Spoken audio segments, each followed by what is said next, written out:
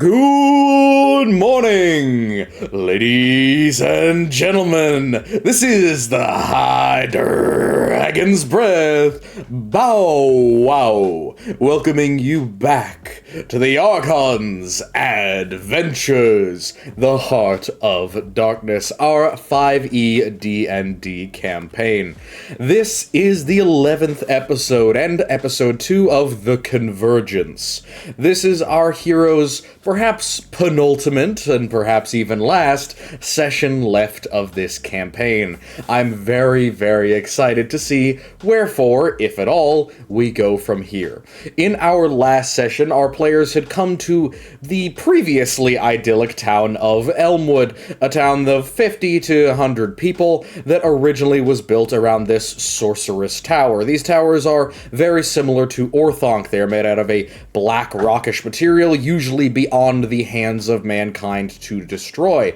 They've been around almost as long as the continent, and there are many legends and perhaps superstitions around them. As of today, however, there are no legends and superstitions, only the undead.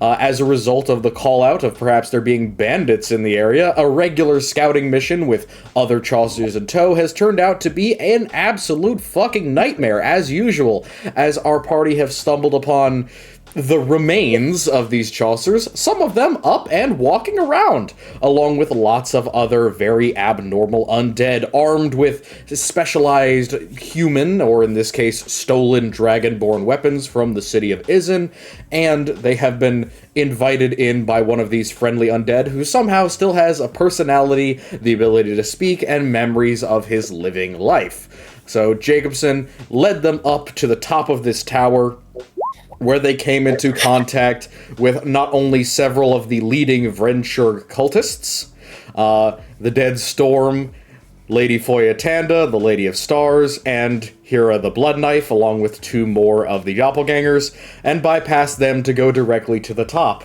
Wherefore they met something. A decided something that basically at this moment is nothing more than an animate and floating gray robe or cloak. This creature addressed them as death, referring to itself as a personification of death. Truly death in all of its forms. Perhaps a little bit melodramatic of this creature, but at least it decided to refer to itself as such.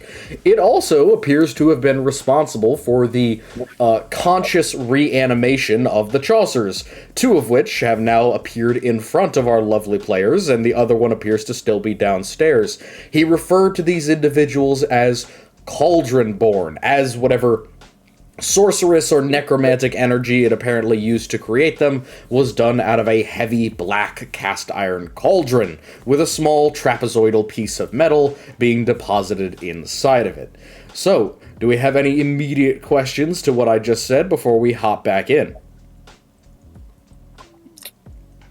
No. Yeah, the call. No objections. I don't remember the Cauldron-born being mentioned last session.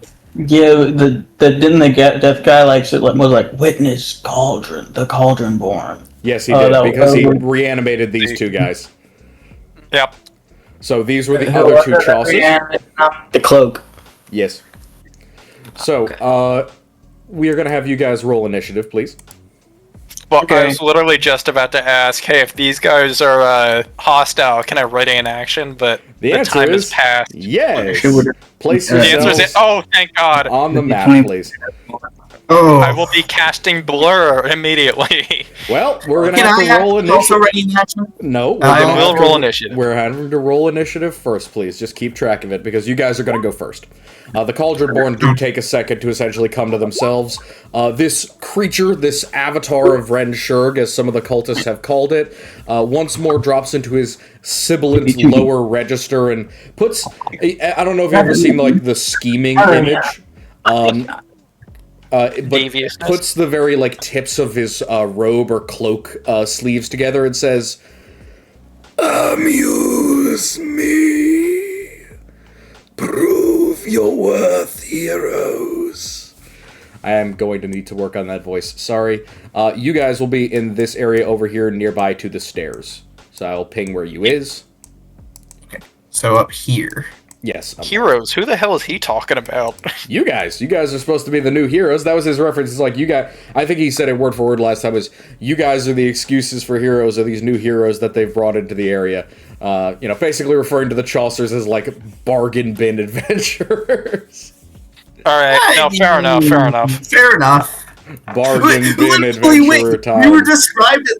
Aiden got a 19 for initiative. He can't get into roll 20, so... Okay, you're gonna have to... Again, I'm here on roll 20. It's just I can't, like, place myself on the board. Yeah. So if, like you could do that for me, like, yeah, I can guess. the app is incredibly limited. Yeah, I sorry. can't even roll any actual skills. I can just do ability checks. Yeah, Senju, can you put yourself in? Yeah. Alright, do it. Yeah. Also, Luke, to be clear, I rolled a 14. It's just I can't get it to add the +4 for my thing. I also have my skeleton that I summoned last session. Ah, okay. I don't... If you would like to control that independently, I will give you a skeleton image that you can put on the map. Yes. I know I have a That'd be skeleton great. somewhere in here. Here's your skeleton. Please do the Skyrim skeleton bit, please. Rah! Rah! Bang, bang, bang. Yeah. Alright. Didn't roll. No. So I'm going to add that skeleton is now going to be controlled by Piper. So Piper, you can control Gaz and the skeleton and yourself. All right? Okay. Okay. Sounds good. Solid. So our order at the moment is Senju, then it's Senju, then it's Gaz, then it's Norbert, then it is Roland, and then it is enemies. All right. And I'm just gonna put it in order here: F, S, R. Perfect. All right. So Senju, you are up. This cloaked, again, gray, disembodied creature with its disembodied mental voice. Again, as it quote unquote speaks, it is actually making this noise in reality.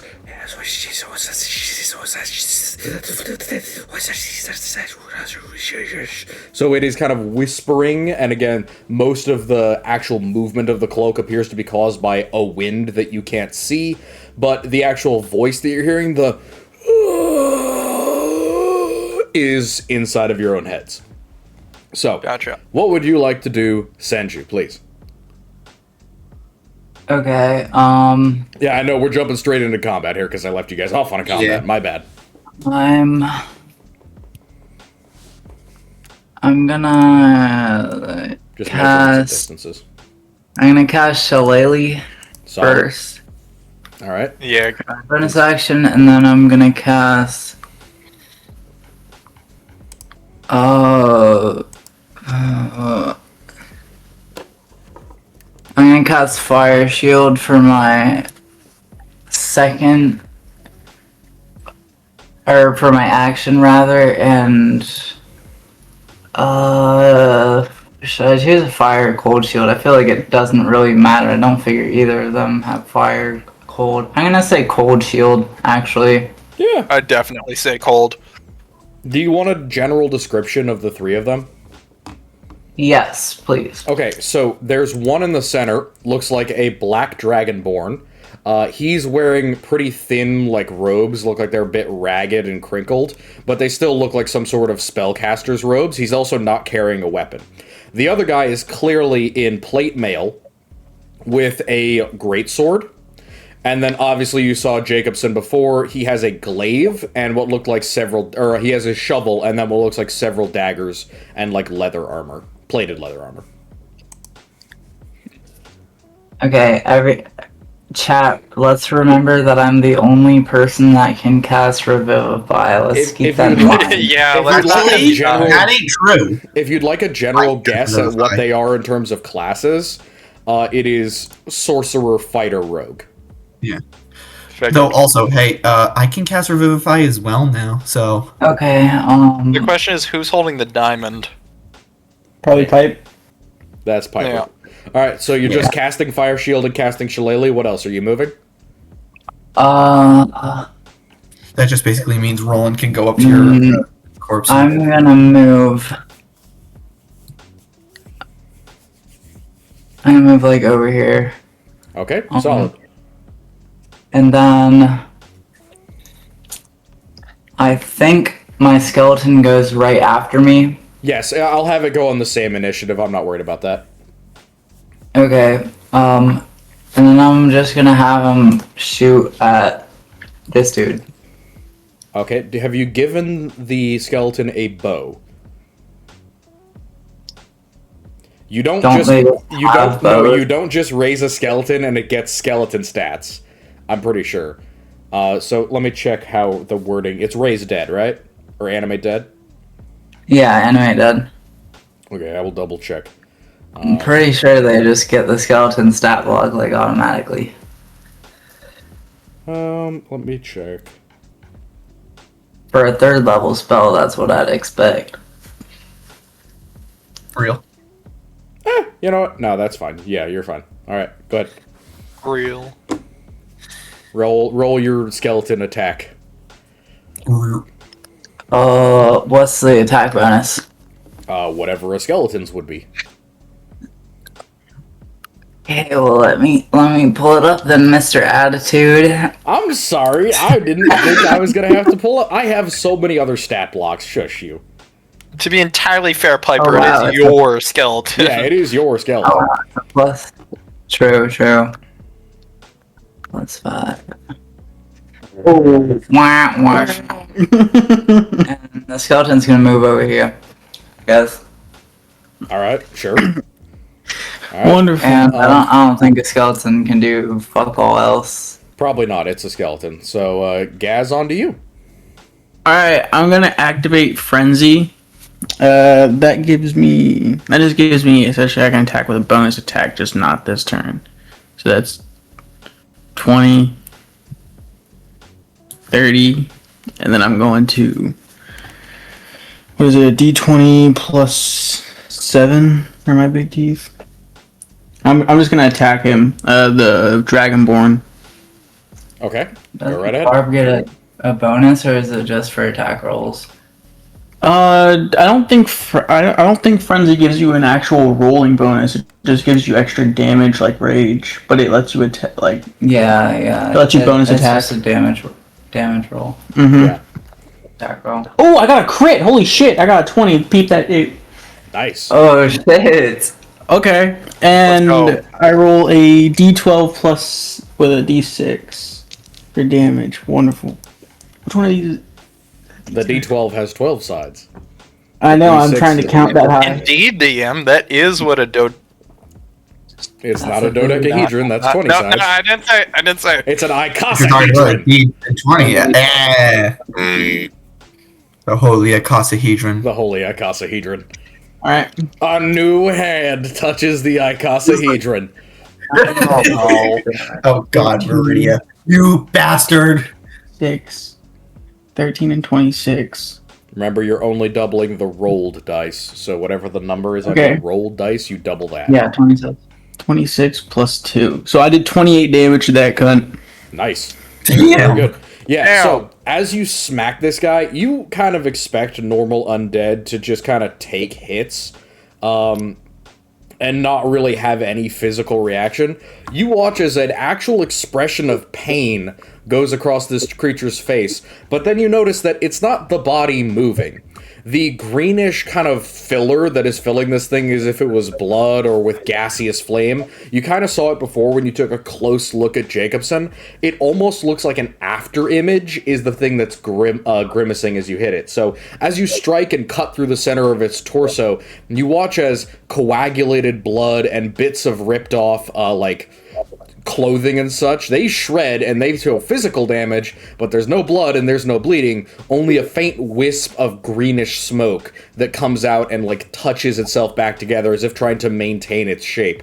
And that same ghostly sheath that you knocked out of place when you hit it kind of makes another grimacing face and goes, "Ash, that's nicked." Do you speak Draconic? Yeah, I do. That's the language I'm fluent in, actually. What's he saying? Fucking hurt. Well, unfortunately, I'm just going to look at that stoically and swing at him once again. All right. Damn. 14 plus 7, that's 21. Okay. Alright, cool. And for damage. Oh, don't forget that your rage bonus. 21, you said? Yeah, I did it for the first time. Those are 21 to hit? Yeah, 21 to hit. Does that hit? You didn't the first time. It would have been Shield. 26, but He cast shield as a reaction. So Dare I counterspell the shield? you can. No. Did I fuck up a damage roll? Nothing technically How many stopping spell slots do you have? Nah, I'll you not. had, Yeah, you had dude. 2 to your damage. Okay, so wait, did I do 26 the first time or 28? you. 28. Okay, no, I did. I told you. She's lying on my name. I thought Okay. you said 26. Rolling. What does shield do? Do I have to roll it again, or is it just a higher armor class? Nope, shield. It's just a higher miss. AC. You miss. I miss. Yeah. Rats. Yeah. Yeah. All right, someone else's turn. All right. Off from Gaz to Norbert. All right. I'm gonna have a riveting turn here, DM.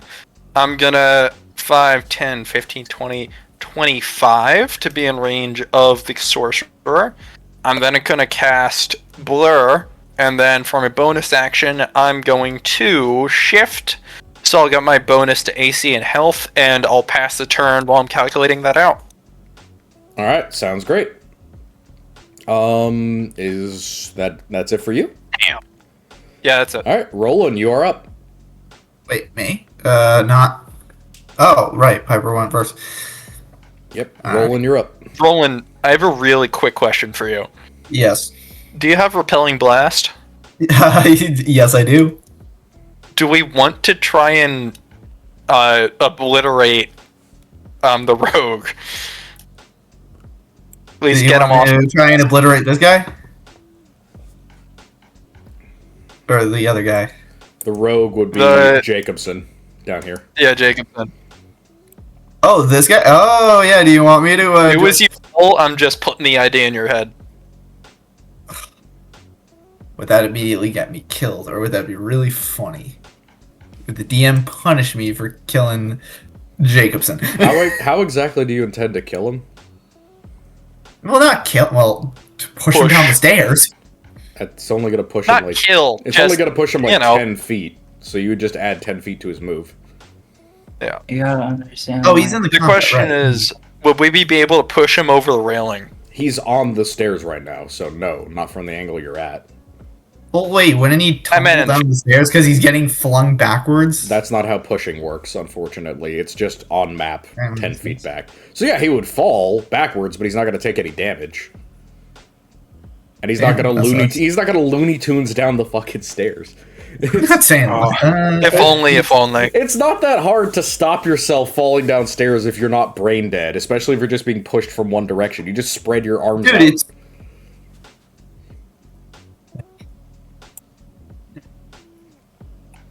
It does just say push, so. Yeah, you're Yeah. you're essentially just slamming him in the chest with like a softball.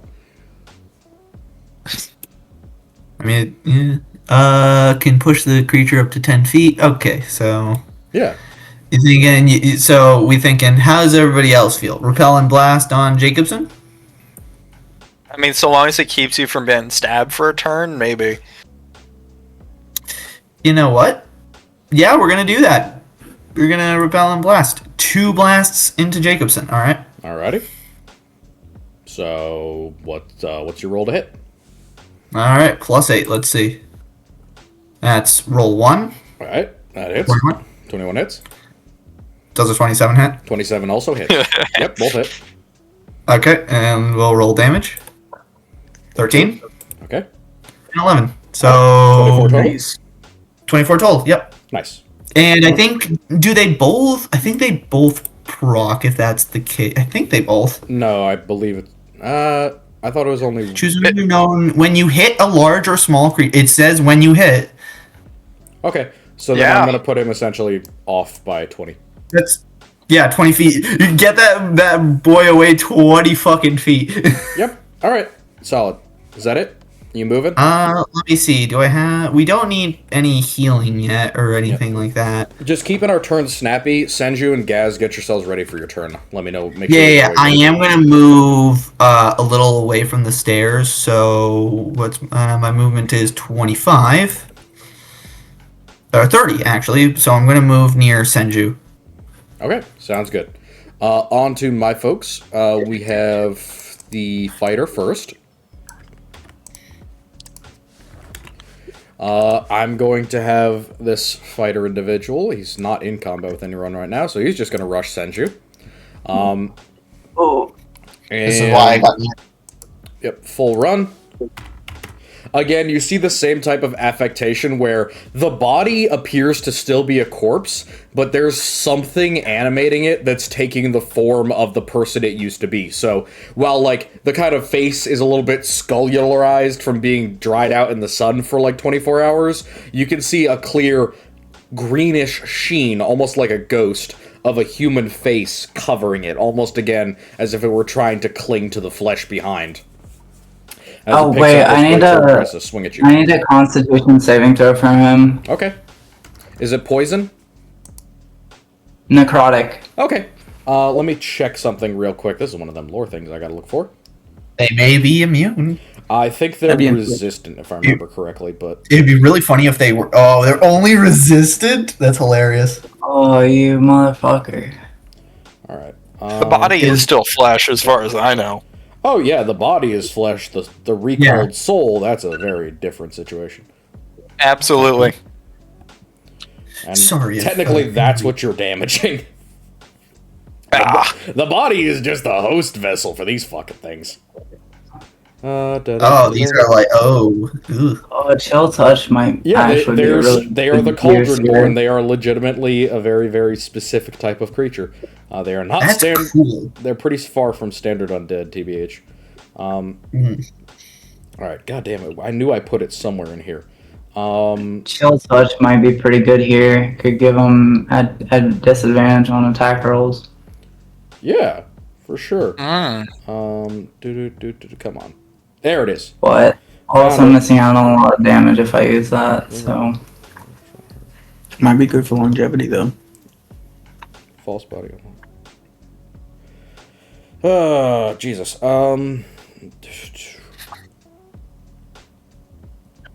If you need to think. Fucking god damn it. Oh, okay. So it's anything they had in life. So they're not resistant. They're fine. All right, go ahead, do your damage. Con save, right? yeah, con save. Let's hope You do con save. He's a fighter, so probably just a low roll. Yeah. All right, do your damage. Oh, damn. Ooh. I roll up that damage. Come on, you got this. Knocking on wood. 8. Nice. Not That bad. ain't too bad. Not at all. They do have one thing which I won't describe it because none of you. It doesn't matter for any of you guys. All right.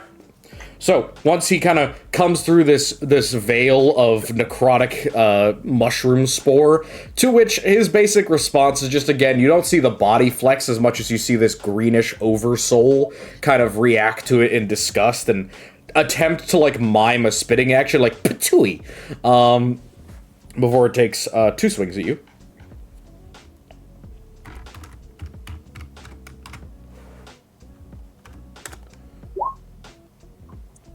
All right. So the first one is a 21. The second one is a hit. Do you have? I assume you don't have an AC above 21. Nope. Alrighty. You take 26 slashing damage. He's gonna take 4d8 cold damage. Solid.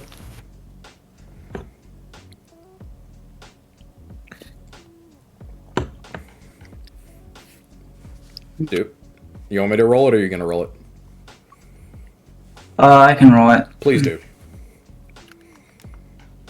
This is from Armor of Agathis, right? It's from Fire Shield. Oh, I Fire thought Shield. you did the ice shield. I thought you did the ice shield or whatever. Or is it called fire? It's called the That was spell's Ice called Shield. Fire Shield, but you can pick a fire or an ice you shield. can- Okay, Fire or my ice. bad. It's like better of Armor of Agathis. That's pretty cool. All right. That's crazy. Yeah. 24 fucking It- damage on not even your turn is It nuts. is a better armor. That is a lot. Holy shit. It is Yeah, a it's a 4th level solid 48. spell. Holy shit. It's a 4th level spell. Jesus. All right, no, fair enough. It does a fuck ton of damage. It also gives me resistance to fire damage. Hold on. Very nice. Alright, so that's his bonus action and his move, because rogue. Cunning action. And then he's going to use his action to shoot Roland. Oh, god damn it. Okay. Hey guys, I have a crazy idea. What? Do you think Dispel Magic would work on these guys? Wait, is that to hit? Yeah, I missed. 3200 just missed my reaction. Very good. He wasn't stealth, it would have just been a short bow, but it's alright. So, that is their turn, and we are back up to Senju again. Oh wow, already. Okay. Yes, I'm going fast. Because this is going to be a lot of combat this session, I'm not going to lie. Yeah. Gotcha. Could I... Hold on, that's a... Ooh, 20-foot cube. Could I... Let's see if I could... Oh, fuck, I forgot the sorcerer. My bad. Yeah, oh, wait. Ah, I forgot the Okay, sorcerer. well, I gotta I'll be measure right this back and get 20-foot some cube bells. real quick. Okay, I am gonna do my quick thing. So, Dragonborn, Sorcerer, 30-foot cone. I don't think I can hit... Oh, I can hit you guys. Yeah. So he's pretty much... Nah, he's gonna hit everyone except Gaz with a breath weapon. So, everyone but Gaz, dexterity saving throw, including for the skeleton. Dexterity saving throw. Okay. Yep. Let's see if we can... Ah, that sucks. Oh. Ouch. Do you want to do it for the skeleton as well? And then Norbert, I need it from you, too. I'm tempted to try and use... No, wait, can I use a talisman? I may not be able to use a talisman here. I think I can. It's just a breath weapon. It's not the end shit. of the world. And that's a 20 from the skeleton. Okay, the skeleton takes no damage from this. Norbert? Oh, is he gone? Takes no damage on a breath weapon? Yeah, it's the standard Dragonborn breath weapon. It's a save or suck roll. Oh, really? Remember, right? Yeah. Oh, I thought it was if you succeed the save, you take half. I thought with the breath weapon for the Dragonborn, it was like a save or suck roll.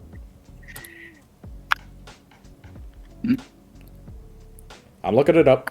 I'm gonna look it up now because I'm curious. Actually, not. I like your interpretation that I don't know why my I'm. interpretation because it results in you not taking damage. Yeah.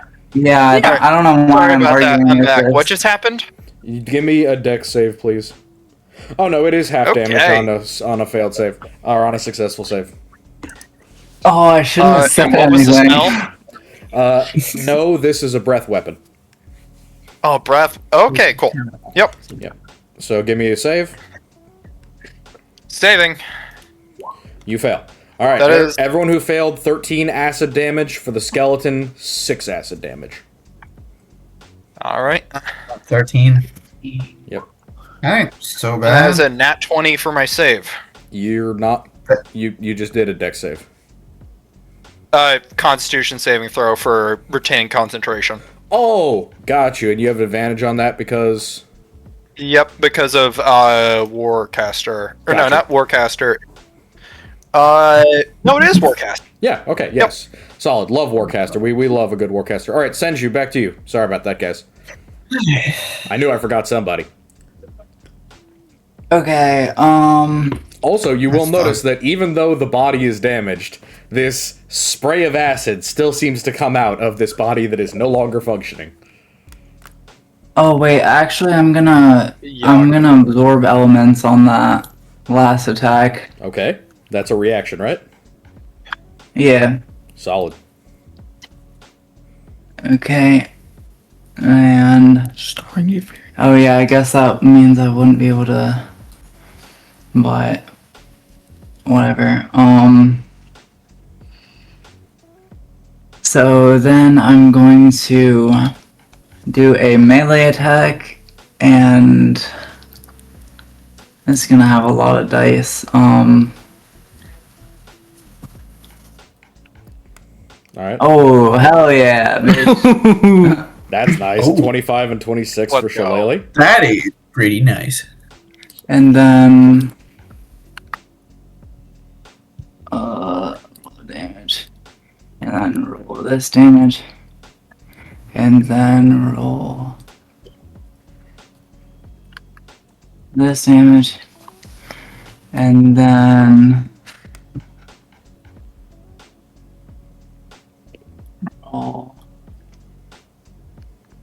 this damage. And okay, and that's a total of 23 damage for that hit. I'm not missing any damage. Alright. Let's count the Don't fuck dice. with the druid, goddamn. 23 on the fighter.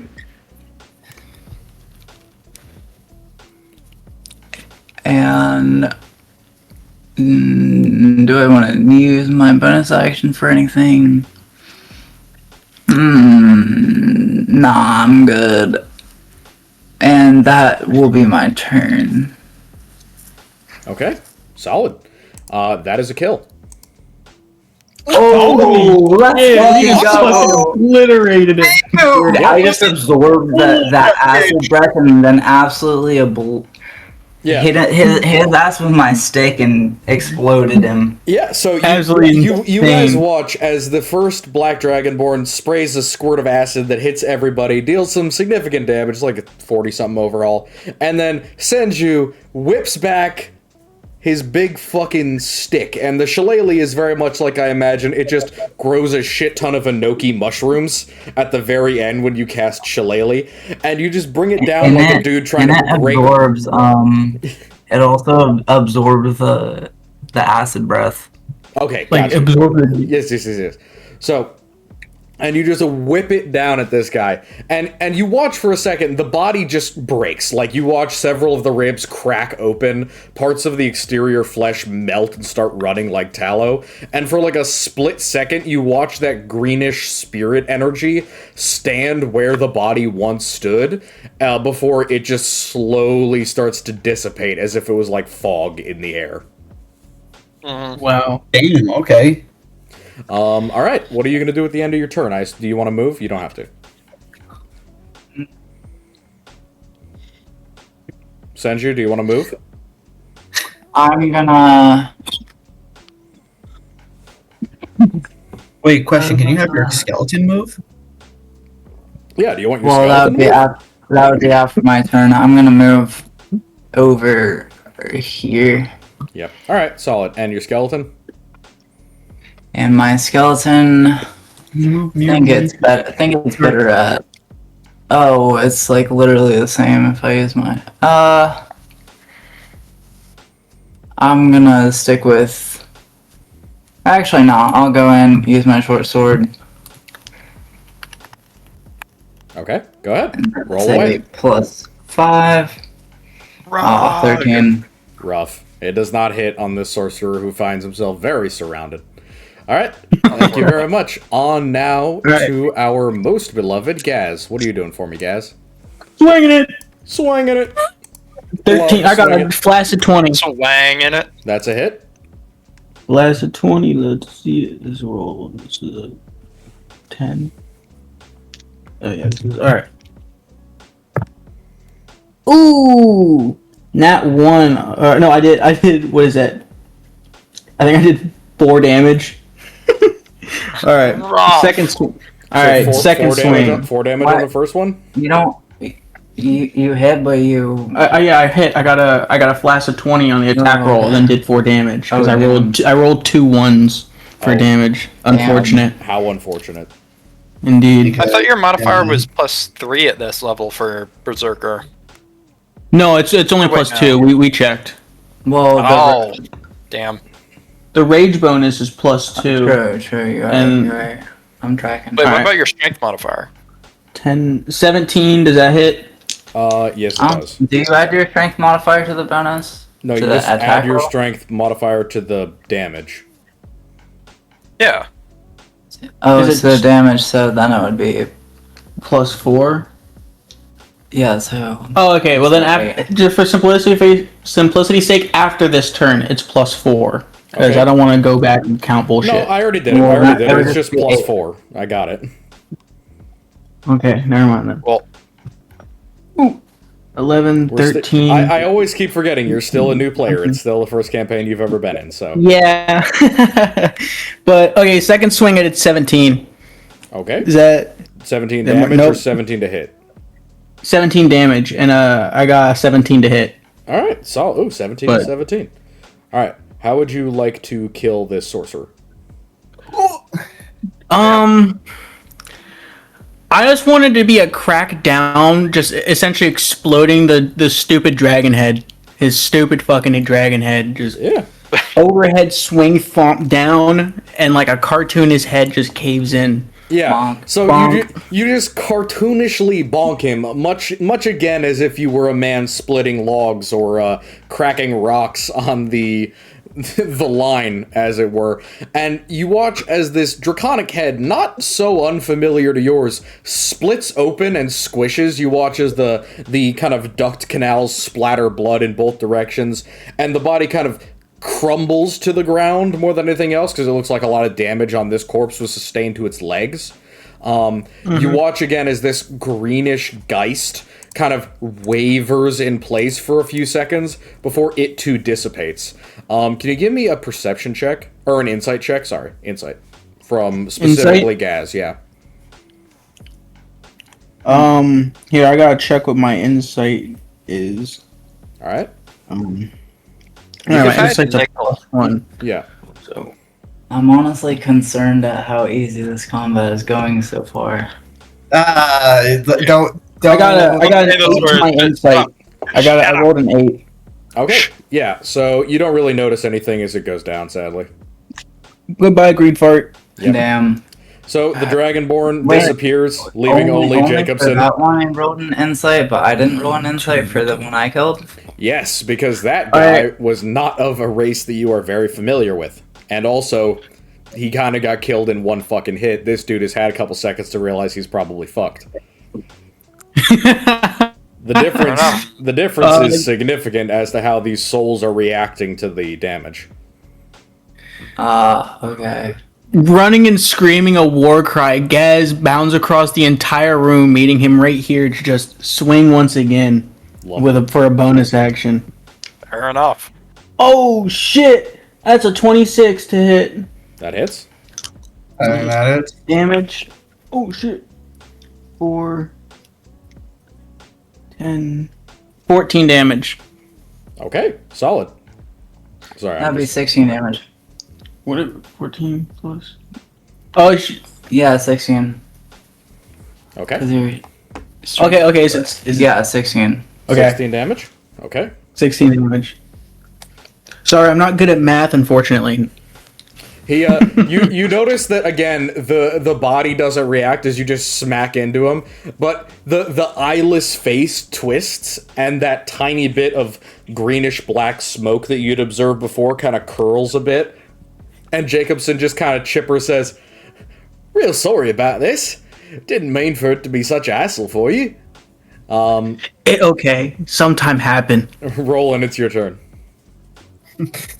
We're gonna shoot that bastard in the bastard. No Is it hard my turn? feelings. Or yeah, sorry, Norbert. And we're gonna repelling blast him again Norbert, because it's that. Norbert's turn. It's Norbert. I skipped Oh, it's Norbert. Norbert. I regret it. I regret skipping You Norbert. said- I'm sorry. How dare you? I regret dare you. skipping Alright, Norbert. alright. Anyway, is this guy just aura farming? The guy in the cloak? Like, is he just flying? He has not. He's watching you. Like when I said he put like the arms of his cloak together, he's literally sitting like a therapist and kind of staring and watching you guys kill the Cauldronborn. He's completely silent, but the whispering is continuing. That's just a.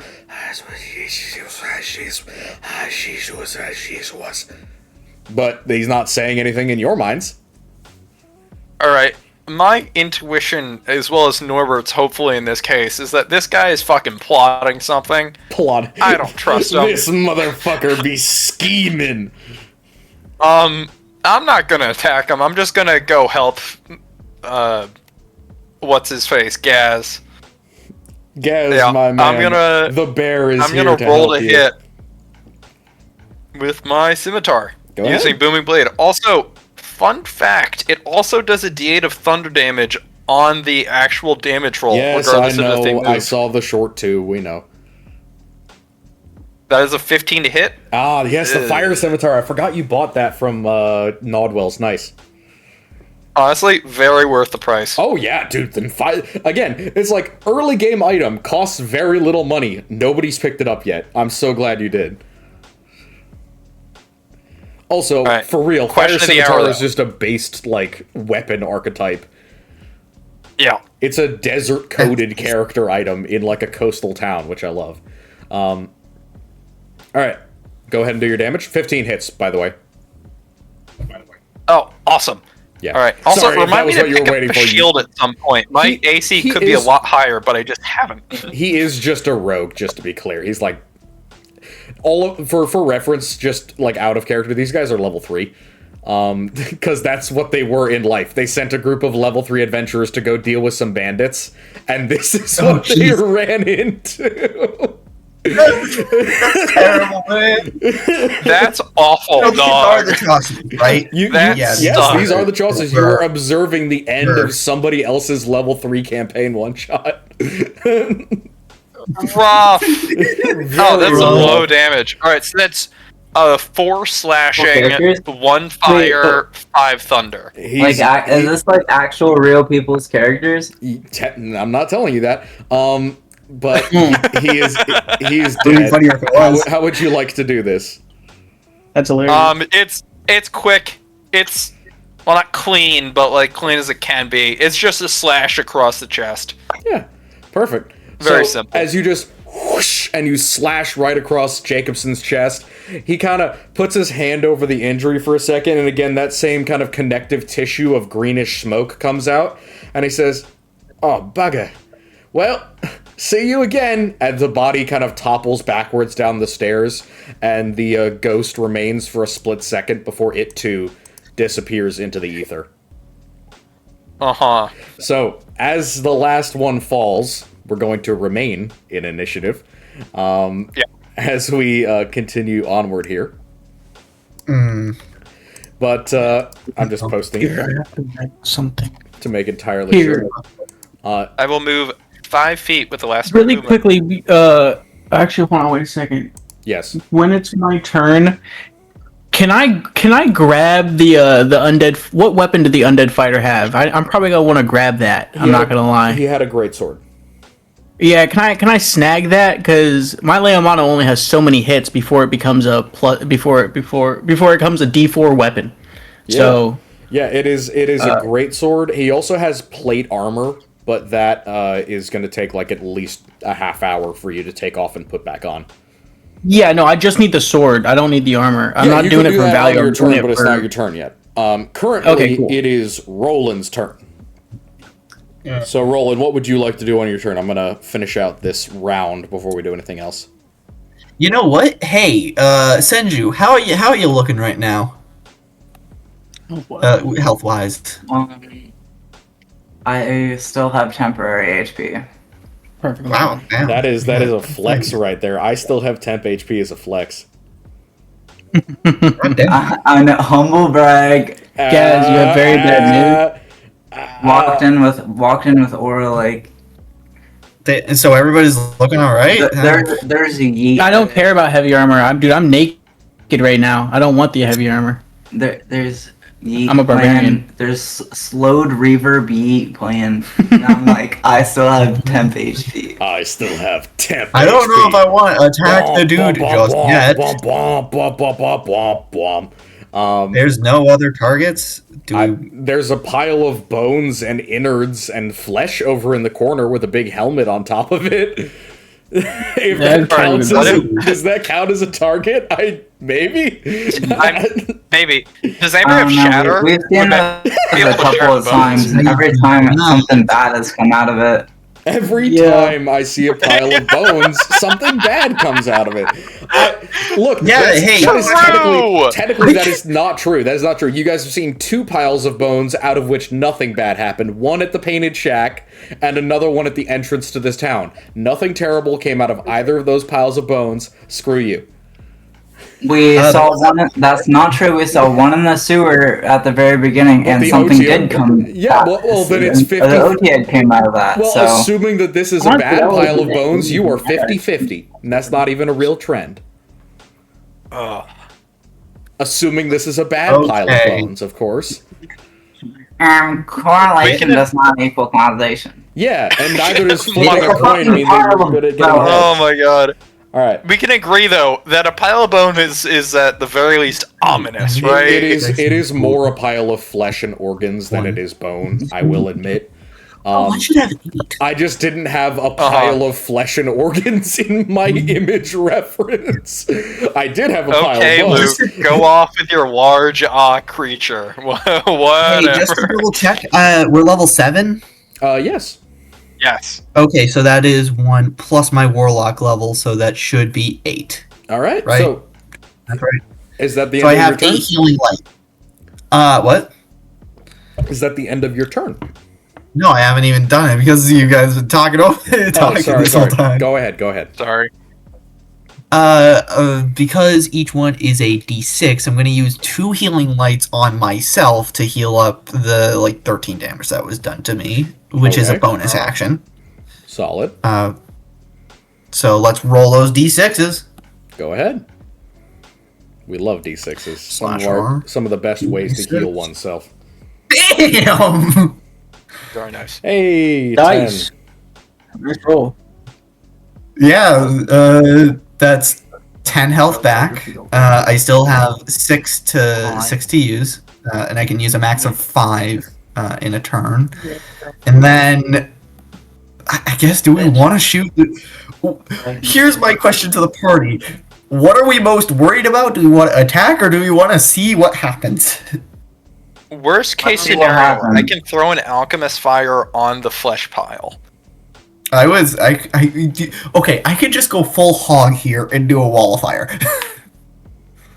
That I would say would that I would also say work. save the wall of fire because think about the skeletons that may or may not come up the stairs. True. Yes. Wall of fire is Well, a big I dog. have 2 casts of any spell.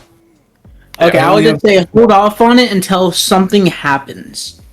Okay, do Agreed. you want me to just kind of take a hold action and Well, you can or still no, shoot you know, them, what, right? actually, I have a perfect thing to just kind of tie me over. down there. Yeah. We're gonna cast mage armor. Hey, Okay. Raise Fair my enough. AC a little bit. we love a good mage armor. I mean, that's Never not a bad bad to idea.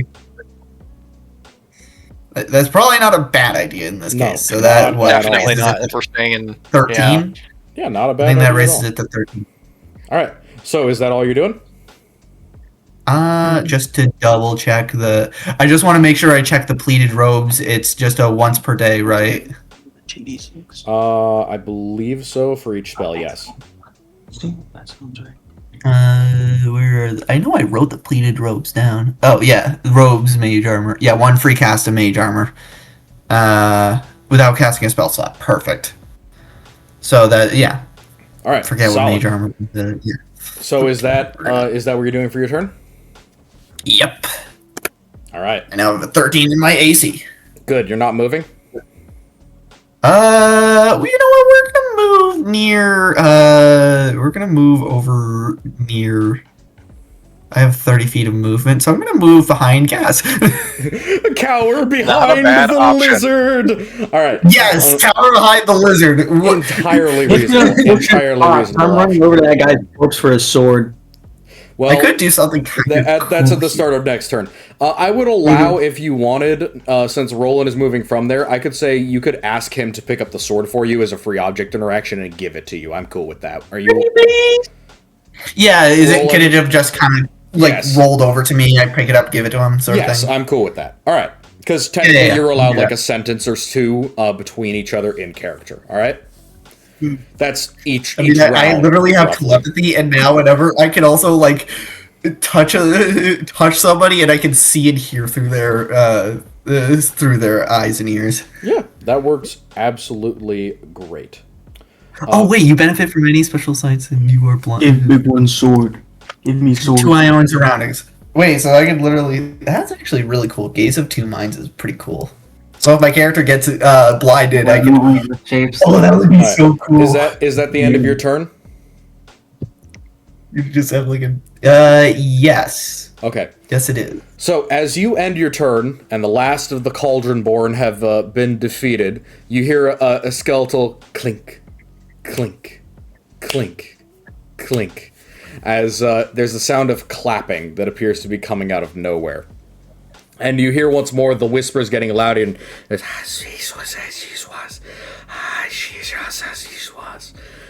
very good. Very good. I will remember this. I know that will be a comfort to you in days to come. But it is over now, and I am impatient to begin. If nothing else, you have proven me right. What I started has come full circle. Now it is time. Be gone from this realm, insects! And as you watch, this creature draws out a black, solid obsidian stone from the center of its robes. Looking closely, you can see that it clearly looks like it's been worked with hammers, which should be impossible given that it looks to be made out of rock. And at the very top of it, there's a tiny chink, which, turning over to one side, it pours out a luminous, viscous, acid green fluid and drops it into the cauldron, which is already kind of warped and broken.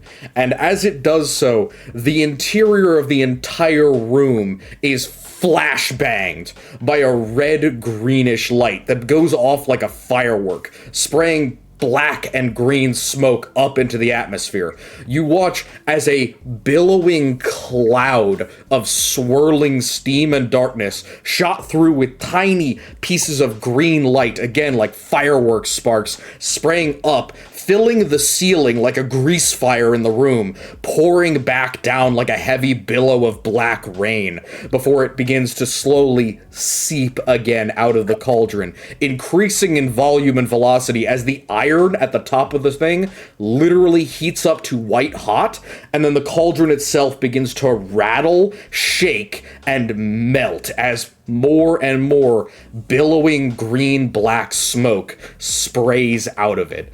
It is so powerful that it shoots out the entire area around you, including out of the window of the building, spraying a blackish fume that begins to rise into the sky.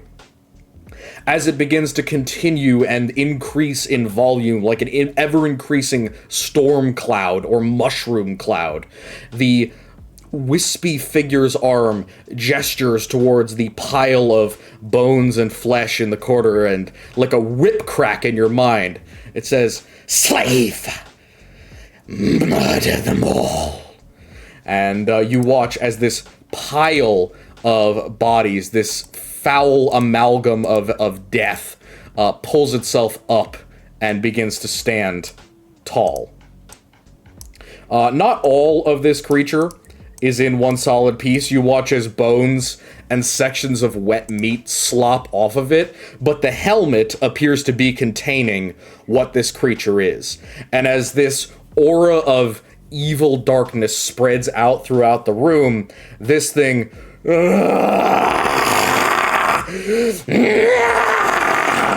moans and screams in pain as its exposed muscles are pulled taut, and it forces itself to stand up and grab a massive slab-sided iron axe from the interior of the bone pile, and it screams in pain as it runs towards Norbert.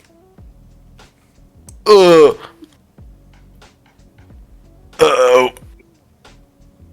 Oh no, bro! Oh no, bro! Alrighty. So, here it comes. As we go to do this is gonna be fun. Jesus Christ, the Lord of Stones is fucked up.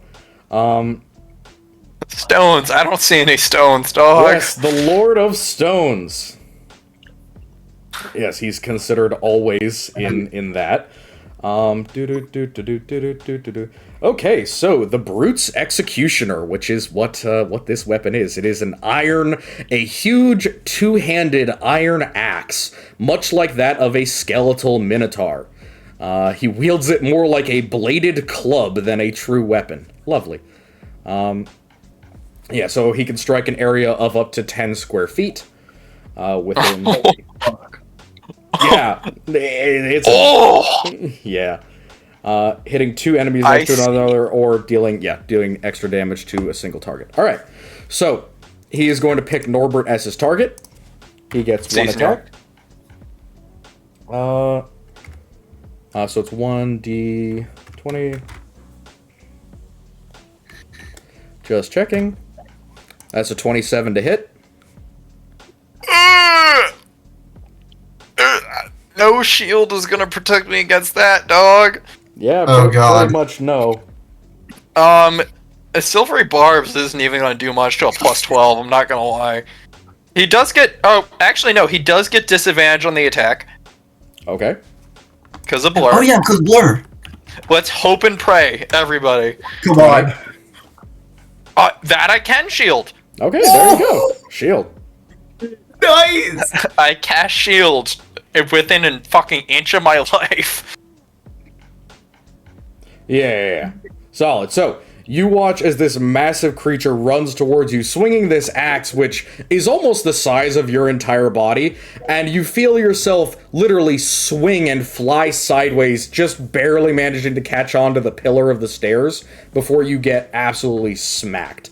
By the way, when I say that he can attack in a 10-foot square in front of him, basically his attack aura looks like that from any direction he wants. Yep. Okay, cool. Wait,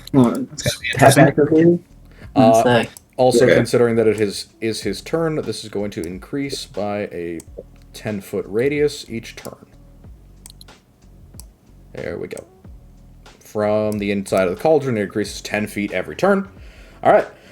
This creature, now that you're much closer, you can see that it looks like a human being. Granted, a very large one that has been skinned alive. You can see flesh and ropey tendons and thick pieces of slab-like musculature, completely devoid of skin, of meat, of anything other than just raw, twisted red skeins of muscle. And the constant just moaning, the coming from the creature is incessant without end. What is this green circle in the middle? It is the thick, cloying, black, greenish darkness that is coming out of the cauldron. Okay. It is expanding at a rate of 10 feet every turn, and that will double every turn. Okay, so I'm assuming we should probably start heading out? Right? Maybe? Do we want to stay and fight this thing? That's a great question. If that's the case, you may want to back up Norbert. I'm more worried about the fact that if this thing doubles in range every turn, we're going to get hit by it inevitably. Yeah. Just by the factor of exponentiality. But as for this thing, I don't know. We're best off. I mean, it just instinctually, I feel like we'd be best off trying to focus this guy. That's mage I will over say, here. outside of these out-of-character conversations, the current turn goes to Senju. Yeah.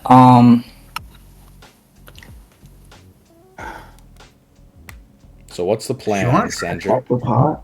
Would support that.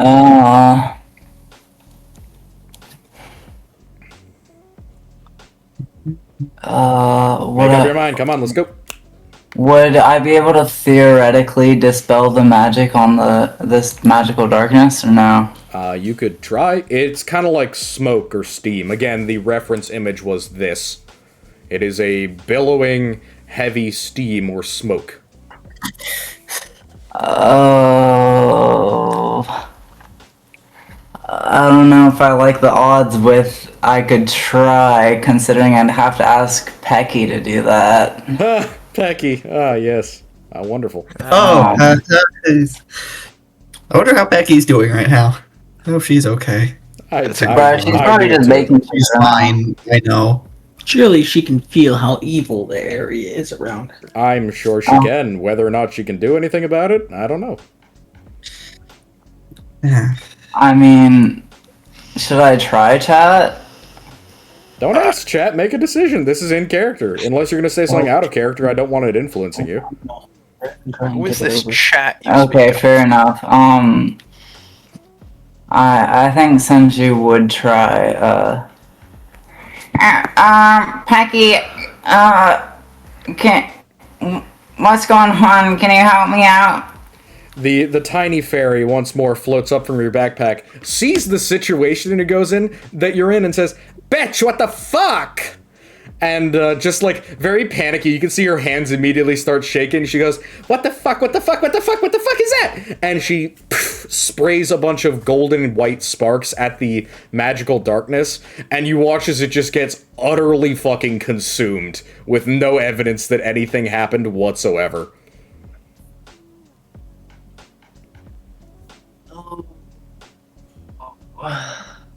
And Pecky goes, "Bitch, get me the fuck out of here!" Pecky, can you make me fly then?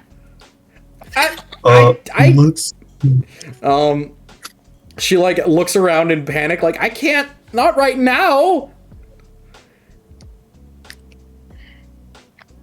So you're gonna have to wait around because that was her cast of dispel magic. Okay. Something tells me my dispel magic isn't gonna do jack shit. Hey, yes. So I have a hunch. Are you guys thinking what I'm thinking? If we get the fuck out of here, yeah. Yeah, we leave, dog. Let's go, But dog. my question is, what if the growth doesn't stop? Then we're fucked. That's already too much out of character. Senju, what are you doing to end your turn? Where's the skeleton going? I don't think we should end. We should. I'm gonna hit the bathroom real quick. I'll be back. Bro. All right. No. You're moving there. Okay. We full send the guy? Well, don't say it like that. That makes me scared. You can do whatever you'd like. I mean, at this point, it's entirely up to you guys. So, but Senju, I need to know where you... Full send him? I need to know where you end. He does seem to... Like, he's the one who poured in the fucking thing. He's the one who had that little trapezoid of magical shit. He seems to be the one manipulating this cauldron, even though it's currently sprouting fucking green smoke and blackness and evil and also, melting actively. Can you move the skeleton? That shit's gonna look like a burnt pizza crust by the time he's done with it, by the way. I'm gonna stay where I am for now and move the skeleton there instead, and then attack with said skeleton. Okay, go ahead. Dude, that skeleton fucking sucks. Yeah, the skeleton swings, and you feel it doesn't miss. It doesn't swing and miss. It swings, hits something, and nothing happens.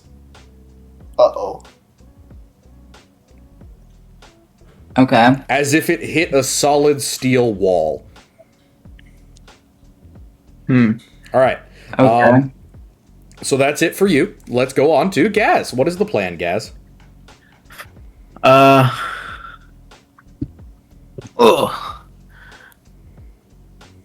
I get would I be in the circle if I'm like right here, or no? It's expanding next turn. Yes, it expands each turn. Well, you can just move next turn. That's true. Yeah, but next turn I'll be in it. I am back. Actually, no. I'm gonna go here, preemptively hold my breath for 15 minutes. Okay. And continue my 3 separate swings at this gargantuan fucking pile of gore. Nice. Go right ahead. The creature, oh shit! Nat 20. It merely continues to scream. Keep that. Nice. Nice. Sick. All right. Nat 20 hits. 12 plus. 14 damage. That's the doubled rats. Yep, give me the total damage at the end. All I'm worried 14. about is the total damage at the end. 17 hit. Oh, 17 plus. Yep, 17 barely hits, but yes, it hits. 8, 10. Humanity when they're forced to Oh lock shit! in. Another fucking 20. Holy No shit. way. You did not roll double crits, but you rolled a 20. I swear on my fucking life, I did. Piper. I am bearing witness to this. And Nice. I'm not doing gay rolls. Like I'm rolling it in my palm. I'm not saying you are. That's good. I'm glad. Keep going. Go forth, alligator man. Go for Obliterate the enemy. Man. Could not be prouder of you right now. God damn, you're gonna save the entire fucking party. On his damage roll.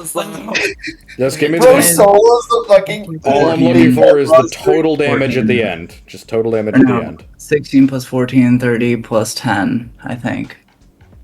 So 40 damage. So 40 damage total 40 Yes. damage for all total. 3 turns. Yeah. Solid. So that doubles, because he's currently vulnerable to all damage. Oh shit! I just did. Whoa! 80 damage. Yeah, Goodness that's 80 gracious. damage. Congrats, that's the highest you'll probably ever go in this campaign. So he's vulnerable to all damage. That does not get him to the next stage, but it is a pretty good dent in it. Whoa. Yes, this is a good character, a fun one for sure. The Lord of Stones is one of my favorites. I love him so much. All right, so you swing, and you almost feel Gaz, and you're using your Leo Mana, right? Yeah, I just You fucking feel tore this through a bunch of its teeth. rips through tendons and cuts through bones, lacerates open organs, and piles of blood kind of just spray all over you. It's a gore fest fighting this thing. Just being around it, you notice that uninjured, walking across the room, it left a bloody trail of footprints where its exposed feet muscles were touching the ground. But the more you slash at this thing, the more you feel like, one, it's not feeling it, and two, it's intentionally putting parts of its body in front of your weapon. So, like, you watch as you swing once and you're, like, aiming at a leg, and it brings down its shoulder to intentionally get more of its body into the swing. So, he's apparently intentionally damaging himself. Oh, Okay. that's bad. That doesn't Alright. sound good. So, on from Gaz to Norbert. Norbert, the Lord of Stones, towers over you. So I have a question. Do I intuit what Gaz just saw or no? You do intuit what Gaz just saw, because it's very obvious that the thing is screaming in pain and is seemingly trying to get hurt. Alright. Alright. While Norbert, born and bred, has no fucking concept of why an enemy would do this. Oh, wait! No, that does get him to his second phase. My bad. Okay, his stats change. Okay, gotcha. Thank you. Shit. Do your thing. No, Unless it it's doesn't fine. change a thing. It makes nothing. It makes no difference to you guys. It makes a difference to me. Don't worry about it. Cool.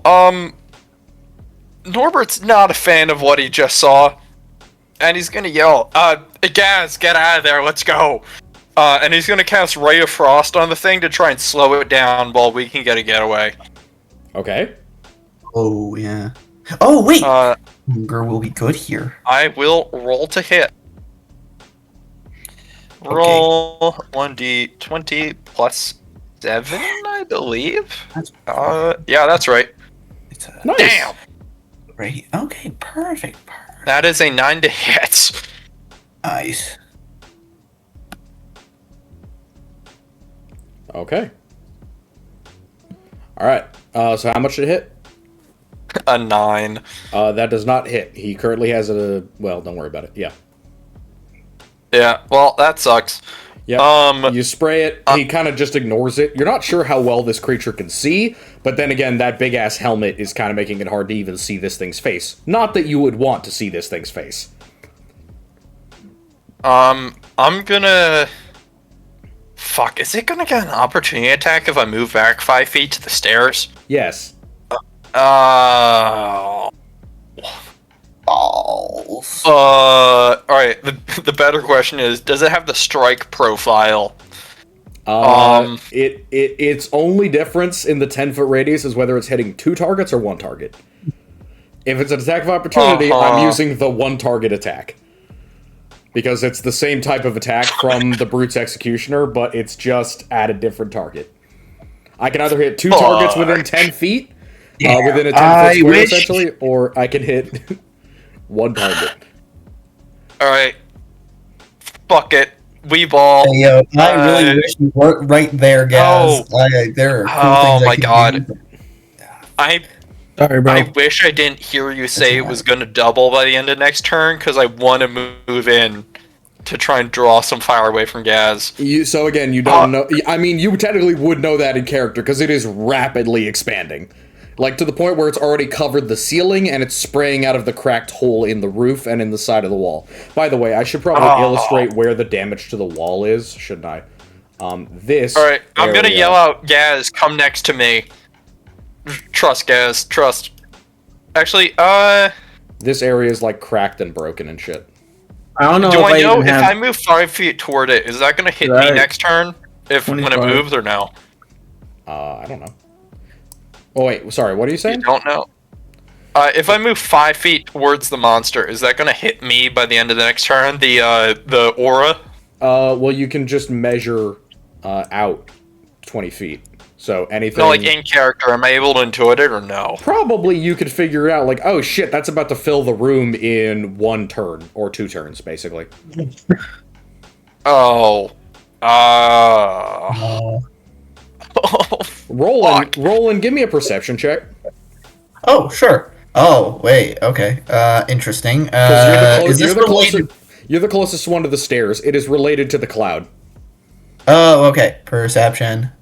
15. It's not stopping at the floor. You being able to see the interior and thus the upper ceiling of the room below you, the greenish light and aura of this, but not the smoke, is coming right through the floor and heading downward at the same rate that it is traveling sideways. So we want to get out of here quick before it fills the tower. Yeah. Wait, question. When you said about it, moving, whatchamacallit, did it break open the roof or anything? No, it just sprayed a bunch of smoke and steam and sparkler bits all over. Didn't damage the roof. There is that one crack in the wall. There is the crack in the wall over here that is, like, open to the sky, kind of. Alright. Oh, fuck. Is guy gonna get... Whatever. Oh, Could I explode the wall? You know what? It was already Fine. broken when you got here, Let's remember? go for it. The I'm tower gonna- was damaged. Oh, no. You know what? No. I gotta stay in range, and I'm gonna help out Gaz next turn. Okay, That so sucks. you just end your turn where you are? Unfortunately, I do. Okay, gotcha. On to Roland. Oh, geez. Okay, do you want me to try and blast the... Yes. Yes. Absolutely. Blast him. Oh, would Repelling Blast help in any way if I were to use Eldritch Blast on I don't this? think it affects large creatures, so no. No, the wall. Could I...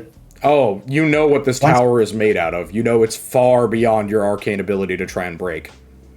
Yeah. Oh, so I can't even do anything to break it. There is there is a hole. The tower is kind of cracked a little bit. There's the part of it, one of the, like, here. Remember how I said that this kind of tower, except the upper, like, one of these things is basically broken off and busted? Yeah. Yeah, so, like, that is the top don't I have floor. don't the Tincture of Nettles do, Wait, isn't that haste?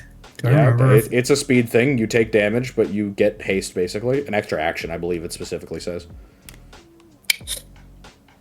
Do we take drugs here? Not a terrible idea. We have a lot of session left to go, was the problem. And we don't know if we need haste to actually run away from this thing. True. Wait, I do have I ever look at what steps, so I can the gift take somebody basket 90 that feet. Lindsay gave me? We never actually, I think, got what was in there. I believe I emailed you, or I believe I Did texted you? it to you, but don't worry about it for right now, because now is not the fucking time unless you want to use your action to open that shit up. Yeah. No, I do not. Okay, then make your decision. We're going quickly here. Come on. Dude, what the? The Okay, then apocalypse rock is that right in hard. front of you. I need you to fucking make a decision. The DM. Okay, so this thing wants to get hurt though. Do we? Okay, you know what? Then it's probably better to just repel the thing away. It appears And to be I in think- constant agony. It doesn't matter. It doesn't say. It doesn't. Oh, large or smaller creature. It doesn't even matter. Does it count as a large creature? It is a large creature. Yes, I can repelling blast it. you can. Blast it, funny man. Go. I'm blasting it. I'm double doing that. So it gets blasted 20 feet if I hit both. Okay. Does a 14 hit? No. Fuck. Is there anything I can do to make it hit? No. The inspiration is probably not fucking worth it. Considering that you could use that on a save, no. Yeah, Oh. okay. But we only need to hit one of these. Does a 21 fucking hit? 21 does, yes. Oh, thank God.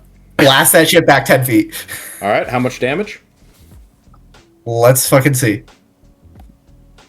7. Okay. So I have to Terrible. ask, does it knock into the cauldron? Oh, it does. 100%. So you knock What it does that 10 feet back. It smacks into the actively burning cauldron. You watch as, like, a small portion of its skin starts to, like, raise and take necrotic damage, but it doesn't seem to be too bothered at the moment. So fucking okay. So we shot it. How could is be it looking bad. down the stairs? Do I start fucking running here? Hurry up. Make a decision. It's on to my turn after that. Yeah. What are we thinking, boys? I don't know. All right. Worst case scenario, I can. I Alright. think we should fight. Let's fight until odds prove otherwise. All right. Fair I enough. mean, Roland, it's your turn. I need to know what you're doing right now. Oof. Make a decision right now. We've been on this turn for 10 minutes. Come on. Jeez. Okay. I guess I just stay here. Solid. Okay. yeah. So, Stay there, go to the tower. move. First off, the ghostly apparition will see the skeleton, look towards Senju, and just make no physical reaction. The aura will grow by 20 feet, getting out to here. Uh-huh.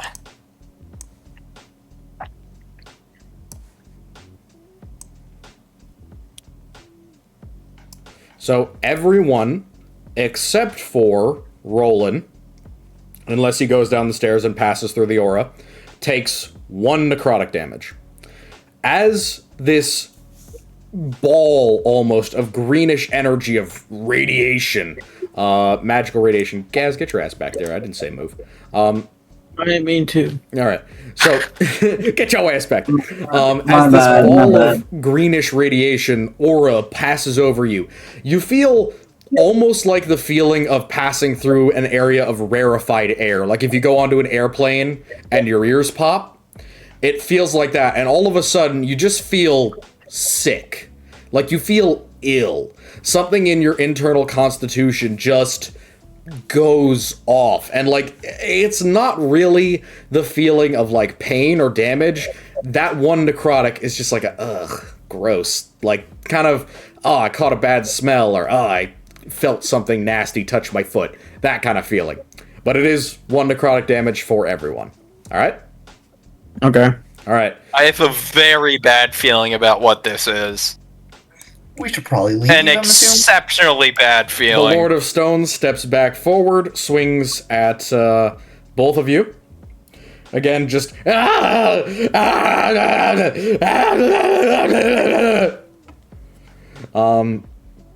mad psychosis. Question. Yes.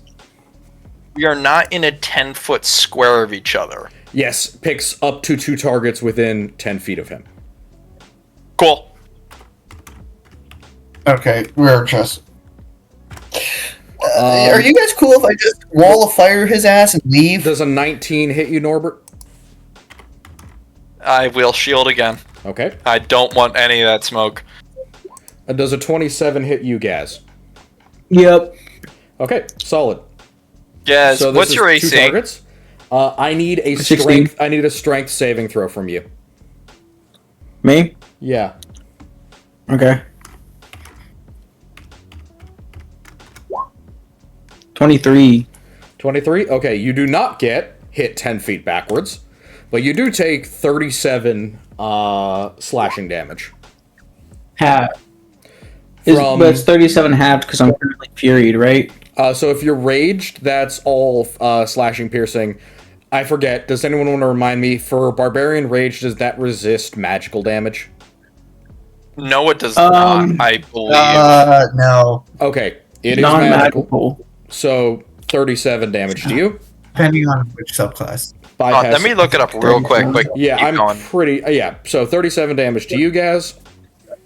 And that is the end of that round. On to. Let's get Senju, you're up. Oh, hold on. It just says resistance to bludgeoning, piercing, and slashing damage. It doesn't say non-magical. Yes, so what does the actual errata say about it? It just says you have resistance to bludgeoning, piercing, and slashing. Yes, I'm aware. Yeah, so I'm looking up what it says about specifically. Okay, yeah, so you are resistant, so you'll take half of 37. So whatever that is, 15 plus 3. So you take 8. You take 18 gas. Okay, 18. Yep, 18 damage. Alrighty. On to Senju, you are up. And your skeleton. Okay.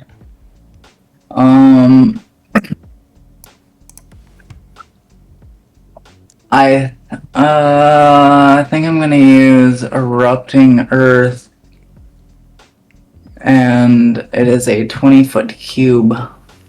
Okay. So, let me select the ruler, please. Okay. Okay. 20-foot cube. Okay, 20 feet. 20 feet. Okay, that's gonna hit everything, including my skeleton, but like, fucking useless ass bitch. I don't give a fuck about him. Damn. Damn! You're so mean to the Damn. poor skeleton. It was- Throwing him under the bus. Well, I wouldn't be mean if he landed a single fucking hit, but he hasn't, so. That is true. Yeah, but he dodged that. He dodged that Dragonborn's breath attack like a badass. He did dodge. That was the only high roll he got. Yeah. It was a nat 20. It was pretty So baller. each creature in that area must make a dexterity saving throw. I will do it for the Alright. skeleton. If he high rolls on the I'll saving back. throw. Alright. Alright. Skeleton does not pass. So the Lord of Stones passes. Oh Damn. wow. And I need to check Tell me to get for carved our, around. for our Cars are- beloved Avatar of Death. I have not checked his physical stats in a long-ass fucking time. Because I think I wrote this stat sheet when I was still in undergrad, so at least 2 years ago. It's been waiting a while. Damn. He also has so many abilities, it literally takes me like 15 minutes to look through his fucking stat sheet. Jesus Christ. Wow. This is our ops? Well, we'll see. That raises his armor. Fuck. Nope. The robes. And that cube is going to be difficult terrain, but I don't really figure it matters. Yeah, it doesn't. No offense. Yeah. Okay, so it's just a standard check for him.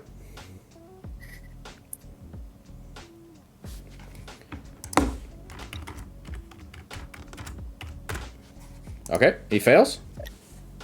Oh, he fails. Love to see it. That's 3d12 Damn! bludgeoning damage. Oh, And that is- never mind. He's immune to physical damage, so that just doesn't do anything. Uh, Bludgeoning damage just literally, he just stands there, unfazed. I am back. He's well, also... then is he that's immune 9 to difficult damage terrain? to the Yeah, don't worry about it. 9 damage to the Lord of Stones. Then Alright, Lord of Stones takes 9 damage since he's no longer vulnerable to everything, because fucking he took enough damage. and then I'm going to. I'm gonna. I think I can move within 30 feet of him. Yeah. Don't move so close. Don't walk so I'll move close. within- Oh, that's a great plan. and then I'm gonna. Oh dear. Then I'm gonna Misty Step Oh shit. over there. Okay, sounds good. Down the stairs. So I can still see him, but like I'm not. Yeah, Like you I'm down the Misty step stairs, onto but the I'm not stairs. all the way downstairs. Yeah, Gaz, you're up. Wunderbar. Ah, sorry, no, half of that damage he takes because he's also resistant to physical and bludgeoning now. Oh. Okay. Oh. Oh wait, my skeleton goes too. Okay. Even though his bitch ass is gonna miss, but like Why are you even swinging on him? He didn't mean physical, but whatever. Yeah, I don't know my bother. Immune to physical damage as well. Don't know my bother. Two. Nice two. Alright, Senju is done. On to Gaz, please. Alright, cool. Fucking. It looks like we're retreating. Is that what we're doing? Or I guess we can fight. I don't know, dog. The problem is, how much cancer are we getting by standing in this green fog? A lot. Probably a lot. It's okay, the VA will cover us, right? But That's You would think debatable. so. This is You would like think the so. world's worst burn pits. Oh god. fuck. Well, I rolled. I'm swinging again. And I rolled in what is it? 26. That so hits. 10, 12. 12 damage, and then I can roll. I'm actually gonna do a bite as well. I'm gonna bite him. I think that's the same thing. A plus. Oh god, okay. Oh shit! Rolled a 12. That doesn't hit, does it? No, not at the moment. Nope. Rats. Alright. All right. No, I can roll. I can attack once more. Nope, and it misses as well. Okay, sounds good. Alright, on to Norbert. Thank God you missed with the bite, by the way, because I would have given you corruption for taking a bite out of this thing. I wouldn't have swallowed. It doesn't matter. The ball of necrotic, writhing, screaming suffering is probably going to give you corruption if you consume any part of it. Sounds like salt and pepper to me. What is the whole point of don't put certain meat in your mouth? This is... I've never heard that before in my life. Relied on that lesson a while ago, and we learned. I've not learned that lesson yet, and I will refuse to learn that lesson. My food is just I a series love- of con saves. I love how the phrase I have for this character is mindless, screaming savage. And you decide to take a bite out of it. Alright, so, Norbert, please bring back some of my sanity, I beg you. Oh god. This is a shit show already. I don't even know what to do, dog. Hit it with some magic I'm gonna be damage. for real. I could try and hit it. If I miss, that's kind of my whole turn. So that's not great.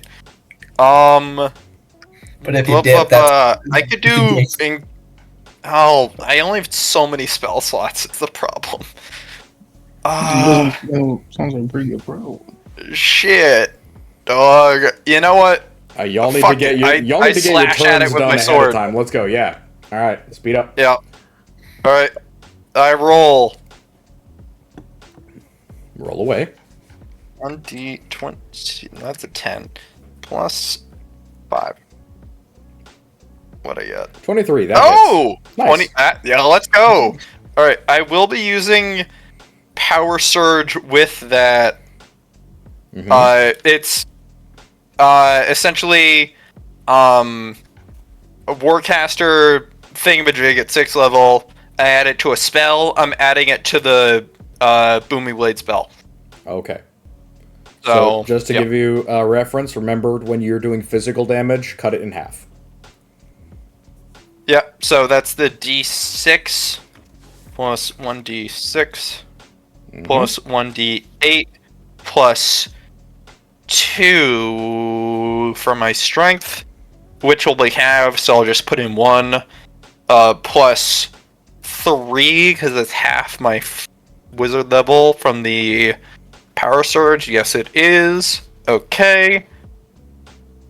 Alright, so that is 11. That is 2 slashing damage, 5 fire damage. So 1 slashing damage. So 11. Yeah. 11. No. It is 2 slashing damage. It's 1, which is already halved, and then the 2 that was rolled. What? What weapon are you attacking with? The fire scimitar. Which is a d6. It's a d6 plus a d6 fire. Yes, but the 2 is the physical damage, right? It's 2 plus my strength modifier, which I'm assuming that's physical damage, right? Yes. Which I already halved in the +1 of that. Okay, so it's a total of 11 then. 1, 2, 3, 4, 5, It is. 7, 8, 9, 10, 11. Yes. I did the math. It's just -1 from the 2 that you couldn't have. All right. Yeah. So that's very solid. You slash at him. It burns. Again, you get the distinct feeling that this creature is intentionally, like, catching fucking strays, basically. But you also get the feeling that the more muscle you cut away, the harder it's getting to hurt it. So as you cut away more and more muscles and chop off extraneous organs, you're starting to see bones poking out of the interior, and those don't seem to be as cuttable as the rest of it. Okay, Alrighty. This is gonna. I might as So, well go all out. Are you done with your turn then, Norbert? I'm gonna yell to Roland, push it back again. Yeah. Okay, so it's my turn. Man, oh man, I could set this thing on fire. I don't know how much that would help. But it probably wouldn't kill it, is the problem. I don't know. It doesn't seem to be vulnerable or resistant to elemental damage, but it hasn't really been hit by any yet, other than fire, which seemed to do fine. Do you want to just do a lot of fire and then... do you mind if I just do... Norbert, Gaz, are you okay if I just do a shit ton of fire damage and then leave? I was hoping to get 2d8 thunder from Booming Blade, but if you think you're going to do more with fire damage, be my guest. I can do a max of 5d8 plus 5. Yeah, go ahead. Don't use Wall of Fire. Don't use Wall of Fire. Don't use Wall of Fire? Yeah. Remember, there are still a fuck ton of enemies outside. I could save it for... I have 2 You're spells. gonna get a million times more mileage out of Wall of Fire outside. Yeah, Use a another reminder for the party of what the outside map looks like. That's the base of the tower. Fair enough. Yeah, good point. Good point. I would spawn you here. Cool. Okay, we're going to save it then. We will just Eldritch Blast it then. We'll do 2 Eldritch Blasts right on it, push it back, and then we are leaving. And I'm saving my 2 spell slots. I'm not using Misty Step just yet. I don't have any way to cast that for free. Anyway, 2 Eldritch Blasts. Does a 19 hit? Barely, yeah. Okay. Ah, come on! You have to roll a 19 to hit. That's brutal. Yeah. Probably an 18. It's a 19. Well, roll it again for the second one. Oh, yeah, we should get out of here. Yeah, exactly. So it gets pushed back 10 feet. Rolling the damage. 1d10 plus 5. 13 force damage. Okay, 13. Very nice. And then, how is everybody looking health-wise? I'm But only 7 down for max. I could use a little bit. Gaz, you? I could use a little bit, but for the most part, I'm fine. How much are you down? About 20. Okay, you're getting some health because I'm down 20, but that's about a third. That's about a third. Oh yeah, we're just D6s. You're down 20, you said? About. We'll do 3d6. That leaves me with 3, so that'll be another big probably heal. So /R 3d6. 12. Shit. 12. Oh, that's good. Could be better, but yeah, you get 12 health back. And then we leave. Can I just... No, what? No. We just go all the way down. We just go near Senju here. That work for you? That work? That's fine. Okay, I'm standing near you. Okay, that is my turn. Alrighty. Sounds lovely. Alright. So as you go into that, you automatically take that 1 necrotic damage. Okay, that's fine. Alright. And that is Roland's turn. So, at the start of round, the barrier once more, I'm going to make it the entire thing, because it's now covering areas outside of the tower as well. Oh wait, I forgot it. It has to make a what's it called? A Constitution save. con save for my Halo spores. What does? The King of Stones guy, because I passed by him. Oh, what's the radius on that? I thought it was like 10 feet.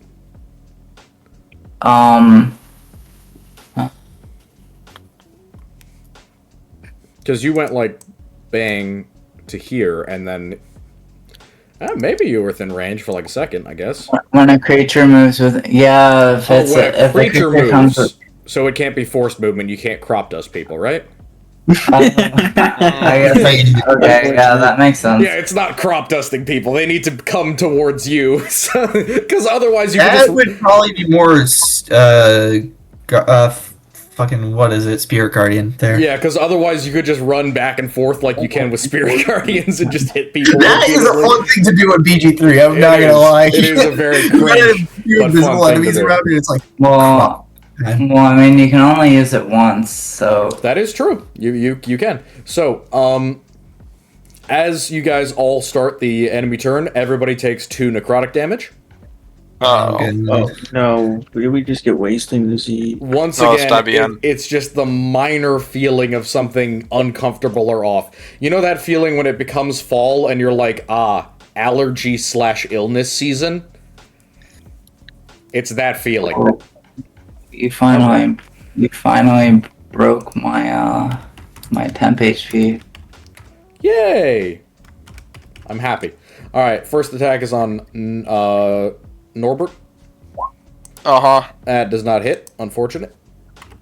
Thank God. 16, I assume, doesn't hit Gaz either. No, it meets it, beats it. Hey, nice. damn, that sucks. Brutal. Brutal, seriously. 5d12 plus 7. 41. Goodness. Oh my God. 20 damage. So you take 20 and you need to give me a con save? Oh, I should have just left! 5d12 is fucking insane. And it is a con save. large executioner's axe. Okay, Yikes! you are thrown 10 feet backwards. Jeez, I can't help you. That's like that's like 32 damage average. Yep. That's kind of insane. Jeez, I hate to see it. Oh yeah, no, that's terrible. Jesus fucking Christ. Alright, well, Sanji, your turn. You are also prone. What does that mean? Like, I have to... You have to use half your movement on your next turn to get up. Yeah, to stand up. Damn, that stinks. Yeah, and if Dare I enemies were ask- nearer to you, they could eat your ass a lot easier, but don't worry about that. Yeah. How is the I'm Lord of lucky. Stone actually looking, though? Not great, but he didn't look great to begin with. So... Okay. It's hard to tell. Yeah. So, we are back up to... you know what, at this point, the little skeleton has annoyed him enough. See, because he can't... fuck. I guess I just have to leave the skeleton. That kind of... I mean, it can't hurt him, but it still is annoying. I don't... You know what, I'm gonna roll a d6 to see if he deals with it or not. Please, Oh, I forgot to even do the skeleton's turn. please let me. I hope his one thing is being able to like. What? No, his better nature takes a hold, and he basically just looks at the skeleton and continues to watch it try and flail against him pointlessly. Oh, Kind of like wait a minute. semi-annoyed, but you watch as he like floats a tiny... Oh wait, sorry, he's on the fucking map layer, sorry. Floats a tiny bit closer to the cauldron. Away from the skeleton. Yeah, you can have the skeleton make an attack of opportunity if you want to waste it. Feel free to take the time. Yeah! But Well, in the I mean, meantime- Reaction, though. It's the skeleton's reaction, so I might as well. Yeah, I know. I'm Oh, just being shit. funny. All right, on to our buddy. Let's go. Does an 18 hit? It. Oh fuck! I need to check his AC again. God damn it. Please. Please. Please Uh, break his concentration and save the entire world. No, an 18. An 18 does not hit. Technically, you shouldn't have hit the first time, but yeah, an 18 does not hit. No. Oh, God. What if it is concentration? Yeah. Oh, shit. Oh. All right. Could you try and cast a spell at him?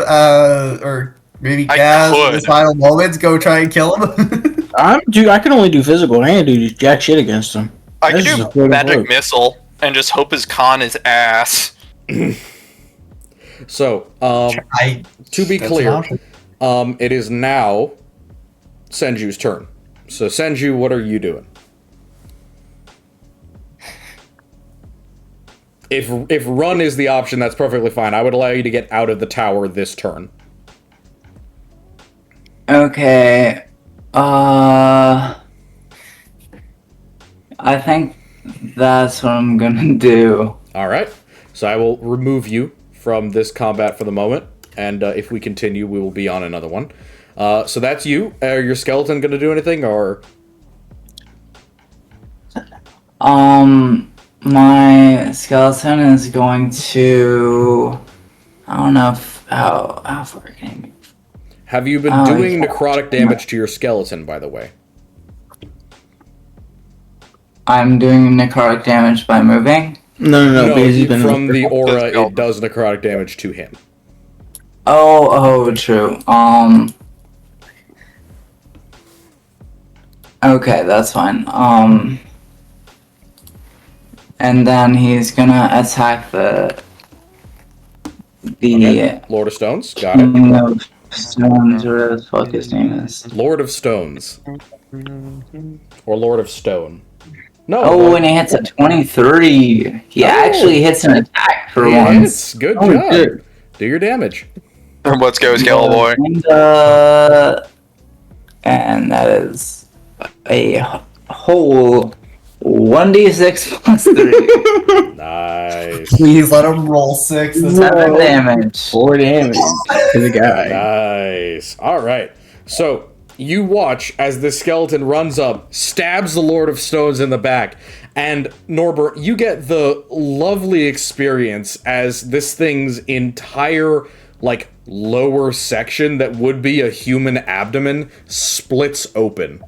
And for the first time, the majority of its internal organs splatter out onto the ground in a stinking, filthy deluge of rotting parts. What's left behind are ropey strands of sinew and thick, reddish muscle, still pumping with blood, that are just clinging to empty, white bones, about as thick as your wrist. And it now looks more skeleton than it does flesh beast. I have a question. The screaming has continued. Beyond that, did it move after Roland pushed it back and then moved up to hit Gaz? Yes. Will you allow me to roll the 2d8 thunder damage? I forgot in the moment. I will on your turn. Or actually, no, roll it right now. Cool. Alright. Leaving. And cut it in half, by the way. Is it okay if I just leave? Because I don't think there's much I can do here, dog. So to clarify, that's resistance to all by now, right? Yep. Alright, that is Yeah, 5 so thunder like, damage. again? Resistance to all damage, immune to physical damage. Oh, I see. The power of runic bones. Alright. Actually, the technical term for his skill is actually called Skinless Rage. He's just like me for real. This is the flavor I have for it. Skinless Rage. He's considered constantly in rage unless directly ordered not to be. Hey, question. Do I still have line of sight on him? Technically, yes. Do you want me to give you one? Can I Eldritch Blast him and then just leave? So, Norbert, is that the end of your turn? Yeah, Norbert, is that the It end of wasn't your my turn. Oh, sorry. Oh, yeah, fucking, it's Senju already did the turn. Gaz, did you do your turn? Because you're next. No, my turn. I have not. Gaz, my you're turn. No, Gaz. I'm yes, getting yes. up, and It's Gaz, isn't it? Yeah. I'm dusting off my shoulders, and I'm fucking dashing. Would I get 60 feet of movement, or would I only have 40 again? Because You I get only up from have prone and I'm half. 30. You only have... Or we have- have 40, yes. Yeah, so you'd have I have 40. 40 feet of movement right now. Or I have 40 feet of movement normally, but I'm prone, so I'm getting up at half. But if I dash, So would you'd it get be... 60 total. You'd get 60 I'd total. get 60 total? Yes. Wunderbar. Wait, hold on. Wait, what? Did I not get an action? It's not your No, turn. it's just You my go turn right after before the Senju's. enemies. It's Senju's turn, then Gaz. Gaz is up. Yeah, my turn. He only did Booming Blade because of a reaction he forgot Yeah, about. He did booming That was my blade turn, because alright. of reaction. So 20 feet, Oops. 25, 30, 35. Can I just dip out of here? I think 40, you can. I'm out. You're just gonna follow right with Senju? Yep. Wunderbar. Alright. Wait. Senju did. Okay. Senju never did the mind. skeleton thing. The skeleton caused the reaction. The reaction caused him to remember he had booming blade, and then it's Gaz's turn. I'm out. Okay. Damn, that was. Yeah, it was a lot of shit to just do Senju's turn. On from Gaz. Norbert, you're up. Alright, yeah, I'm gonna take a disengage, dog. I'm gonna move... Oh, that's the fucking Discord screen, not Roll20, hold on. 5, 10, Disengage and run. 15, 20, 25. I can't do disengage and run, I can only do disengage. Yep. Alright, so is that enough distance for you to get out, or no? I don't... Or, wait, hold on. I started here, 5, 10... The question is, can I move to this square diagonally? I don't No. believe I can. No, there's a hole Yeah. and a pillar there, so... 5, 10, 15, 20, 25... Oh, wait, hold on. It's already here. 5, 10, 15, 20, 25, 30... Yeah, I'd be just behind Roland by the end of my turn. Okay, that works. Yeah. Is that the end of your turn? Unfortunately, I believe it is. Alright, Roland, Okay. you are up. I'm just thinking. If I just leave? Do we just go to the next thing, or would I get the benefits of dashing if I dash now? I will give you... No, because you have to go all the way down the stairs and then out of the building, which is another, like, 30 or so feet. I am going to Very start much. you guys all in the same place for the next part of this combat, most likely. Okay, cool. Can I just? If I don't dash, do I still get out of here? Yeah, if you don't dash, you can still get out of here, yes. Okay, we're gonna hold Just that beast off for a regular little run. bit. Oh, okay. Go ahead. Because I can still, if I don't need to use my action, might as well shoot it if I can. Yeah, why not? Push it back. Like, I guess that's my thinking. Send that bitch off. All right, let's shoot it twice. Okay, go ahead. If it does 15 hit, 15, no. Neither does that. 13 doesn't. Both miss. Okay, when we're leaving. Alrighty. Off you go, running down the stairs, trying to catch up with your friends who are already kind of trying to make it out of the building. And that's it for your turn? Okay. Yeah. Norbert, Might as you well. find yourself in the very unfortunate position of being alone with the Lord of Stones. And you watch as this creature... That's not true. He's not alone. He has a skeleton. You watch as this creature comes down the stairs directly above you and leverages this Does the enormous... skeleton get an attack of opportunity? It would make no difference because it is currently immune to all physical damage. Wah wah. Sorry. And as you look up, very much like that one Willem Dafoe meme of looking up at something horrifying, everybody takes 4 necrotic damage. Oh. Ooh, Okay. this doubles every round. It does. I don't like that. I don't like that. I like. Yeah. I don't like Alrighty. that. So, I get a single attack on Norbert.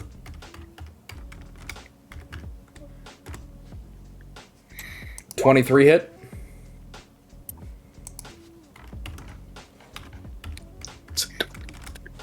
Does a 23 hit, Norbert? That's a 23 hit. The DM asks a simple question. The player is silent. I am back. Does a 23 hit you, my friend? You know damn well Oh, it's what the 23 fuck? hit. Does a 23 hit you, my friend? Was that made with disadvantage? Are you still have blur up?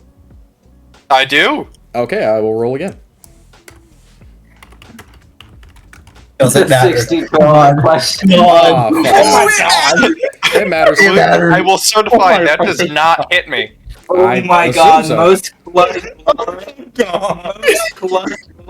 Dog, All the of blur these is playing its fucking cost in blood. Yeah, the blur is saving you very well. So I assume you're going to The most disengage. goated spell of all time. Absolutely, dog. I'm Okay. out of here. Dude, I should have taken fucking blur. I should have figured out what feat I had to take. All right. I should have gone it's back an in hour. time and taken blur. All If right. I take one hit from this motherfucker, I'm gonna die. Yeah. Yeah, same. Don't worry. Blur Because is I a know Luke goated is gonna spell roll for any max sort of fucking damage melee-based on me. caster. He's gonna do my entire health bar. He's gonna roll 220s. He's gonna crit and then roll like 3 out of 5 12s, and I'm just cooked. Yeah. Do Also- we want to just? I'm just. Which way is like out of the village if there is a way out? Yeah. Wait. Would it be up here then? The way that you came from is the part with all the drawings on it. So up here, and I need to now get rid of the Jacobson icon. All right. So you guys will be spawning here in this area. So put your icons there. The circle continues to expand. It is going over the countryside. Could somebody give me a perception check right before we take a 5-minute break? Is that all of us or one? All of you. Perception check. All of you, if you'd like, please. Yeah, sure. Sure. Let's all do a perception. From the... How did I? That's nat a one. splashing 20. I see. I am blind. And then I roll a perception check with. What is my perception? All right. Whoever does get good. Everyone Whoever does get it, above- get perception. Everyone above a 15 would notice that this huge wave, this expanding greenish bubble of energy, is killing everything. Everything in the area. You see chickens keel over and die, rotting from the inside out. You see several trees literally start bending and crackling as they die from the inside. This massive wave appears to be doing considerable amounts of necrotic damage to everything it passes over, and it continues to accelerate. Oh god. Oh no. Oh. Okay. Question. I need These are Gaz. communication- Where's Gaz? Where's Gaz's character? I have someone else has to spawn Sorry, again. I forgot you are. Yep. There you go. There, and I will make you controllable by Piper again. Yeah. Yippee! All right, save. God. Okay, cool. So we are in the same initiative, which is great. Okay, cool. That's And good, I guess. we are up to Senju. So let's take our first 5-minute break. I'll be back. You guys can discuss as you please as the literal world ends around you. This is great. I'm having a great time. Oh God. BRB. Do you want to wall of fire against all these motherfuckers in front of us? That's not a terrible idea. Dude, Actually, he said the literal world ends around us. What do we even do, dog? What caused the catastrophe 50 years ago? Is that why we're taking constantly doubling necrotic damage? That was my first concern, but I don't. This is much faster acting than the catastrophe 50 years ago, because I think it was like 1 necrotic a day at first, and then it doubled like every day after that. This is per 6 seconds. This is different. Yeah, I think it's probably a form of the wasting disease, but I'm betting it's a quicker acting form. I'm hoping. Yeah. Or it'll just quicker acting. Alright, let's be very clear, Roland. If this is a quicker acting version of the same disease, we're already dead. Yeah, basically. We have no way to save ourselves. What's our communication method with Jace again? Is it instant or no? We do have the second one. I think we could probably send him a message and be like, "Hey, we need to get back. We are fucking dying." Also, though, I could do a Hunger of Hadar. I think that could work. But I do have Magnify Gravity, which I can cast on a 10-foot radius sphere. That can get like a decent, like 12 of the skeletons. I could get all of them with the wall of fire. Yeah, actually. The difference is you're casting a 3rd level spell for half of your spell slots. I'm casting 1 from a first. Good point. There we go. Also, Magnify Gravity is gonna. I mean, number 1, make Luke roll a shit ton of dice, but number 2, it slows them too if it doesn't kill. Point taken. We should probably do that. And then, what do we want to do about the others? Do we want to try and move around all these skeletons? I don't see any other way. Alright, the real question is, in what direction do we have our cart parked? Because that'll probably get us away faster than anything else. I think it would probably be up here. Which is so fucking far. Oh, it was to the north. Shit! Yeah, that's where we met the guy. Oh, no! Alright. You still have that guy, I have Thunderstep, so I can teleport one person with me 90 feet. Okay, I return. How are we? I hear scheming. Can I be persuasive enough to convince you to take me? Because Packy can fly, and Gaz. Yeah, no. Or no, Bro, I already used Packy today. Sandra can fly with a transformation. Gaz has 40 feet of movement. It probably will. I can't use fly again from Pecky. Don't tell him that. Don't. Wait, no, I thought you had Wait, can't you transform into an owl? Well, yeah, I can wild shape into a bird. An owl can't exactly carry one of you, though. No, but I'm saying. Well, all right. So we know Gaz probably outpaced the skeletons. I could wild shape into a giant eagle, though. I could maybe. Do whatever you think is best, but I can transport one of us to safety. I would argue I have the least movement. I have an invisibility potion. Could you take me with you and get me out of here? I'm gonna be chilling. Yeah, Gaz is fast. We do know that Gaz is fast. I am quite fast. All right, so he is quite fast, and with a dash action. Wait, don't you have 40 feet? Is Senju. As you shut the fuck up, let's get into it. Senju. Okay. Damn. Okay, I'm gonna wild shape into a giant eagle. Okay, giant eagle is go. And I'm going to fly. Fly on your wings like an eagle. Fly as high. Goodbye, friends. Oh, No, goodbye, friends. And then Hasta I luego. fly far as fuck away because I'm an eagle and shit. Hasta luego. Bird form. Oh, that's wrong. Me rarely using 90 feet my would get us cloud pretty shape far, for and then maybe once. with the dash action, we'd be able to get another maybe like 30, 60 feet. Alright. Alright. And Is that it? then So you're moving how far? bonus action, Okay, just that far. Misty Step.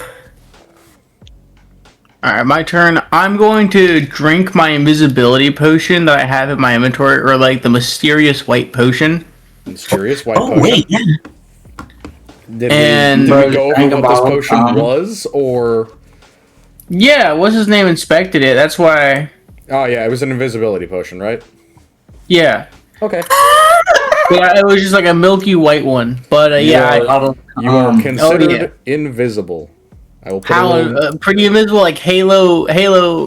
What? No, which like, you generation are of Halo invisible. invisible? You are. It's not Halo invisibility. It is actual invisibility. All right, I'm also going to dash and go 80 feet about this way. Okay. So measure it out. That's 80 feet in this direction. Oh, that way. Okay, solid. Not in the direction I'm going. Senju, I'm we are going actually- north toward the cart. Yeah. Okay. Yeah, the Plus cart is we're marked, right? We entered In the in. wrong direction, I guess. Goodbye, friends. Senju says, Yeah, "Fuck this noise." Wrong direction. All right, is Damn. that it for you, for you for Gaz? Yeah, I'm chilling there as long as none of these like are the skeletons obviously alerted by me, or am I like invisible? You are invisible, but the skeletons seem quite active and aggressive at the moment. All right, interesting. Good. So they may try to find you. Yeah. Good luck. Yeah, they are skeletons though, so you know, not a high I'm gonna chance. find that fucking syringe bitch and show her what real invisibility can do. All right, on to Norbert. All right. I I'm am going to from her skull. move 5, 10. I'm going to cast Thunder Man, I Step. feel like that was So- low-key, like, Can I have a Constitution saving throw? we were kind of cooked if we didn't approximately, kill the... 8 Lizard. skeletons while I teleport. Roland, are you a willing creature to this? I am a willing teleportation? creature. I am willing right now. They all, That is they awesome. all Maybe fail. They all fail. Yeah. Me and Roland teleport 90 feet to here as I Nice. take his hands, or a hand, and we fucking warped as a big ass set. the entire time, considering it's been... Yeah, hold on, let me grab myself. Hey Yeah, guys, it's can like we the- keep the out of character banter between people to a minimum, please? Because I can't hear the person who's taking their turn. Yeah. Sorry, sorry. Mute yourself Yeah, if you need those to. 8 skeletons are taking 3d10 thunder damage, but hopefully it doesn't matter. Okay, do your damage. 19. They take 19 each. Okay, I will consider them wounded. Cool. I And now then I'm need to gonna make take 8 little red dots, because me, right? Yeah. In the meantime, though, I move 5, 10. I will now move another 20, Okay. and that'll be the end of my turn. You said 8 skeletons, right? Yes, these first 2 8 of them. The rows. bottom 8, yes. Okay, first 2 rows. I am always having Yeah. to remember where my skeletons are. It is a negative part of being a necromancer. Alright, is that it for you, Roland? Or well, let's go on to Roland now. Roland, you're up. Yep. Yeah, quick question. The tincture of nettles, that's haste, right? So, I know it's look probably- specifically in the drug list. It gives you another action. Oh! I could just then use it as an extra dash action. You could. Doesn't it hurt me though? Probably hurts me. A little bit. But it would also allow me to move So hold on, I'm gonna measure this out. So I could probably move double my 2 dashes means I. How much do I double? Do I quadruple my movement? No.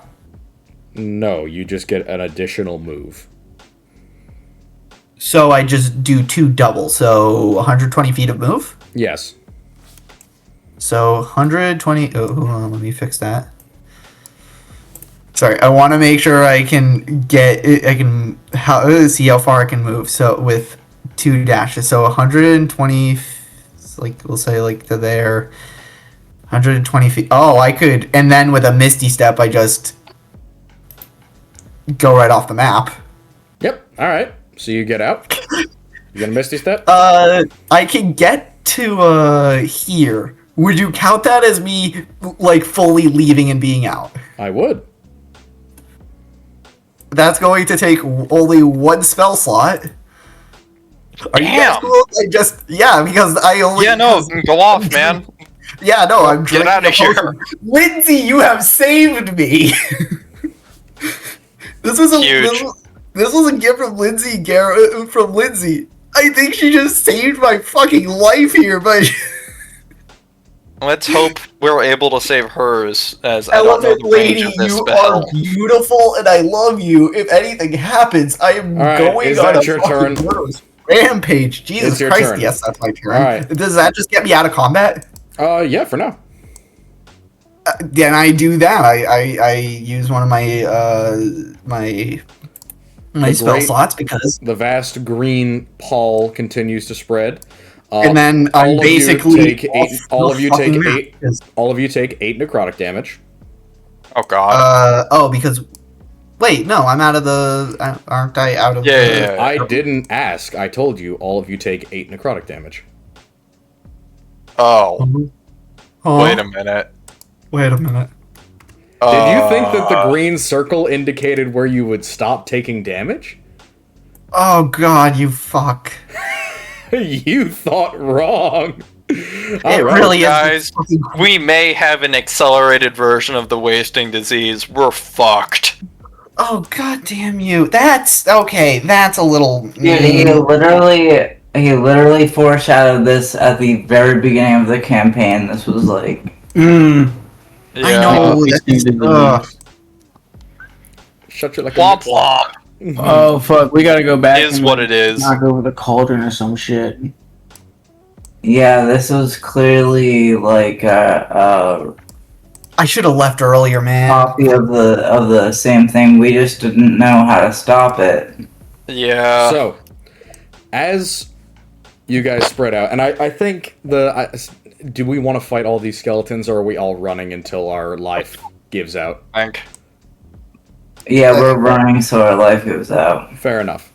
All right, But we're getting to the cart, so we'll be able to get that up and running. I'm assuming pretty quickly. of course. Me. So, as which of you would be closest? Which of you doesn't have a high speed movement option? I believe it's Senju, right? It's I have 80 feet of movement plus Cool. Misty Who's Step. the it's slowest? definitely me. Who's the slowest? Probably me. Okay. I guess I have like just I'm yeah, the yeah, slowest. movement. I'm also right now the furthest away. Yeah, but- I currently have 80 feet of movement. Okay, so Gaz is the slowest, and Gaz also Actually, I has have the 100. highest HP, so that makes sense. Or is that incorrect, Gaz? Oh wait, how much damage? I mean, I do have a fuck ton of HP. Yeah. All right. So, Gaz, turn around and give me a perception check. All of you get outside of the village, a really good distance away. Matter of fact, Roland, you get almost half a mile in distance. You get thousands of feet away, running through the woods, trying to catch your breath, and constantly just running short, constantly feeling like you can't catch your breath. As you're continuing to run, you just feel intensely uncomfortable, as if your lungs are struggling to take in air.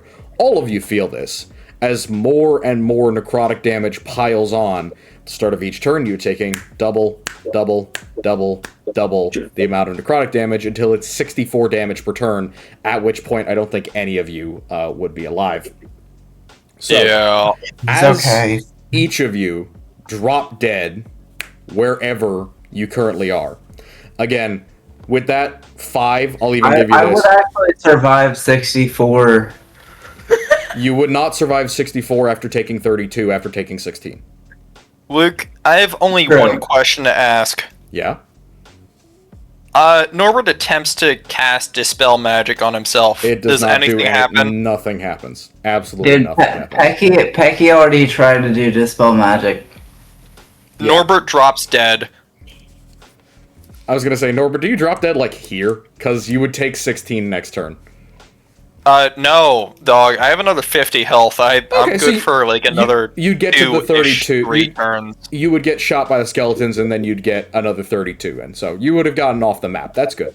Gaz, you probably would have gotten off the map as well, but you would have taken way more damage, probably, if they got you out of stealth, and I'm pretty sure Senju would have just gotten shot to death by the, 12 skeletons here? 13 skeletons. Alright, so, Gaz, you are the last to go down, but you're not the one who makes it the furthest. So we will start with you. Gaz Artrea, you've seen a lot of things in your life that you would describe as not right. Now, that ranges from stuff that shouldn't be happening to things that shouldn't have happened to you. I think that's a fair assessment, correct? Fair enough. Generous enough as well. Yeah. So as you drop down, chest first onto the ground, kind of shivering a little bit as the freezing damage of cold and necrotic damage begins to rot you internally, you watch around you and you see something that you're like, food probably, and it's a squirrel. And as the squirrel goes past you, you notice that it's not alive. Half of its ribs have been eaten away, and yet it's jumping along and walking just as normal as any other squirrel. And then you see the grass die around you. And then your world goes black. All of your worlds go black. But let's start with Gaz. Gaz, as your entire existence flashes before your eyes, the brief instant of death claims you. Permanently. Life is completely gone for you. You have the fleeting concept of an idea because you rolled so low on perception that whatever this is might bring you back, but given how those undead creatures looked, it might not be in the way that you wanted. So, in this final twilight, this moment as your soul tries to release itself from your battered flesh, what is going through Gaz's mind? Confusion. It's just confusion. He doesn't know. He doesn't understand the magic, but he knows it's like, I don't know. He knows it's some undead whack ass shit, and it's killed him. It's claimed him, and but it's just confusion on what is it. Yeah, absolutely. The bare confusion of a man from the trenches who doesn't understand what poison gas is. The first really time that something like this has happened. Is it First man to get hit with mustard gas. for real?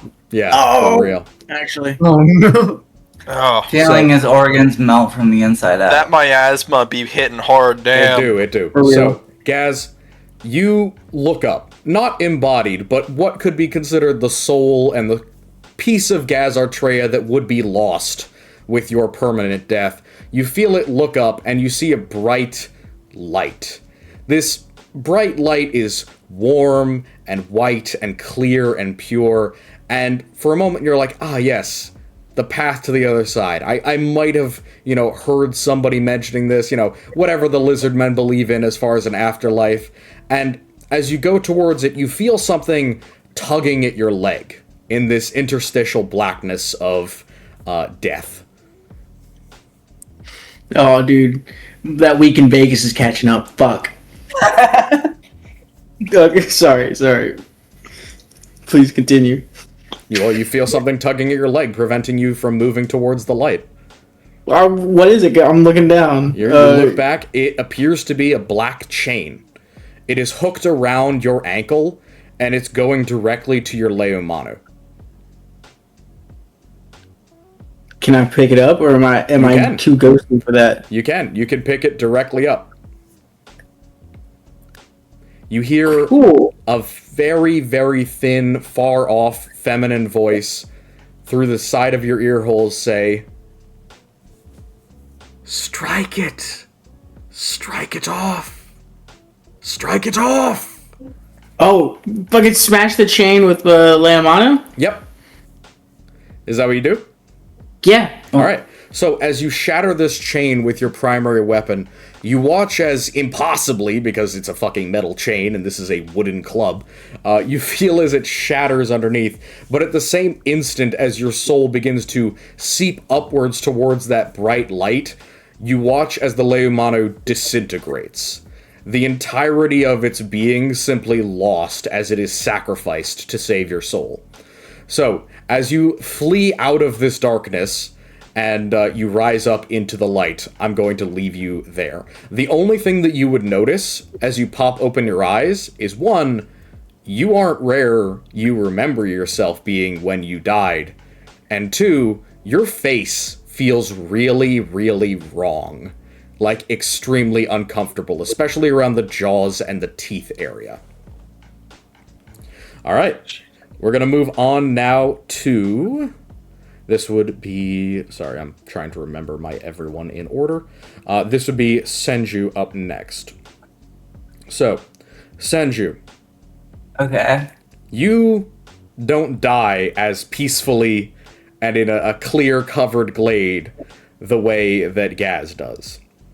You die pretty violently as you are shot to death by skeletons and then promptly directly attacked. But luckily for you, you don't live long enough to actually experience much of the pain, because it's the necrotic damage that ends up doing you in.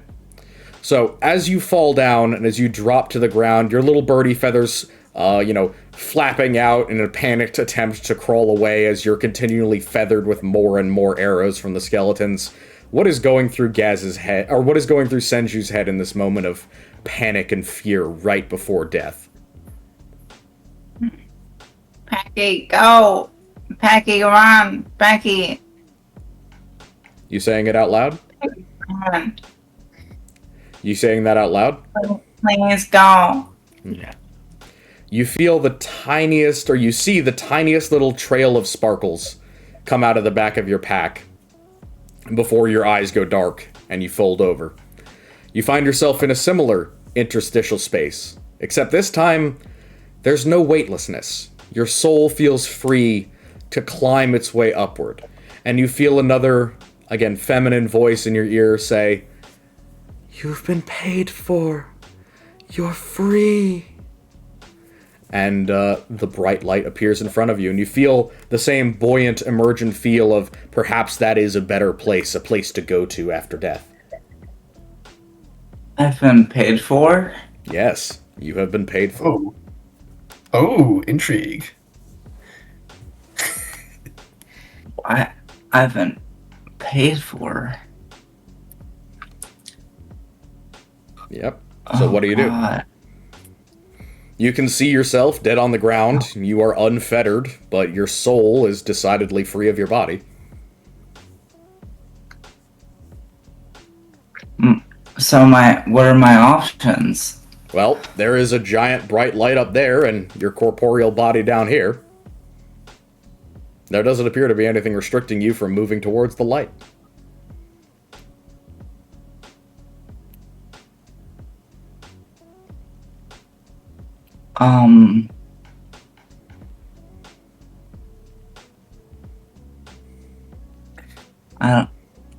You went towards the light, right? Yes. Yeah, I broke my chain and went towards the light, but you don't know that. But I don't have. I don't know that. And I also Yep, don't have it. You don't have any chain. I've apparently been paid for by something or someone. Go to the light, baby. Go to your parents. That's what you're thinking. I can only imagine. If this is some type of afterlife. But I don't. It's not my time yet, though. I feel like I have unfinished business. You certainly do. But if I go back down to my body, then that's like, what? Even have autonomy? Probably not. You did notice But- that a lot of the yeah, stuff in the well- village that was dead probably was undead by the time it got back to its corpse. What? Nothing? Most You can wait. Waiting is also an option. Waiting is also an option. Oh, You can sit. well, I don't know. Will that cut off my options next turn? I don't know. I don't really. Flip here. Roll a dice or flip a coin. Yeah. Okay, Roll a d6. Oh, the D6 of fate.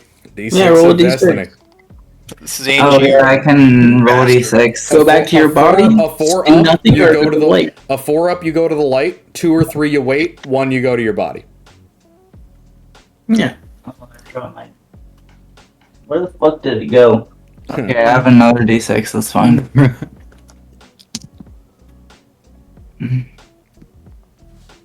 3. Okay, so I stay neutral. All right, well, you wait. I So don't know. you're caught. You're caught here in between the difficulty of perhaps making a finality decision of moving on. Senju has not done enough yet with his little life to feel comfortable wagering it on some possible afterlife.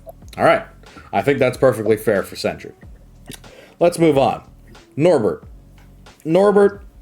you have a little bit of a rougher time. I think that's the most in character option for Senju. Oh yeah, absolutely. I would agree. No rough stuff whatsoever. I'm 100% on your side.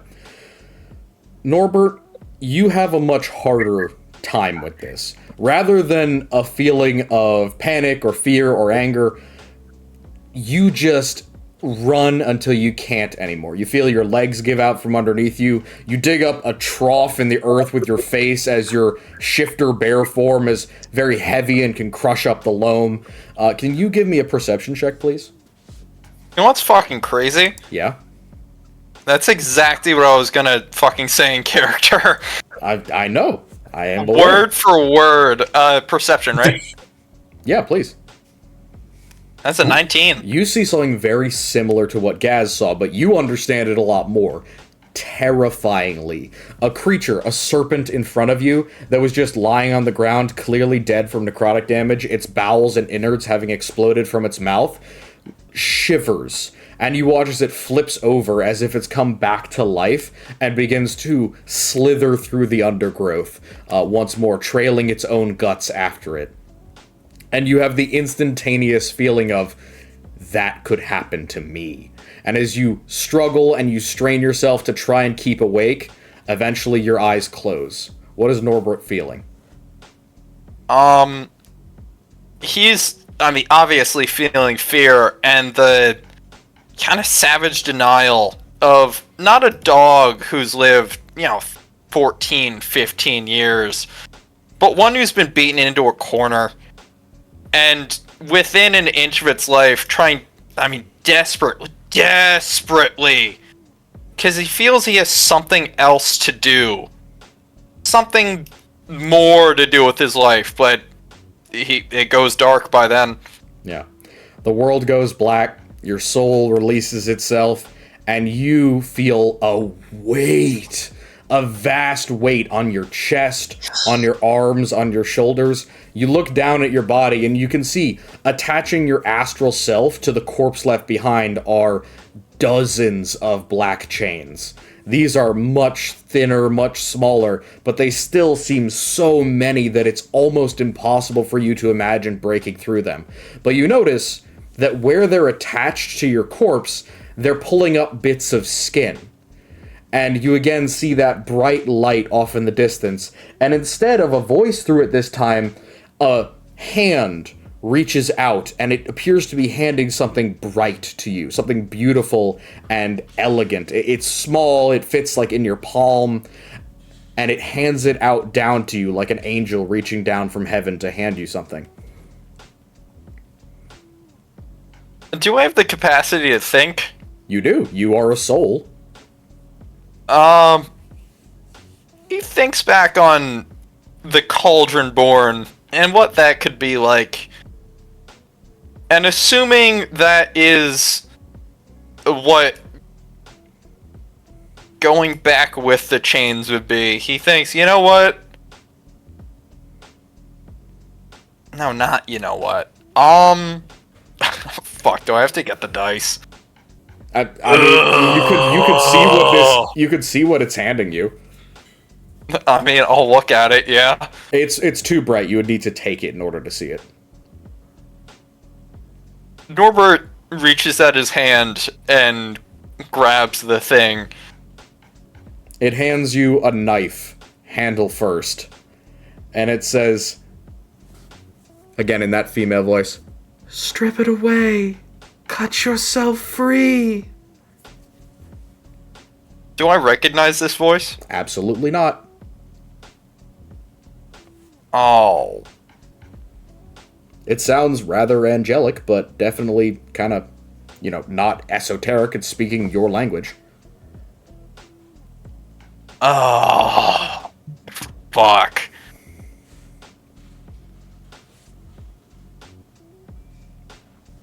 The pure light raining down on your body makes it shine out in stark contrast with the ground. You can see it much better than you can see anything around it. The chains are pulling back at you and down on you. You're floating as far as you can, but it's still within arm's reach of this thing. You also notice that the further you try and float away, the more the skin on your corpse lifts up.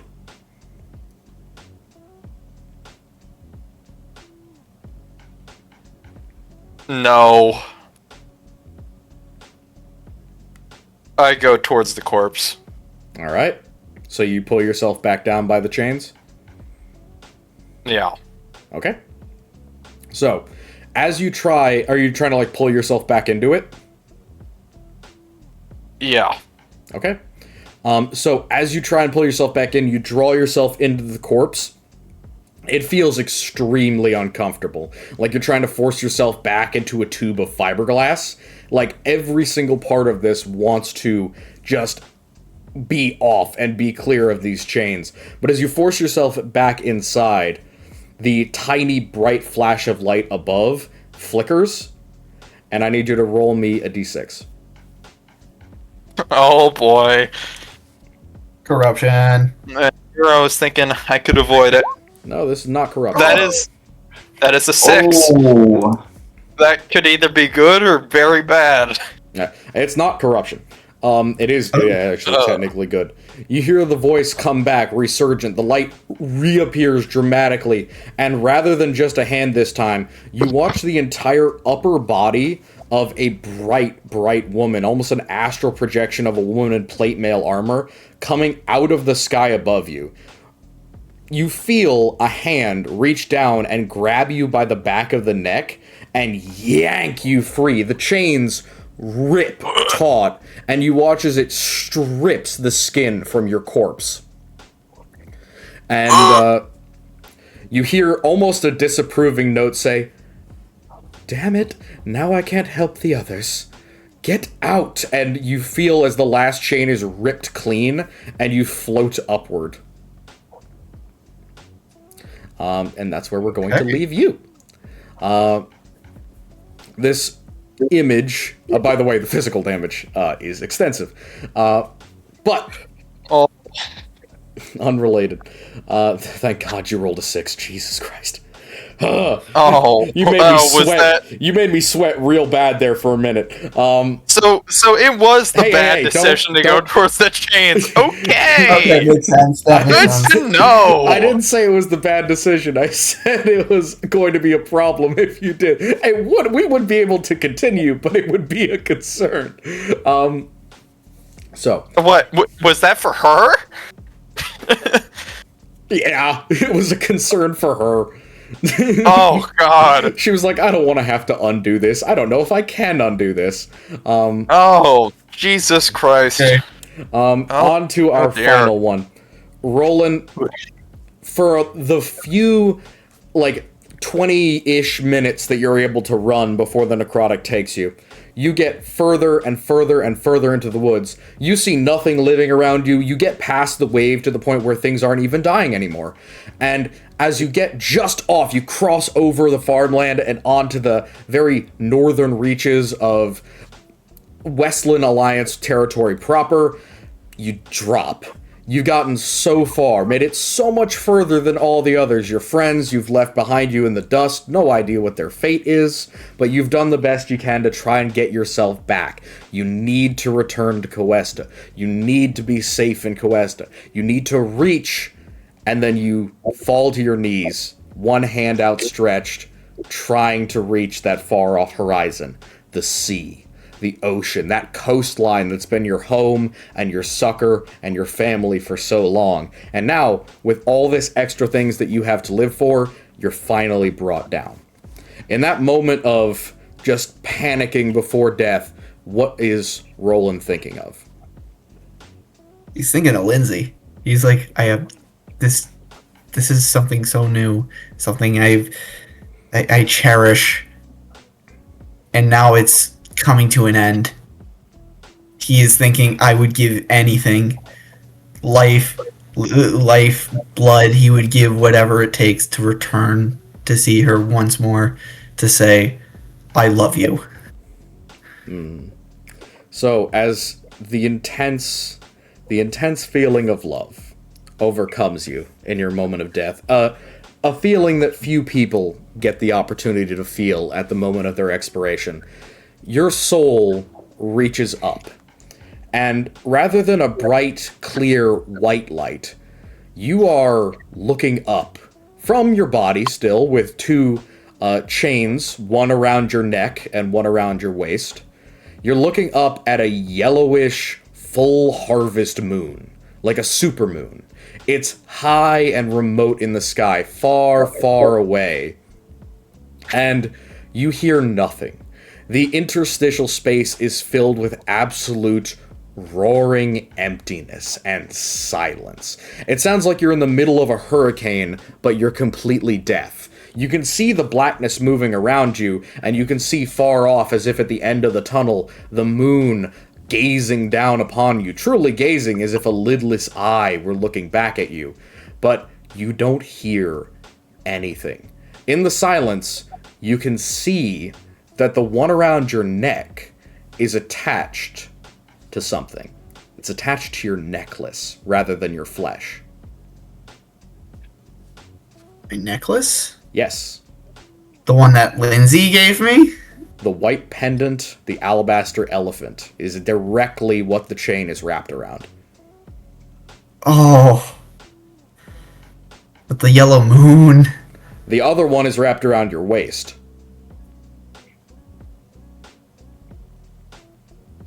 Can I try and figure out what's going on, or can I do? Sure, you can roll me a Could religion wait. or an arcana, but very few I people. was gonna ask. Very Can I few roll people have religion? gone into the afterlife and truly been dead, and then returned. That's relatively rare. Yeah, we're gonna do religion. We're Okay. gonna see religion. You know what? We're like at the end of session, right? Not even close. We have a lot more to do. Oh, we're gonna add a D4 to that. Okay. Why not? You Can I? maybe use your inspiration on that. That seems like a pretty good inspiration use. No? Yeah, I'm not gonna lie. Okay. Can I add Can I add the D4 and then maybe the inspiration? Sure. Is that okay? Yeah. Yeah. That's enough to succeed. Yes. So Fucking hell yeah! We get to save it for the now. concept of interstitial space, the concept of a plane through which the soul has to pass in order to reach an afterlife, you've heard about it.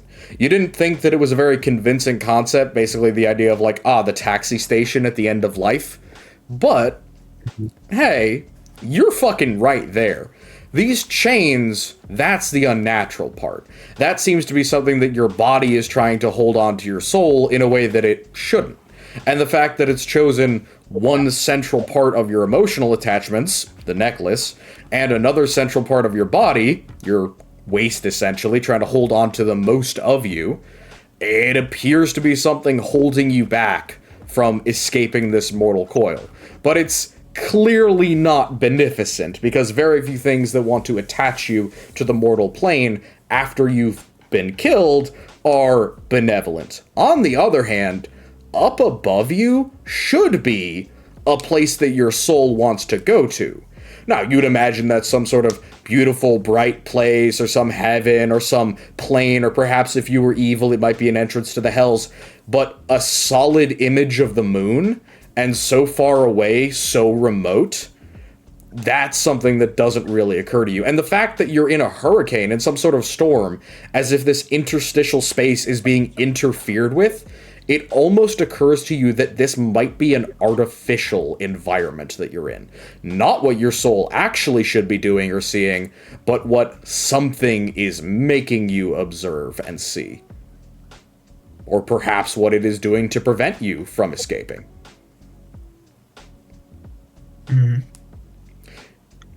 Can he call out to a god, any god that could hear him? Can he pray to the beyond and see who answers? Yeah. Roll me a d6. Oh. Alright. Ah! You feel intense pain, extreme pain. The agony comes from around your neck and around your waist. These chains have started to heat up. They've begun blindingly white hot. And as you swing around, your soul somehow being able to feel this agony, you swing around and you try and grab them. And as your fingers naturally latch onto them and draw away, rather than the random scribblings and burnings of just touching red hot metal, you can see between your hands, inscribed upon them in the burn marks, is the word sacrifice.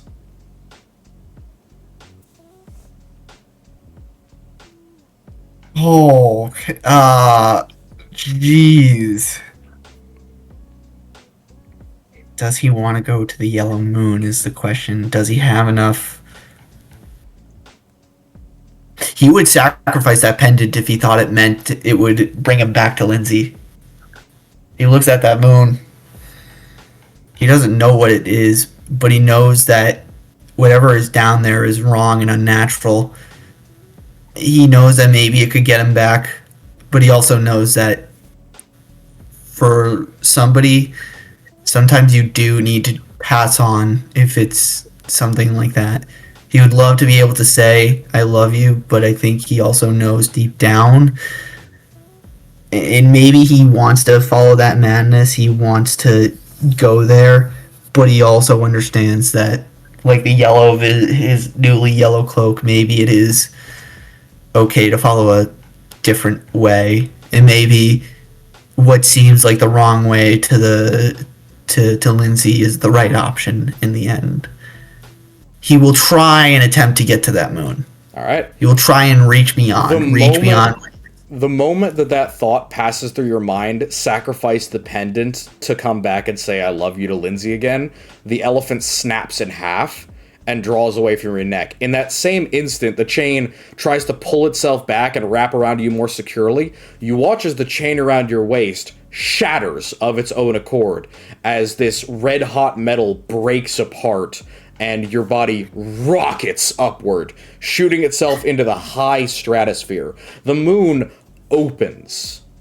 A lidless, empty, dark black eye, surrounded by a bloodshot iris, accepts you as you smash into it, and your eyes open on the ground. So, all of us have returned. Holy shit! To the tower. Wait. The place is completely empty, save for the four of you.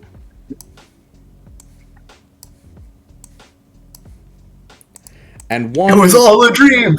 And one new figure. I need to add this person to the... I forgot to add them to the Roll20. God damn it. Fuck. Also a giant eye in the sky? Let me... Yes, the giant moon eye in the sky. Fuck, I forgot to add them to my... Ah! Okay, If I stop Was that streaming, Duesa or was that somebody else? I don't know who it is. if I stop streaming for 5 seconds, No, Luke, you hovered over the fucking the stupid ass goblin down there. I thought that was the actual. it's not a goblin. I forgot. God damn it. There was one more thing in my library that I needed to. Fuck. I have the image, but it's on another slide. God damn it. All right. So I can describe the image, and then I can go back to the correct thing. I just wanted to show you guys that we are back at the tower. So as your bodies reappear, you notice several distinct differences, apart from the fact that the sky is no longer dark and black and green, and that the cauldron and the Lord of Stones are both gone. The cauldron having been completely destroyed and melted to the cobblestones. The only thing that's still there is this new figure, which I'll show you in a second, and this avatar of death. Out of the broken section of window, where you would expect to see the same greenish-black storm clouds that you saw before, that expanded out of the cauldron, instead, you could see an enormous 600-foot tall, thousands and thousands of foot long, solid blue and white wall of magic. It is huge. It looks like a vast castle parapet that goes from the very top of this tower northward until your eyes can no longer follow it. In a second, that's all it takes for you to recognize, you're looking at the barrier. The barrier that stopped the last apocalyptic event in Sidra. The barrier that came up and stopped the collapse, you're looking directly at it again. As you look, and you see amongst yourselves, Senju, you have not suffered too much physical damage. You've all gained 1 corruption point. Non-negotiable. That's death. Sorry. Okay. You've all gained 1 corruption point. But Senju, you only notice one thing. Your backpack is different. The mushroom that was Pecky's house has rotted away, as if it was infested or infected with something. It's completely broken down and ruined. It looks like a crack house now in comparison to its original My Little Dollhouse state. No. And it's very, very quiet. Oh, this is a terrible day for Rain. Roland, your necklace is shattered. Terrible day for Ren. You find the pieces of your necklace in your hand, cracked and shattered. It's no longer white alabaster. It's been turned into yellow amber. Completely transmuted.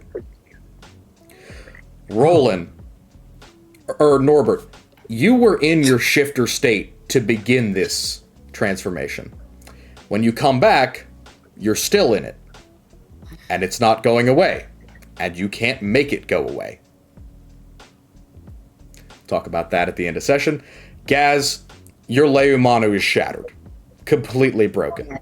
Every single piece of the head, the handle is cracked and broken.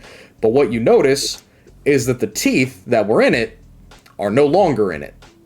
They're in your mouth. There's an intense feeling of discomfort as your jaw is being ever so slightly kept open by the thick, heavy gauge fangs that have replaced your own teeth. So we will talk about that at the end of session. The only other thing I would like to mention is that, Norbert, you feel and you smell, more importantly, something burned in the back of your pack. Norbert reaches back for a very familiar piece of cloth. It has massive swipes and slashes and burn holes in it, as if it's been struck repeatedly and it has lost much of what made it your patchwork cloak of comfort. Norbert cries a bit. So, inside of the building, you can see 2 figures. Whereas before, the creature that was standing there and orchestrating this ritual, this Avataro of death, has dropped the pretense.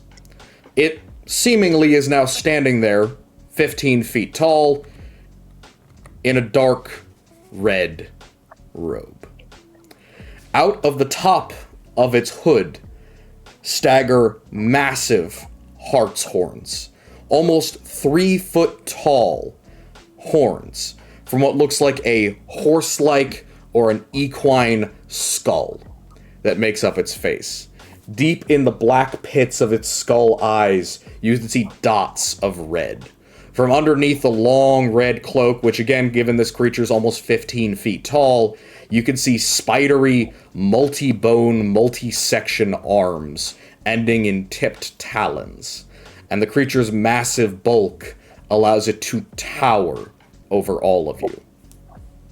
Between you and the Horned King stands a relatively tall female figure with curly black hair pulled back across her brow, with sharp half-orcish features, and with a bright set of golden and silver underneath plate armor. Can anyone give me a history? History. Sir, yes, sir. Yes. Can I? Anyone or everyone? Or is it just one person? Anyone who Damn, wants, who that's has an the 8. best. Who has the best. Also, not religion? Not religion, this is history. I don't have the best. All right. Mine was a +4, and it's gotten an 8. I can roll history, I'll but do one extra D4. Might as well save one for a really important time. But you mind if I throw in a D4 for this? Yeah, go ahead. Go if you want to. I don't think Gaz is getting wow, I got a a great 2. roll, unless he does. You know what? No. I'll wait for Gaz's roll if that's all right. Is that okay, Luke? Sure. Okay, Gaz, try it out. 1 second, Always guys. at least a chance, There even we if it's. There's a chance. Alright, history +1. Oh, well. Damn. Wow. All right. Yeah, Yeah. get the D4 on there. So, Roland, since you All right, rolled, hold on. since you rolled the best, and Wait, hold on. 12 is enough to give you some information. This is not a super important roll. Don't use the D12 for this. Oh, okay. I'm being nice. So, Okay, thank you. Roland, you look at this person, creature, it's hard to tell. By the way, yes, if anybody wanted more detail on what the Lord of Stones looks like, this is what he looks like. If anybody understands that reference, good on you. Yes, I know that reference. I know who that is. I know who you are. You're talking about wish. fucking nerds. You hear, all of you, except for Roland, would hear the same female voice that spoke to you while you were dead. Well, creature, I suppose you are successful then, and back again. You hear the same voice come back, not in your minds anymore, now very, very chillingly real, from the Horned King. I know you. I remember you, hero. I was just planning on coming to see you, but you've done this again. And he gestures towards the barrier. You watch as the entire massive shining wall flickers. And at the same time, this creature, this woman apparently, who's in front of you, you watch as her entire form flickers, like an illusion, right at the same instant as the Horned King stretches out his arm towards the barrier. Ah, so you didn't feel like coming yourself. I am pleased. I will be hunting the rest of you next. So, and she interrupts him with, I know you. I know you. You will never find them. And you didn't find them here, did you? It's almost a little bit of triumph, but he shakes away a hand and says, It is of no consequence. All will bow. All will die. A continent of silence. You may have saved them, little hero, but you cannot save them all. And I will be back in the day for you. And he turns and looks at you, and you see the tiny, like, burning coals of red eyes looking directly at you. As he says, all four of you. He says, Okay. do not trust to what these betrayers and accursed corpses say to you. All is over. There is nothing that can resist me now. And the creature raises an arm, but before he can do anything, a shining, bright golden light emits from the other, almost illusory woman, and the golden armor shines so bright that it burns your eyes. And after blinking for a second, you see her raise a hand and just... Rebuke! I abjure thee, creature! You have no power here. Begone into your hell, and I will find you another day. It will be over for you. And you watch as the Horned King slowly, from the top down, fades.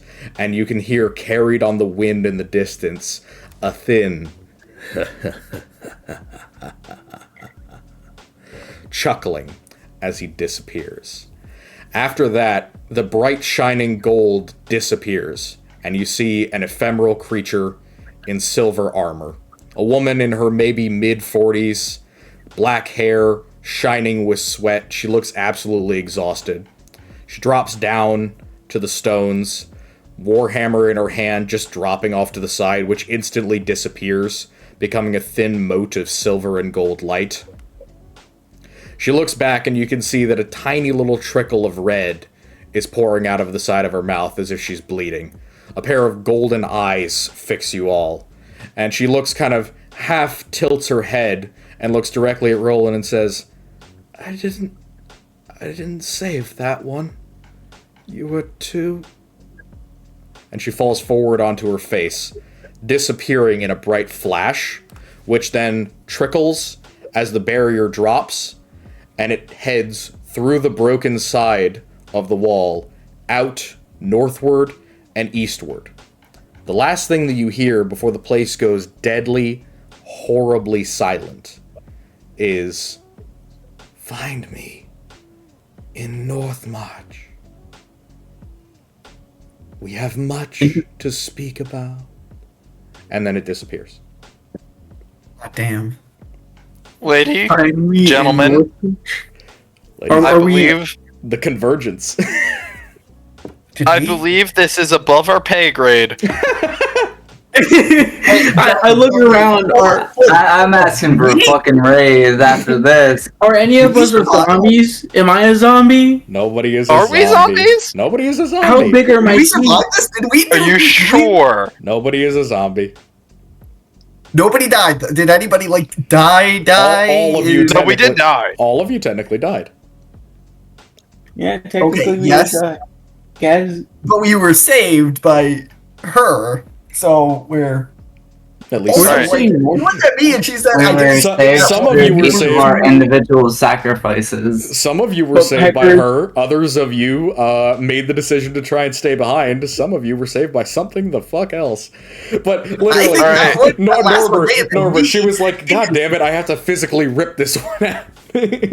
Alright, my bad, gamers. Norbert does not trust ethereal voices, and Entirely reasonable. he is not a man of God, nor faith. If, you know, I'm lucky Roland is a man of the cloth, I gotta admit. he had a 50-50 choice and he chose wrong, I'm not gonna lie. I honestly, I should have known. Yep. Oh, man. So, can we go to a bit of in-character? As much as I love the out-of-character realization, goddamn, that was hard to script. All right. That was fucking cinema. It was. I'm not actually gonna pretty lie, funny. that Also, was- congrats! You guys have now I can met. understand. Okay, I You've can met understand why. Goj, the Horned King, and Manetia in one session, which is fucking awesome. Yeah. Hooray! Who are these Wait, people? Doge? Like, that was fucking Yeah. Kino. Absolute Kino. I mean, Alright. I know he's from a Star Wars animated series from the It's fucking from Clone Trooper, the but 2003 animated series. His name is like, Dirge, but that he's unrelated. I just picked him because he's the best reference for Goj, which is Fair enough.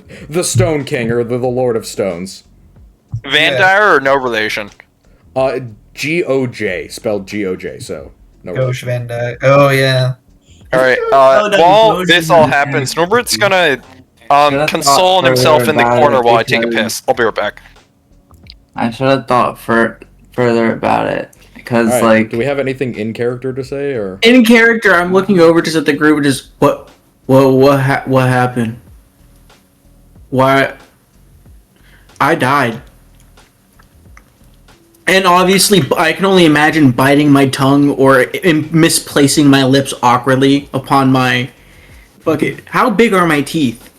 the size of the large teeth? So they've grown at least 3 times the size of their original size. Oh jeez. You Okay, look like that's- you have more of a muzzle than teeth. Okay, so what I'm picturing is like plesiosaur. Sure. I'm thinking more like dire wolf. Mmm. That's kind of cool. Roland will respond to that and say, "It seems we all have." Looking kind of dourly at the shattered amber on the floor that was once his alabaster elephant. Yeah, your cloak necklace. has grown and reached its final form. It is now a full cloak covering your whole body with a long hoop around your ankles, and it has a full hood, and on the neck of the hood is a necklace of amber leaves. Oh, interesting. Does it do anything else? Does it have any more? No, that's the final form, sorry. No. I was just. Is it just a cosmetic difference, or is there a mechanical difference? That is the mechanical difference was the last upgrade that I gave you. You got it you got it a session early. Okay, maybe just Because of how the double checking. level ups worked. Sorry. Can I No, ask? that's chill. No, this is fucking cool as shit. It's like seeing this cloak. Can I ask what happened to Becky? Would you like to look inside of the mushroom? Yes. All right. So you look in a little bit of the door. You can see the interior room. It looks like only a 2-room area. You can see Pecky lying on the floor. Packy. Packy, I told you to run. It's quiet. Packy, why didn't you run? Packy, please say something. Roland is gonna go up to Senshu and just kind of kneel down beside you and put a hand on your shoulder and be like, "It'll be all right, friend. And just kind of mourns with you and just, we can get through this. We're still here for you, and you're still our friend." Are you gonna leave Pecky in there? I'm back. Sanju falls to his hands and knees and just kind of starts to cry towards the ground. He can't quite bring himself to bury her body quite yet. Roland's just gonna stay there comforting Senju. See, do his best to comfort somebody who has lost a major person in their life as best as he can. He has his hand on Senju's back, just kind of there as a bit of comfort, if Senju, of course, accepts. As long as Senju doesn't like. I don't think Senju's in any position to refuse at the moment. This is crushing. Yeah. Yeah, Sanju doesn't really acknowledge the help either way. Alright. I The mushroom itself is pretty damaged. It kind of looks like it's been through the ringer. yeah, Sanju's gonna get another corruption from that. Fair enough. Mm-hmm. Fair. That. Oh, his roll is good. No, And right now, serious time. he's gonna cast Gentle Repose to kinda make the mushroom look nicer. Just to give So you Pecky, would have to you know. touch. You would have to touch Pecky. I would have to touch Pecky, not okay. Yeah, it is a corpse or other remains.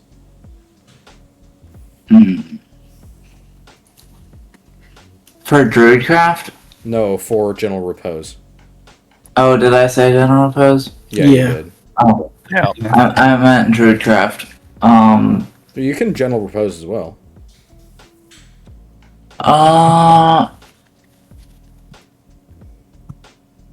I don't know, cause It probably would be a good idea considering what you know about the undead. yeah, true. I'm gonna General Repose then. So you poke Pecky, and a kind of limp, listless finger, but it pushes her over. And you watch, and you can see as first one of the eyes open, and the eye socket is empty. That side of the face is been heavily scarred with what looks like black pock marks, almost like somebody's reaction to like chicken pox or something. The other eye, however, flutters open intentionally.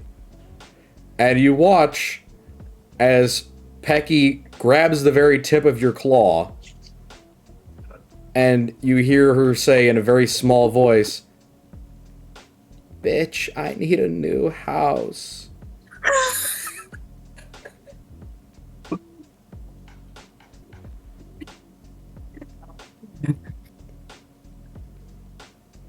Oh damn.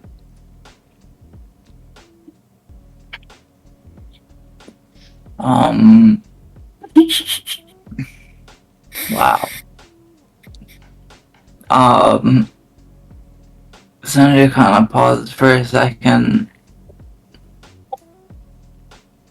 not really thinking she was gonna say something. As she opens her eyes a little wider and kind of sits up, you watch as the empty socket doesn't fill with blood. It fills with a tiny little match flame of blue fire. And I'm watching this as I cast Druidcraft to kind of fix up the house. It's gonna take a while for this thing to grow naturally, but Druidcraft will essentially stop the serious necrosis and fix what is left of her house. No, Mark, she's alive. She's alive. Question mark. Maybe. Questionably alive, but she sat up. Yes. That was the I need a new house bitch was such a fucking good line. I need a new house. Hilarious. Thank you, Becky will Becky not Pinkman. be homeless. I don't know if Roland actually would have laughed if he heard that. Oh god. I may do a D6 for if he keeps his composure at that Sanju, line. Pecky looks up and looks over at you and says, "What's wrong? What happened?"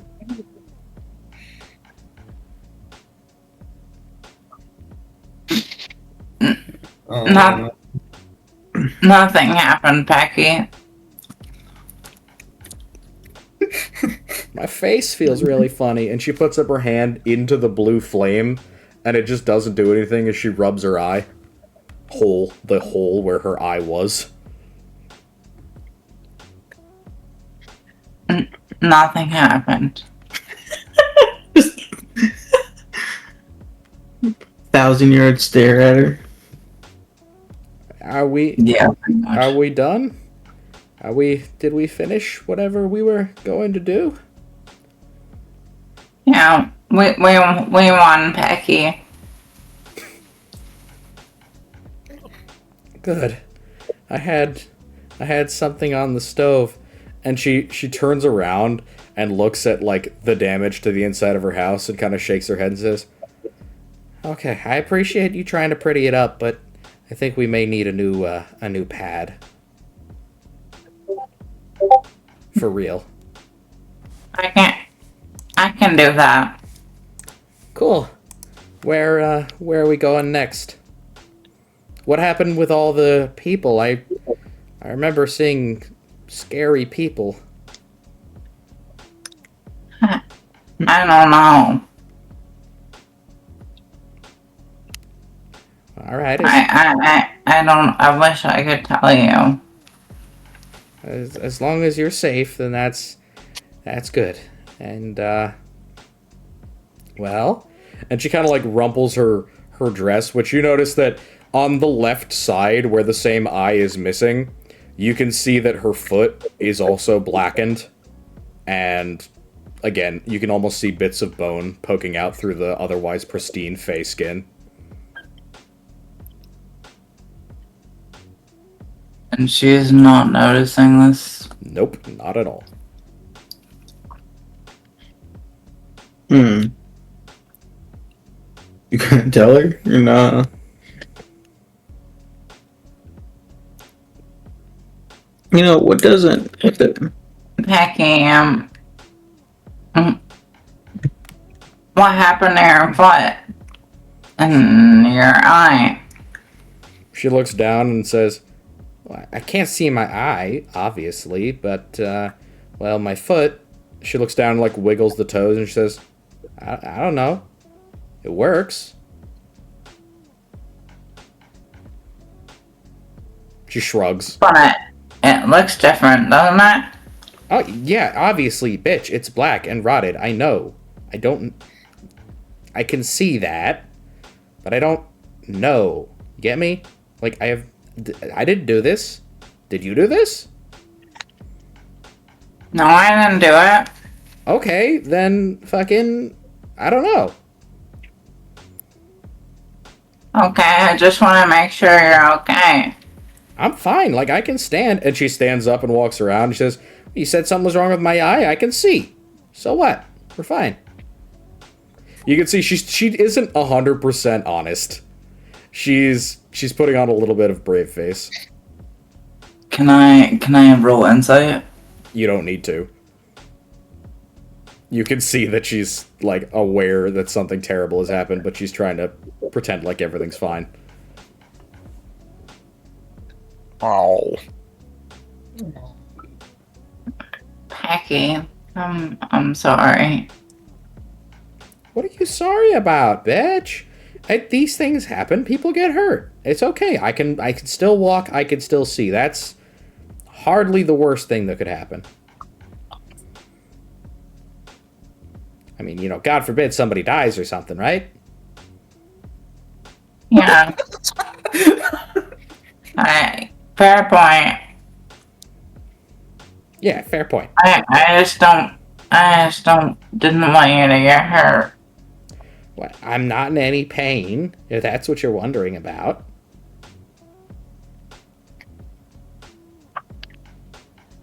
Okay. I don't feel great, but, you know, who is gonna feel great at a time like this, right? And you watch her snap her fingers, and no sparks come out.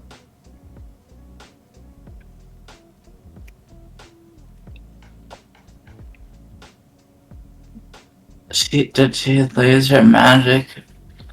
Her magic has changed. She's not lost it.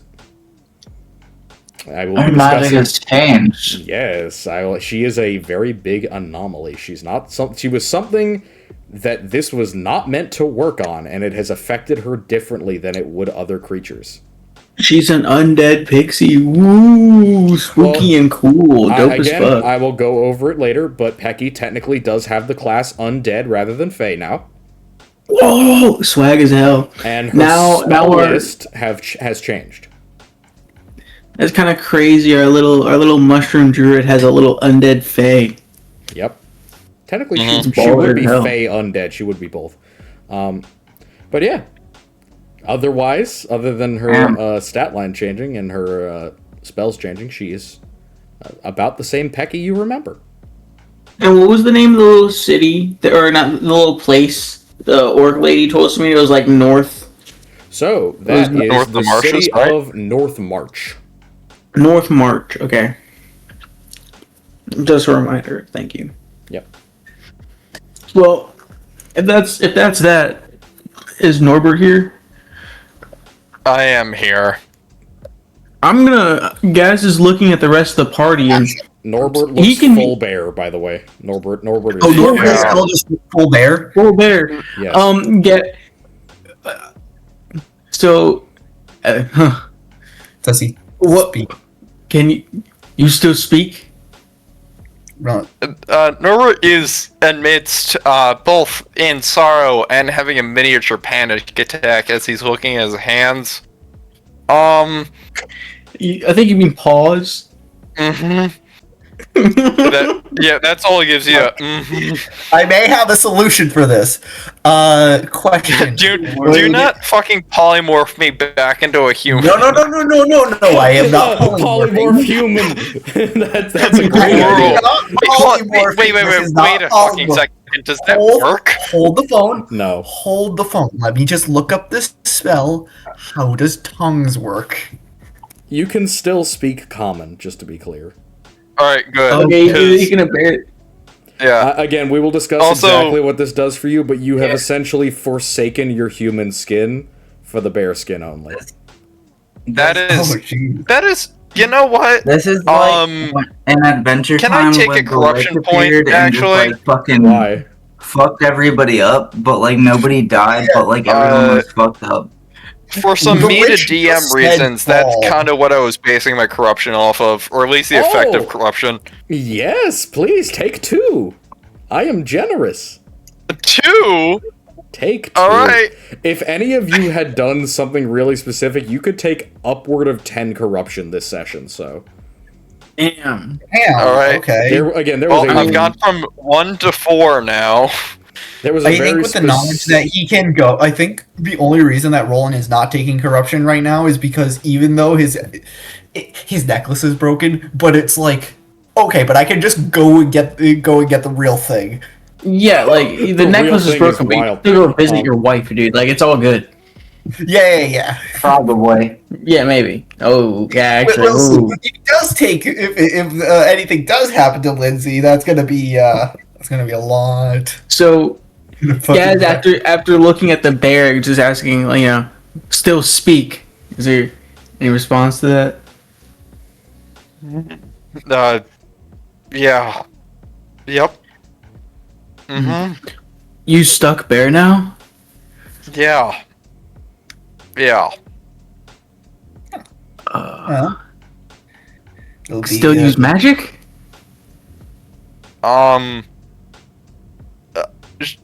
I mean, I intuit that. Yeah, I can. Do you want fish more or less? more.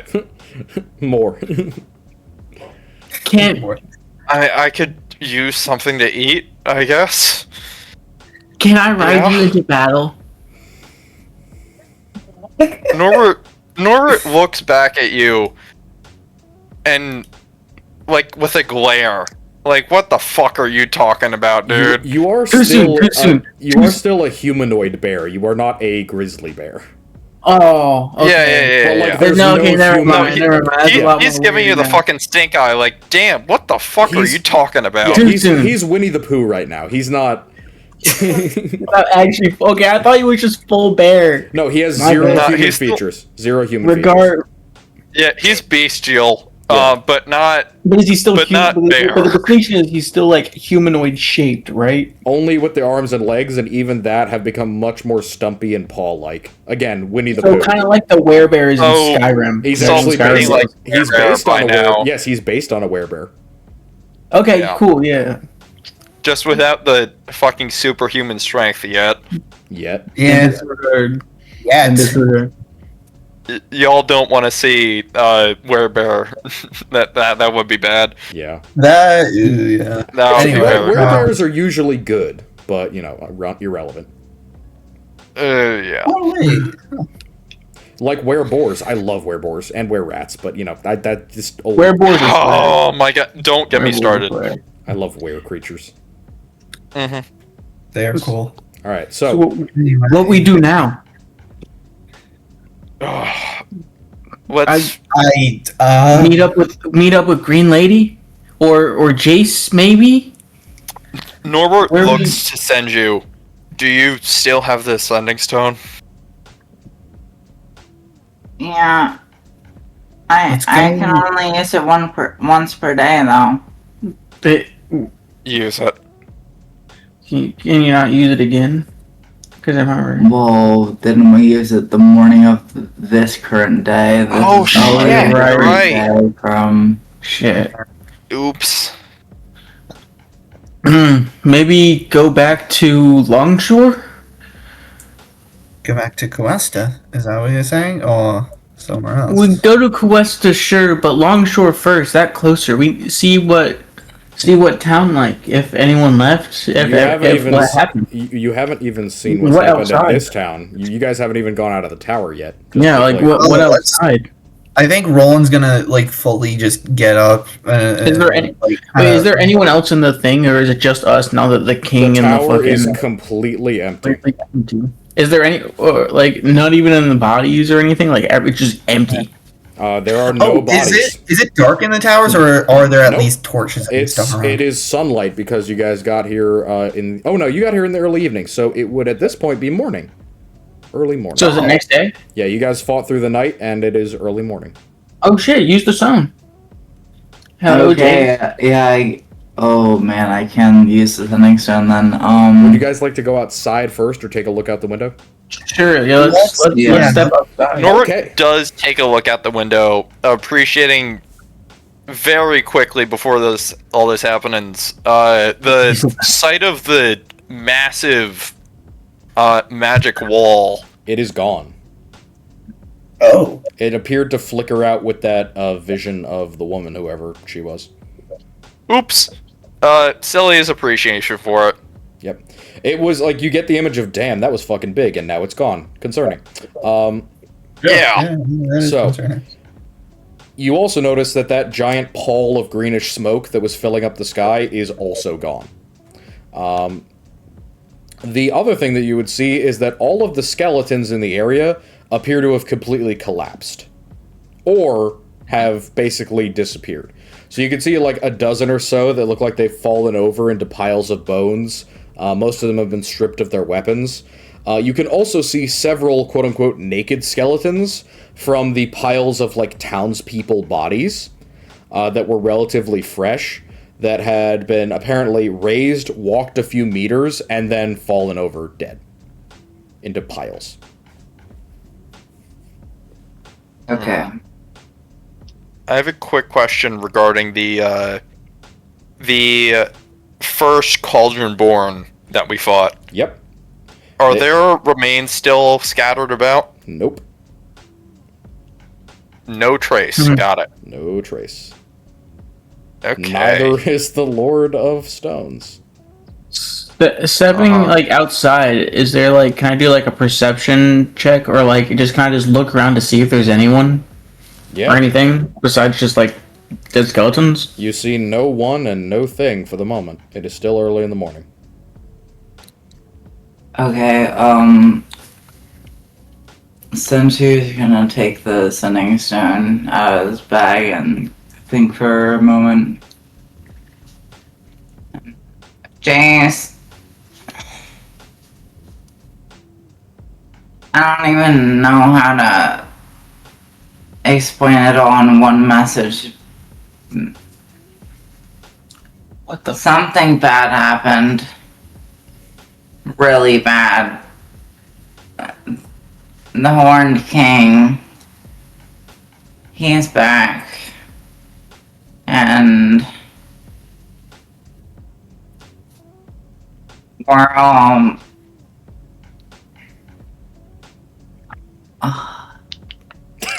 How does one explain what the fuck Mm. just happened? we're all kind of worse for wear in our own individual ways. But the danger has been averted for now.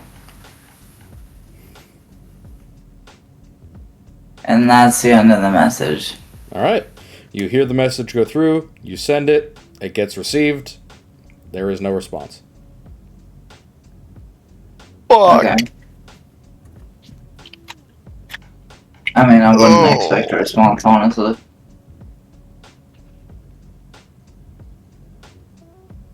It is early as fuck in the morning. Oh. You know what? Are there any shields on the ground from the skeletons? Yes. Norbert picks one up. Alright. You find an old ass motherfucking shield. Or, sorry, no, they are fresh shields because they are from Izen. You find a shield. Oh yeah, they are Izen shields. Sick. Doing I now have You now have a shield. Congrats. a shield for +1 or +2 AC. It's +2 for a shield. Can I Let's go. Let's go. can I do druidcraft and just put flowers by the bodies and do some basic rites? Absolutely, 100%. Mm. You take some time, you grow some flowers, you grow a little mushroom garden beside them, kind of trying to figure out exactly what will help Pecky, but also at the same time trying to give these people some amount of closure who were not only killed in possibly the most brutal way imaginable, but then despoiled in an even Yeah. worse way. So it will hopefully give some comfort to them in death. Can I inspect? I oh, sorry. can only hope so. Yeah. And, No more using teeth anymore. Okay. Can I inspect that greatsword that I picked up off that one fighter? Is it just like a regular greatsword? It is a regular greatsword. Cool. sweet. I think Roland, while Senju is doing that, is going to kind of give like a prayer to the dead and the fallen. You know, Alright. like a prayer of good, having a good afterlife in a sense. I know that's probably not the right term, but Yeah, as you give a prayer to the gods, you feel an intense feeling of emptiness. As if something around you that used to be able to connect is no longer able to do so. But what you do hear and what you do feel is just the faintest gust of wind around you. As if you praying just kicked up a little bit of wind. he's going to maybe switch a little bit to maybe see if he. You know what? Actually, no. He's kind of gonna just kind of sit down and just kind of taking the air for a moment. Yep. Alright. As you Feel the relax and, try and contemplate. Anybody else? Norbert, we doing anything?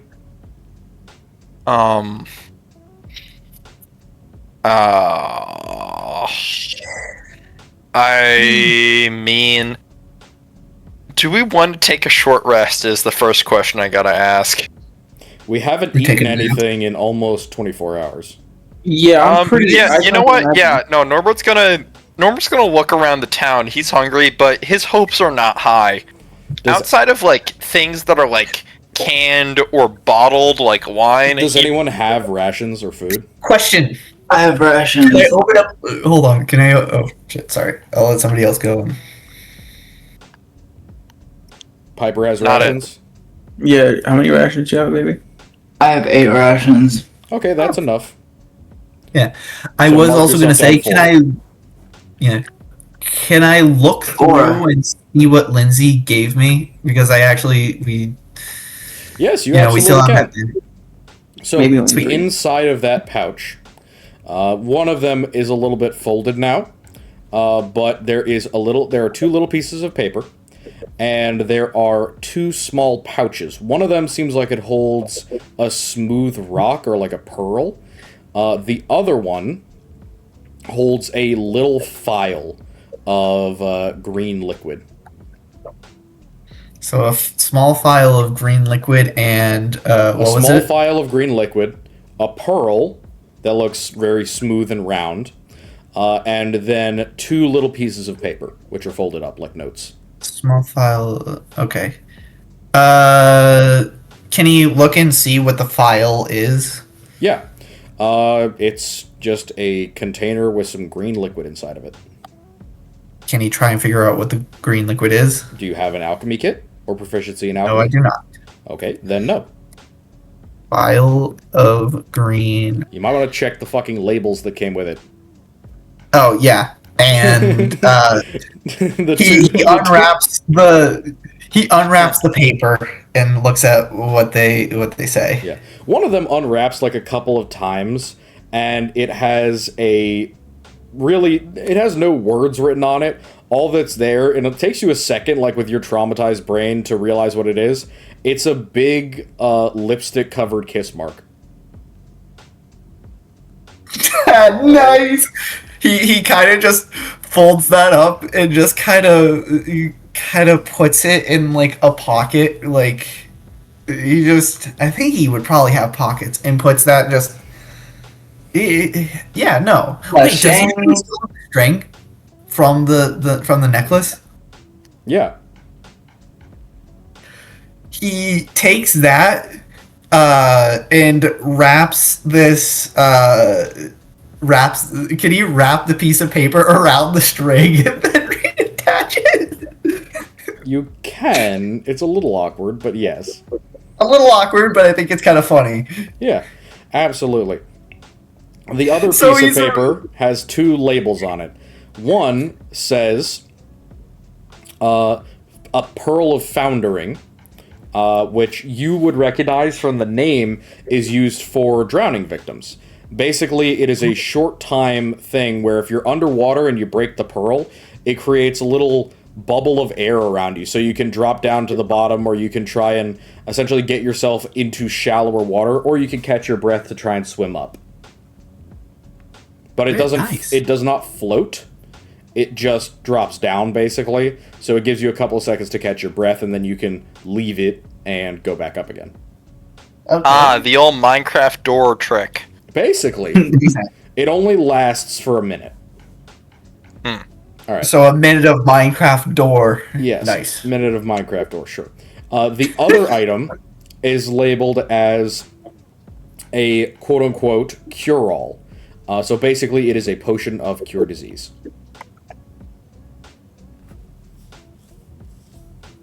Nice. God damn, I love my elephant wife. That is a great anime Oh. name. Anyway, Oh yeah, my god, it is. it is. Oh no. Basic I just dropped. True. So Bro, the episode true. of Peak just dropped. AKA, God damn, I love my elephant wife. My elephant wife and my 3 dysfunctional party mates. Literally. God. Beautiful. Amazing. Oh. Alrighty. Congratulations. We have gained even more love for Lindsay. Yes. Yes, no, she sent me, like, I was literally like, aw, the necklace. And then I get this, and it's like, Let us Well, not no, go I'm back just to happy Calista again. and check what happened to the populace. That would be bad. this is basically like, oh, nice surprise. I get to replace the necklace, and I get to go home to my wife. I miss my wife, Tails. Alright. I missed my wife. I haven't even married her yet, but I will one day. Alright, so what are we doing? Where are we going? You want to head back to Longshore and then Quest. to Cuesta? Wait, Questa, then Longshore. I thought Longshore was closer than Cuesta.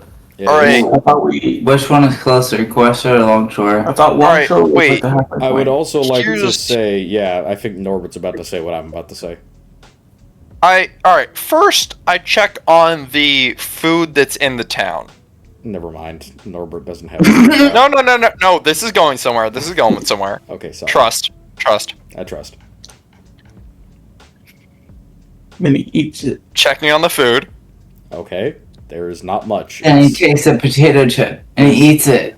There's a couple of like bags of flour and a few things of corn that are dry.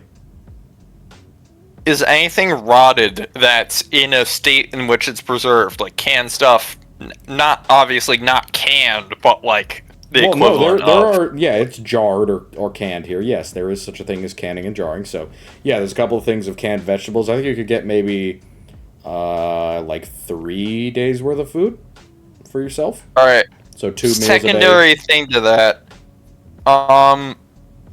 Thinking back on the way the snake died in front of me and all that, have I seen any animal life or plant life that has survived post rebirth, You as it find were? quite a few things that also appear as if they were undead for a short period of time, and then they stopped being animated after a bit.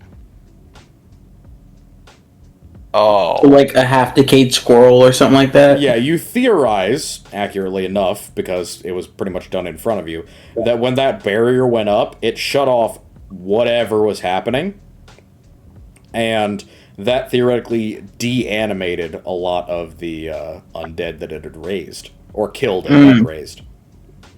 Okay. So The question lies thereafter, after the barrier falls, was that a one and done thing, like you canceled it out? Or was that just the barrier You don't see foundered? any more of that greenish-gray dark shit in the sky, so that seems to have been the end of that. Alright. But we have nerd... Alright, assuming by now it's been like 10 minutes, at least. We haven't heard anything back from Jace, right? Yeah. Yeah. Okay. Damn. Wait, have we Dude, returned? how many days did Or are we we- at the like? What are we at for health? Are we all at like 1? Or are we all? Yeah, At wait. this point, I would I say you mean, guys I'm could take a like- short rest. I'm like basically at full health.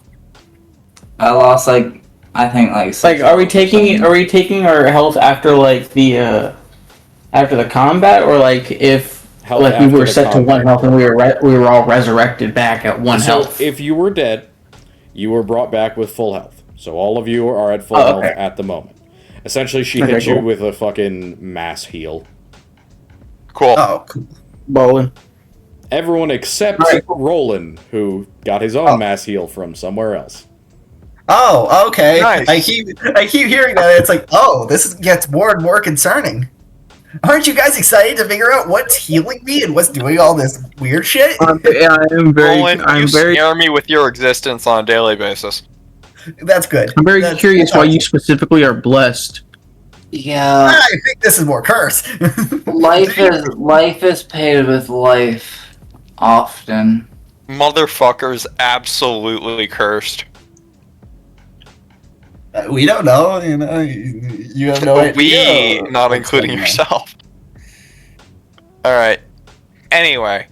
You want to go like here? But we never got to the bottom of that. Where is the map? Would we like Anyway, so yeah, do we want to Longshore is here. then Go go back? over here. We're like over here. We go to Longshore first, see if there's any people. Then we continue on to Cuesta, or should we head to Daggerlord to report with Jace? Are we No, let's head to forgetting, Kuwait and are we take the forgetting ship. the whole, like, hey, follow me thing? Oh wait, who said follow me? No, alright, the question is about the follow me thing. Do we have enough supplies to get there from where we are now? You do also know there was a military mission heading your way. They shouldn't have been more than a couple miles from you. At least by now. Yeah, that's why Do I'm we saying wanna let's try go and to meet them? Longshore Yeah, at least first. Longshore. You reminded me about the like, let's go up to Front Marsh, because like we should totally go to that. But at the very least, let's visit Longshore to see what the North fuck March. happened to the nearest like society. True. Well, the nearest Yeah. society would probably be those soldiers. Let's do that. Well, either they wouldn't they be in between us and Longshore? We would see them on the road let's if get they the all like fucking map out. All right. Hey, they were headed from Cuesta to where you are here. They Oh, cool. had at least a day's worth of travel, so they are somewhere up here. They should have So we reached meet you them in by Longshore or around there, and then maybe we head to the where closest is way the- to anything living that you know about would probably be heading straight west and then straight north. Yeah, what is the what did she say? North North March. Yep. North March. Head Where north. do we go? North March is this town around the other tower. Oh, Uh-huh. okay, so it would be a bit quicker to get there. Yes. So you guys Going could to travel Quest a would little have bit. to You guys could travel a little bit south, check if those soldiers are there, and then go north again. I think that's Let's probably do what that. we should do. I really do want to go back to Cuesta, but that would be too out of the way. Roland, if we see what happened to those soldiers on the way there, Norbert does not want to let you go to Cuesta. I'm not gonna lie. Jace will Yeah. contact us via the Sending Stone If he's still alive. if he's still alive, which he hopefully is. Do not insinuate Lindsay is gone to Roland. That might actually fucking. Yeah, that would Please do not do Well, that. if the entire city of Cuesta is gone, that has massive consequences. Implications. yeah. Gods, don't We'll let that meet. be. We'll meet the soldiers. We'll ask, hey, how is? So I don't think we should assume that until we have really compelling evidence to believe so. Yeah, Roland Yeah. got pretty far out, and he did start seeing things not die. He did. Well, he did we see- should be all saying this in. We should be saying this in character, guys. Hold Yeah. on. Got a light Okay, bulb yeah. moment Look, there. Luke, can just to make sure I confirm that he did outrun the spread for a minute before he died, right? Yep. So he knows about where at least it wasn't when he got there. Does he know how far he was out? Yep. Yeah. You were roughly 0.8 of a mile. 0.8 of a mile. So that's not enough to even get to Cuesta. Nope. No. Not Very enough. specific about a distance, as if anyone can mentalize how much 0.8 of a mile is. That's pretty I different. mean, it's like Yeah. 5 minutes of running. Yeah. Yeah, which is what he was doing. He was fucking booking it. Bro Yeah. was absolutely insane running. He was Yeah, he was just exactly. running to, and then he fucking fell. Anyway, So he will communicate and just say, I think we should probably meet up with the army that's coming here. They are still coming, I assume. I don't think any of this reached too far out. If what we saw was real, I was able to get pretty far. it some part of it real. Look at my teeth. Look at Norbert. Look at Bear. Some part of it was real. We fought throughout night. It morning, they not here. I think they dead. I think they gone. I think they wiped out. You know what? I don't know why we act. I don't know why we right alive. now because he has this ability. Just to make sure, I'm gonna read the. Wait, say what you were doing again? Sorry. We had something to give. He. You see him. We all lost something. It's not anything. Not anything Why big. we're alive. Luke, I lost something. can we just do a little test of the powers that he now, some of the stuff he now has? Piper? But Pecky's still alive. Piper, what are you saying? I said, we all lost something. That's why we're still here. Yes. Anyway. We all made an exchange for our lives. I know. And consciously or not.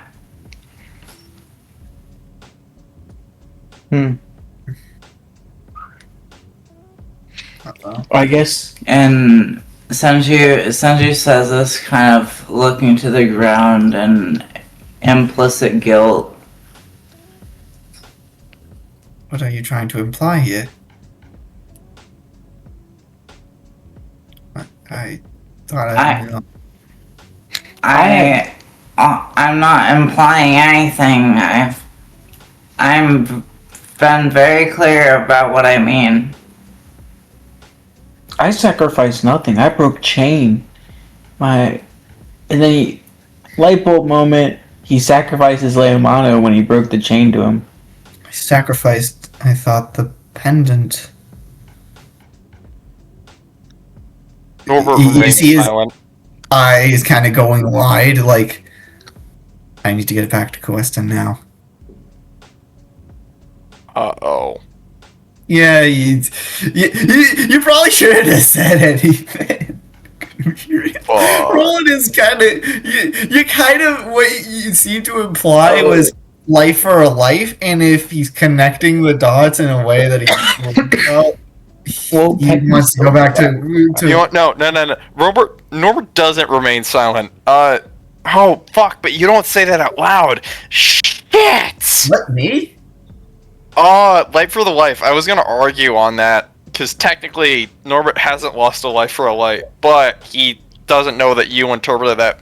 Forget I said anything. Continue. He kind of, but you well, okay. I'll say he does mutter under his breath, but I thought it was the. Is it just the? He's thinking back to the amber and just Nancy.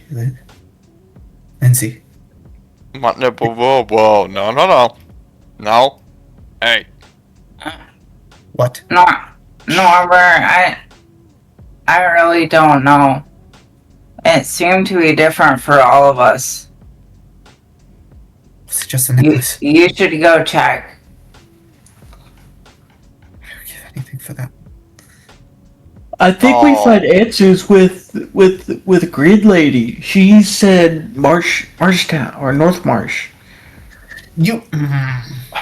We'll head there after You know what? we check on the reinforcements.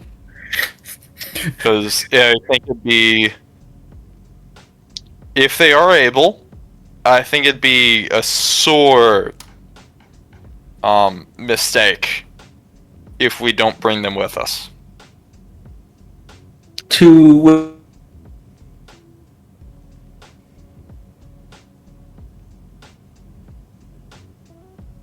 So, what's the plan?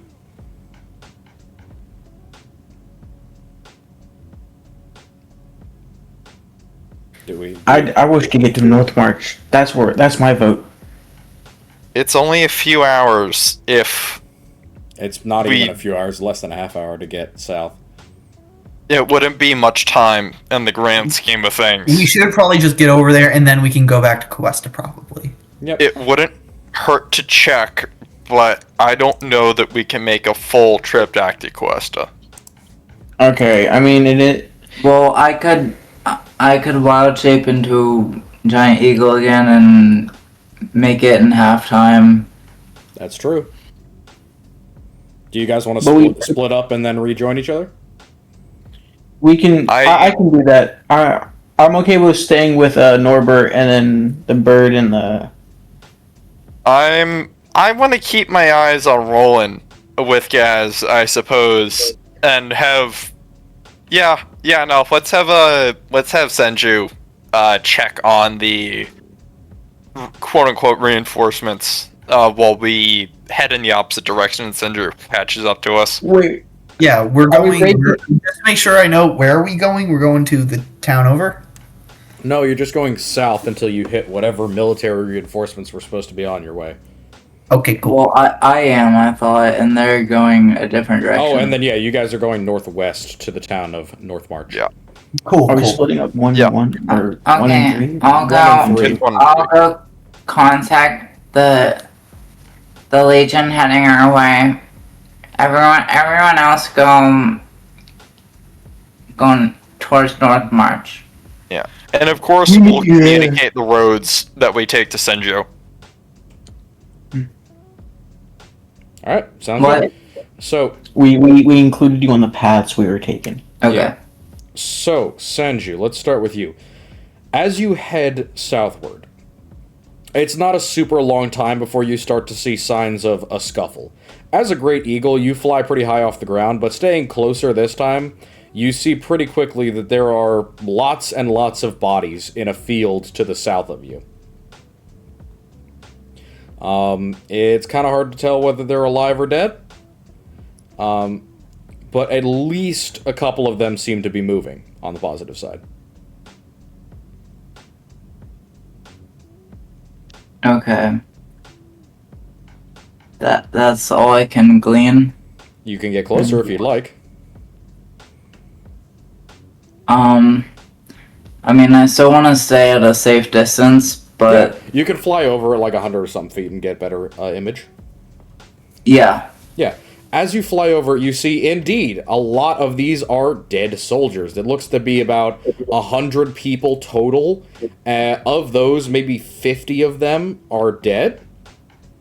The others, a couple more of them, like 20 or so, seem to have been killed twice. AKA, they died, were raised, and then were killed again by their former friends. And the remainder appear to simply be walking around in shock. Some of them are starting to turn back towards the city.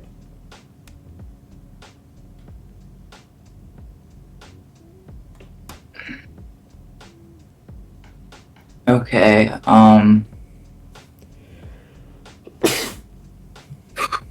Excuse me. I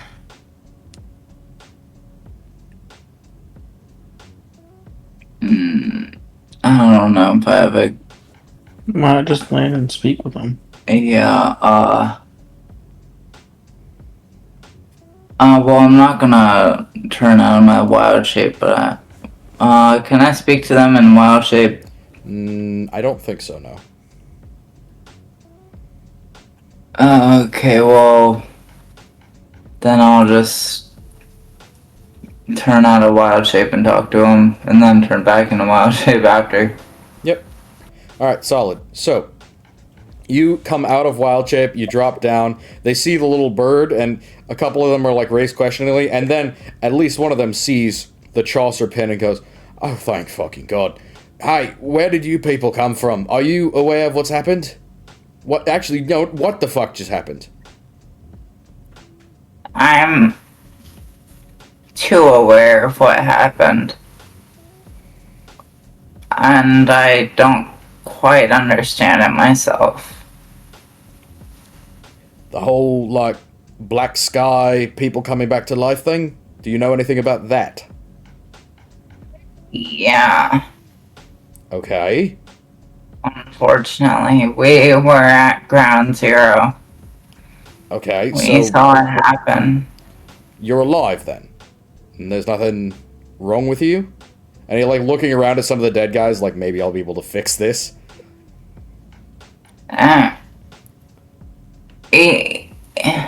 Each member of my party had to, or I guess, I don't know if we had to, but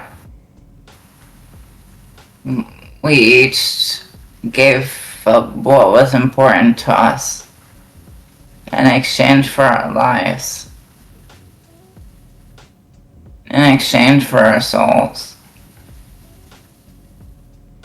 So And you Senju looks down, kind of just to not only realizing, but just kind of expressing the gravity of the situation. Yeah. He says, "Well, I can see you've been through a lot. I think we were at the very tail edge of it. At least I hope that's why.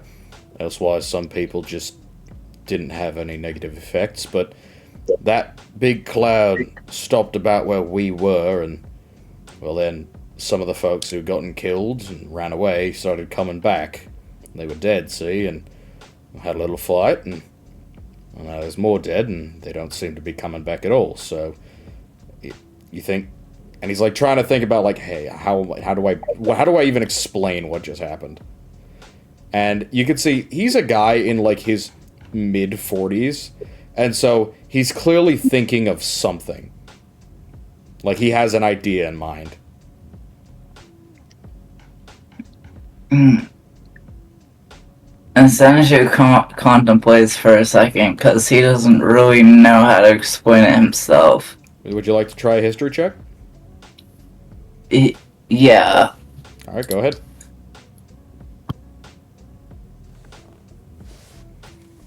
Alright. 1 sec.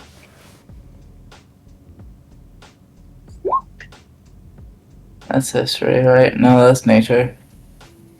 Any could you click we need history? history. Can't really read it. Oh, you got There's history 14. 14. Just thinking of massive catastrophes that have had a relation to the waves of death, but more importantly, the activation of the barrier, like, oh shit, I just saw the collapse start up again and then get stopped, mercifully, only a few minutes after it started.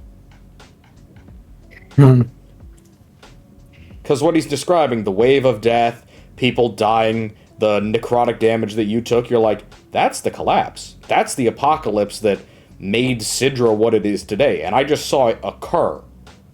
In person.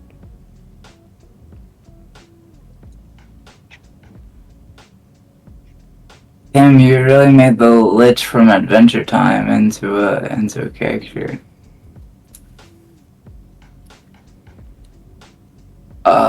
Aren't you cold, Finn? I mean, I'm not wrong. No, but he's not based on him. But, Lich is a Lich is a Lich, I guess. Though you have no idea if this guy is a Lich, so, who knows. But I mean, it's the Lich from Adventure Time, so... Anyway, Sanju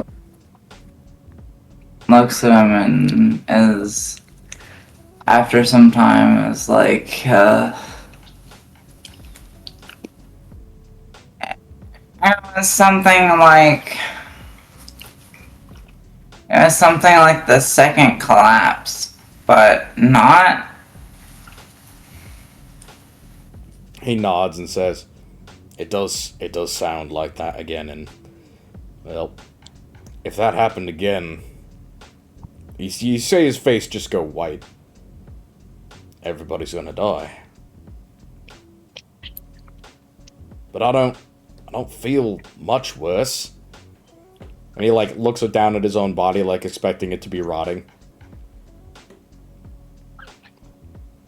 He looks over, and you notice now that flying over the countryside, there is a distinct difference between the territory just a few hundred yards north of where you're standing and where you're standing. A lot of the northern area looks more like the Dim Lands. It looks like a lot of dead brush, a lot of kind of ruined and dying ruinous terrain, but this area is still the nice, green, beautiful Westland, and the sun is shining above you. Not if I have anything to say about it. You stopped the collapse. He looks at you with, like, a very... Big moment. What the fuck? And he says, but you don't actually know what just happened. Who do you work for? Is the danger over? Do I need to go on to the next place, or can I return home and give my report? I do and I don't. I work for Jace Fiernan.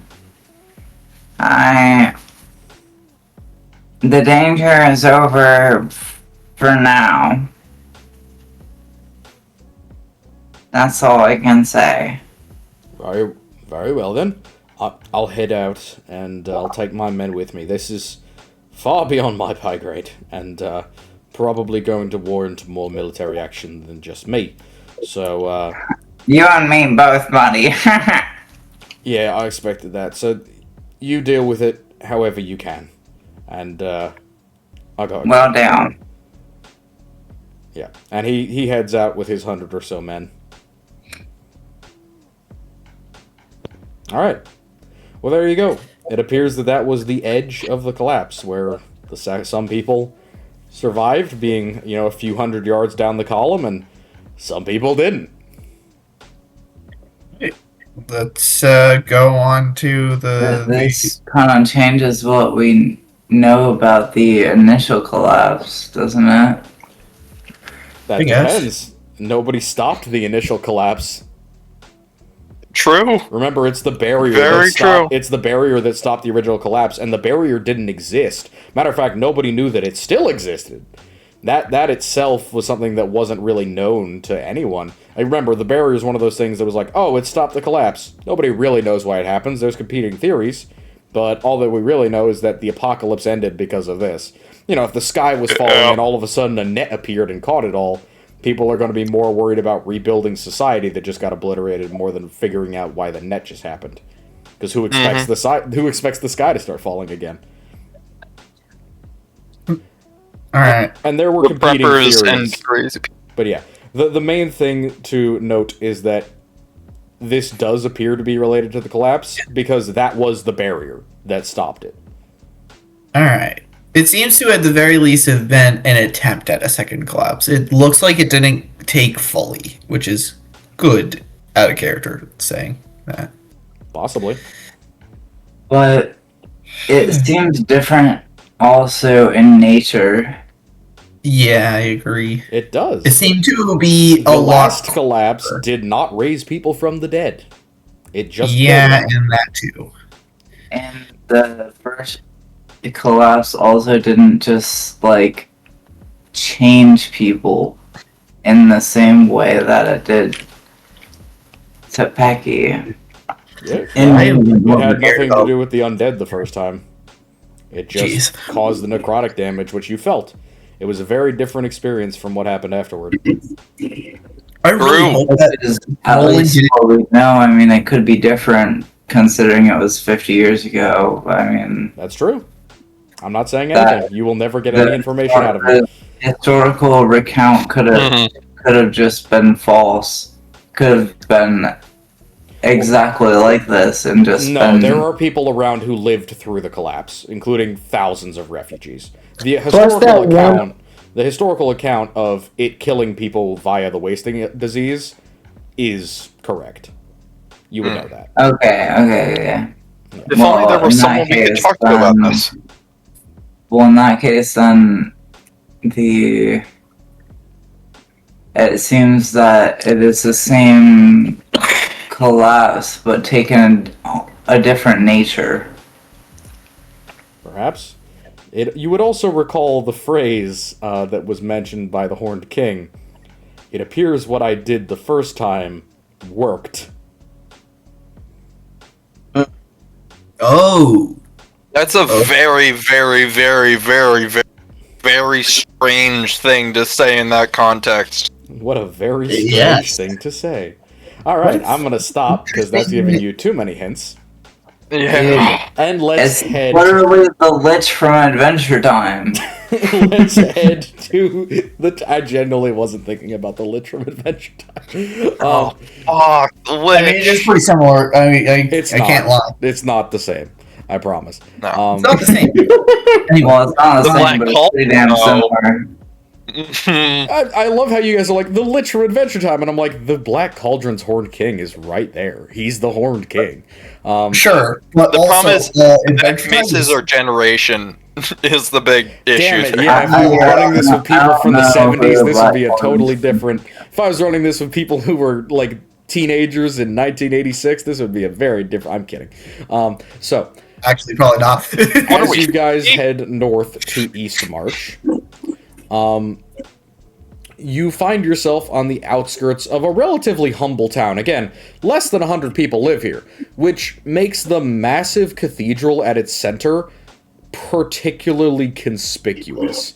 It not only is very, very large as far as cathedrals go, it's also unique in that it's only devoted to one god, Nuessa. So, the Cathedral of Sancta Marta is massive, and it incorporates, again, one of these sorceress towers into its architecture so that there's no way into it from the outside. The town itself is relatively normal. It's untouched by this second collapse, apparently, and nobody seems to really give you a second glance once you get inside.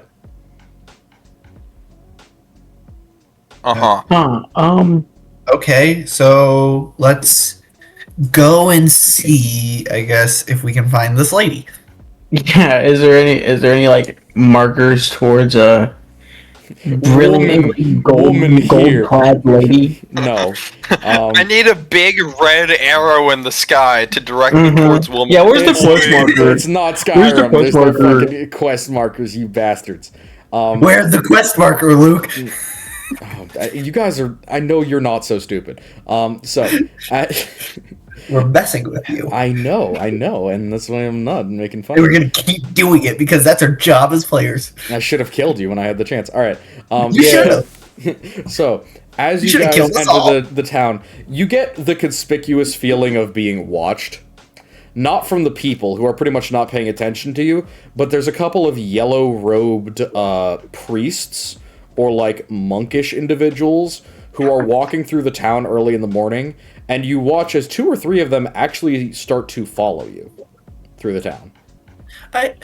Can I go? have my own I yellow? stopped to go up and talk to them.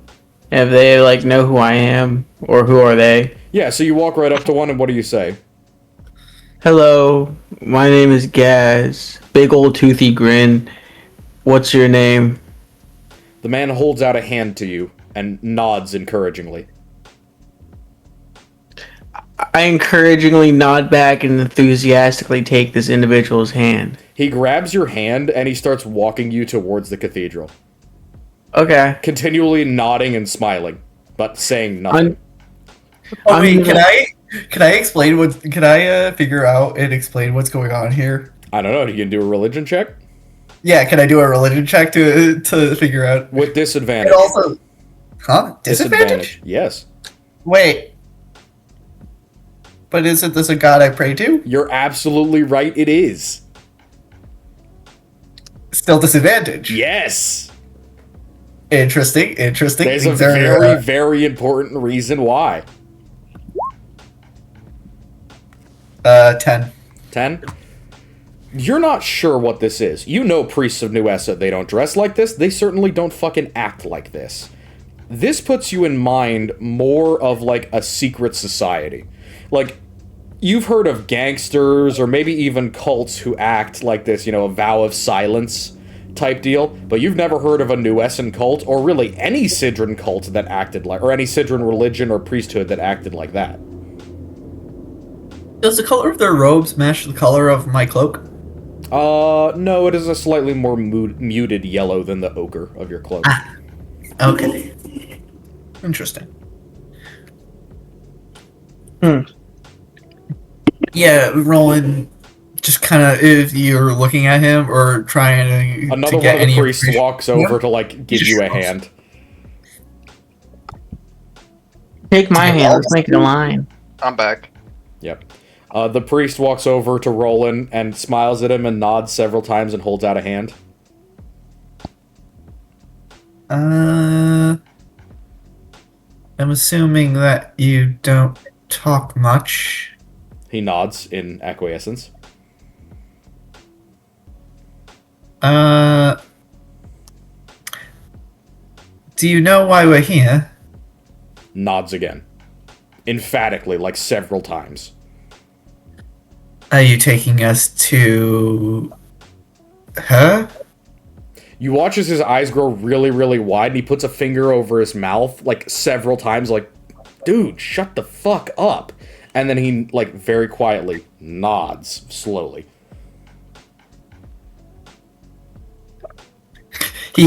Roland acquiesces and just kind of like takes his hand. Hey, asshole, the vow of silence is not something for your uninitiated ass to fuck up right now. But Do you know the black lady? yeah, you follow him into the cathedral. It is a remarkably silent place. The priests are sworn, as you might notice, to utter silence. They cannot speak, even with one another, even inside of the temple. You see an individual in far more beautiful and ornamental garb, looks kind of like a bishop or an abbot or something, and he nods and points towards one side of the altar. And he walks over in front of you and raps several times on a panel on the wall, which is then in turn opened by another priest, and it is a false door. And he points up the stairs and nods to you four. Hello. How?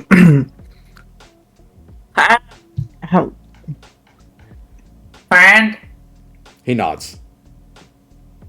Okay, let's go, guys. So, he points you up a long set of dark stairs.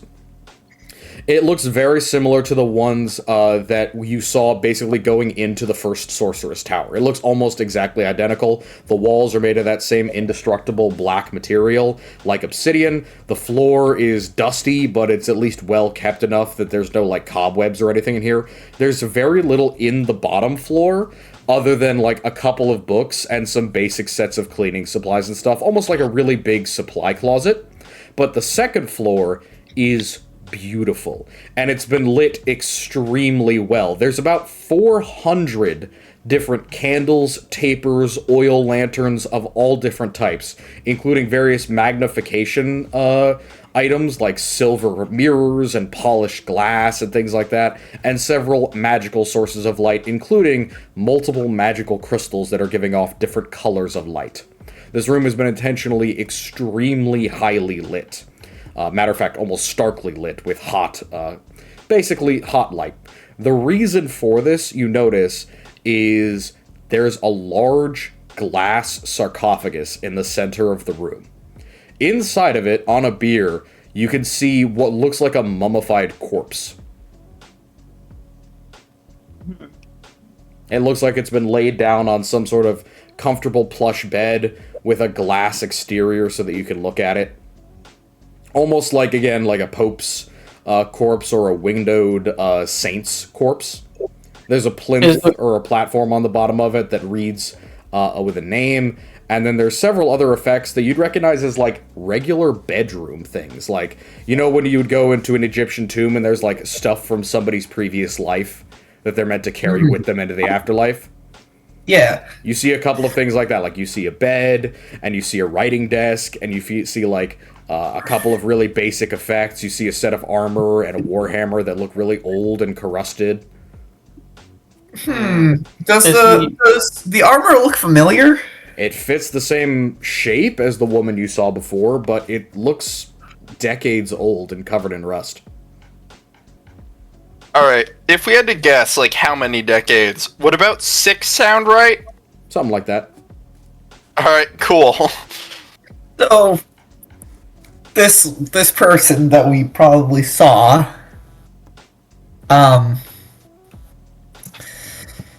Say what A is saint, it? Are you perhaps. saying in character or out of character? I think Roland will kind of look around all these effects, kind of start connecting the dots in his head, and just look. I'm assuming the priest is still here. Nope, he did not follow you up. Nobody followed you up. Oh. He looks to the rest of his party and is like, we got a confirmed miracle, but Nuessa, this is Catholic North March. yeah, he looks and is like, so,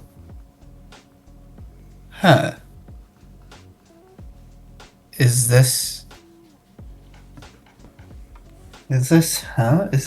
who we So arm? were we saved by Dead Lady? Assumedly, yes. I guess. Well, I was hoping to get some explanation. She said something that concerned me at the end. What'd she say? What'd she say to you? Senju is just gonna get down and pray. Alright. Fair enough. Roland is Sanju, like, as you're looking at this dead body, can you give me a nature check? And do you want to read the little plaque on the bottom? And can you read nature? I can't really read it. Yeah, you said nature. Oh yeah, I want to read the little plaque on the bottom. The little plaque says Minetia Dens, sister of the moon. Pipe rolled a 10. Alright. With a 10, this seems like a very old body, but if it's as old as the armor, it's been well preserved. Can I get a nature check? Isn't that logo the logo of Shar? It is the symbol of Nuessa. Not yeah, that's not Shar. Shar is different. Yeah, Shar is very different. Shar is very, very, very different. Quite different, if I remember correctly. Yeah. Must be thinking of something else. Anyway. Well, that's all I got. I just... Alright. Sorry, Roland, back to what you were saying. My apologies. I'm thinking, can he do like a religion or a You were about history to say check here? something in character, I believe. Oh, right. I think he's going to say, what are we doing here? Who is this? What answers lie here? What was she saying? He kind of looks to the rest of the group, and he says, "Did you not see what I saw? What you see? I see white light, and I chained to my axe. I was chained by the neck to my amulet and by the waist, and in the distance, in the far distance, the yellow moon. Yellow moon. I didn't see that, but I was chained to me, I guess. Chained to our And I- bodies. And I think she spoke to me. Yes, a voice spoke to me too. I wasn't chained to anything, but I was told someone paid for me. And, I never heard and a then, voice. And then Pecky,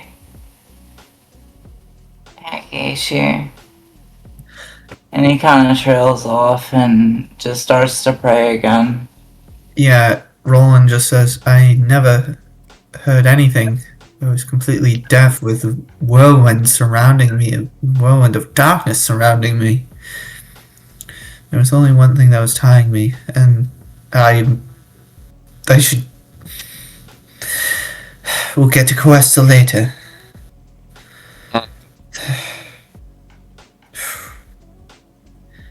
I hope Dude.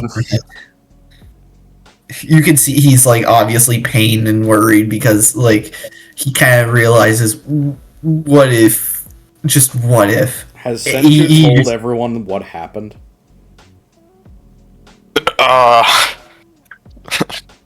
Piper. What happened with With the soldiers? I don't think you ever... Did you actually say it to anyone? No, she just touched down. I don't think she. Yeah, I haven't shared that yet. Please. Well, get give on with it. Give poor Roland peace of mind, I beg you. yeah he will start taking corruption if you don't help him with this. Are you gonna ask it? Are you gonna ask Santu? I think he's generally saying, do you have answers? Does anybody have answers? What happened? I caught up with the soldiers. As it seemed like that was where it stopped. The soldiers live? Some of them. So is Cuesta safe? I can't say for certain, but it seems so. It seemed God. like the very edge of the wave stopped there. Yeah. I think she may still be alive then. Look, after this, I beg of us to return to Cuesta. I understand we have business and there are things we need to take care of, but I can't go for too long without confirming, at the very least, that she's alright. I hope you understand. We can go. I understand. Thank you.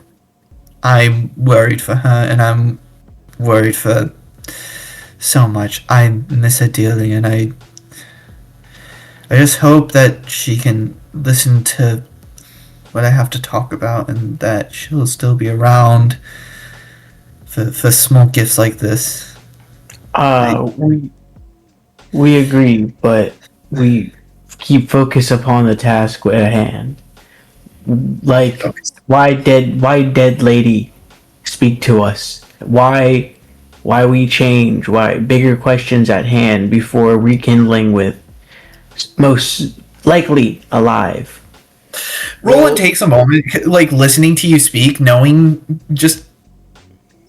And he casts a spell on himself. You see him raise his hand to his, like, two fingers to his temple for a moment. And he casts tongues on himself for you, Gaz. He can now speak Draconic. And he says, I'm assuming with how the spell works, right, it just gives him the ability to speak Draconic, right? Yeah. Yeah. Mm-hmm. You hear in perfect fucking Draconic, Gaz, him say, you mind explaining a little bit more? I beg of you. I feel like there's always been a wall between us. I'm gonna give you a moment. We're on the same page here, and I want to make sure. You've been able to do this the whole time? Just now. Just now? Oh, Yeah, it's pretty recent. incredibly useful, but I understand you want to see the elephant, no? Yeah, so we only got about an hour with this, though, so let's... Judging by what the bird said, it seems that Cuesta was not hit by the wave of whatever the fuck evil that was. So, we are likely the only people we don't know why we lived through that. Everyone else seemed to have died. Let's kind of focus on that first before we We do know why we lived. Oh, wait, no, you know a Draconic, dead right? person saved us. That's what I know. I mean, by as far as we can tell, We that all made a sacrifice. Well, you're not all But I'm particularly dead at the time. And I think this is where answers start coming. Yep, you turn around and you can see the same projected image. This time a lot less fiery, a lot less aggressive, of just a woman, half orcish, in civilian clothes, sitting at the desk, legs crossed. Roland looks at her and is like, you know Draconic? I do, and several other languages. It's very difficult to keep oneself entertained for half a century in one room. And he looks over at the casket, or the open, like, glass casket, and kind of just points over and says, so I'm assuming that's... Is that you? Or... That is my material body, yes. And Senju kneels down and it says a quick prayer and it's like, bless name, lady. Much appreciated. Well, We have a lot to talk about, and that is where we will end tonight's session. I appreciate it. I want to answer. No Norbert- questions. We took too Norbert long. looks on as this draconic conversation goes on, She thinking, switches what to the fuck common. are they talking She about? switches to common after the first fucking word. Good. I'm not gonna be that much of a douchebag. All right.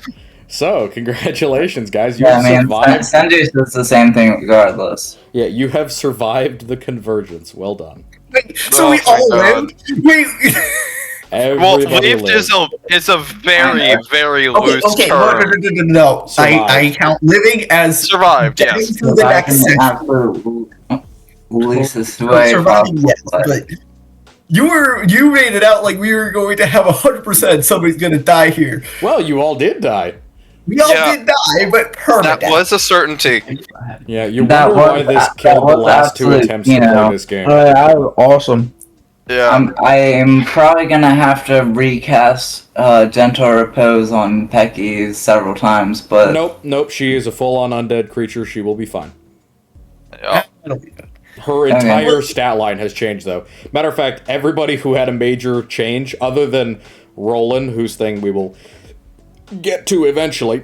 Yeah, I have a lot of like thoughts about what could have happened, and not all of them are good. I just hope that Lindsay is genuinely okay, and that like I can tell you with 100% certainty to not keep you in suspense for another 7 days, which you're welcome for. Lindsay Garabon is alive and well. Yeah. and everything is like go hunky dory. Like Roland can come back, and God, I just hope the I don't the know, bomb- man. At least I can tell you with 100% certainty, alive and well. For the Okay. moment. Okay, good. Okay, you're welcome. Any other questions before I end the gamering part of the session and we can get to the more, hey, DM, what just happened to my character part of the session? I'm assuming And that we died and today's came back. session. You know, classic. We pulled the Jesus, guys.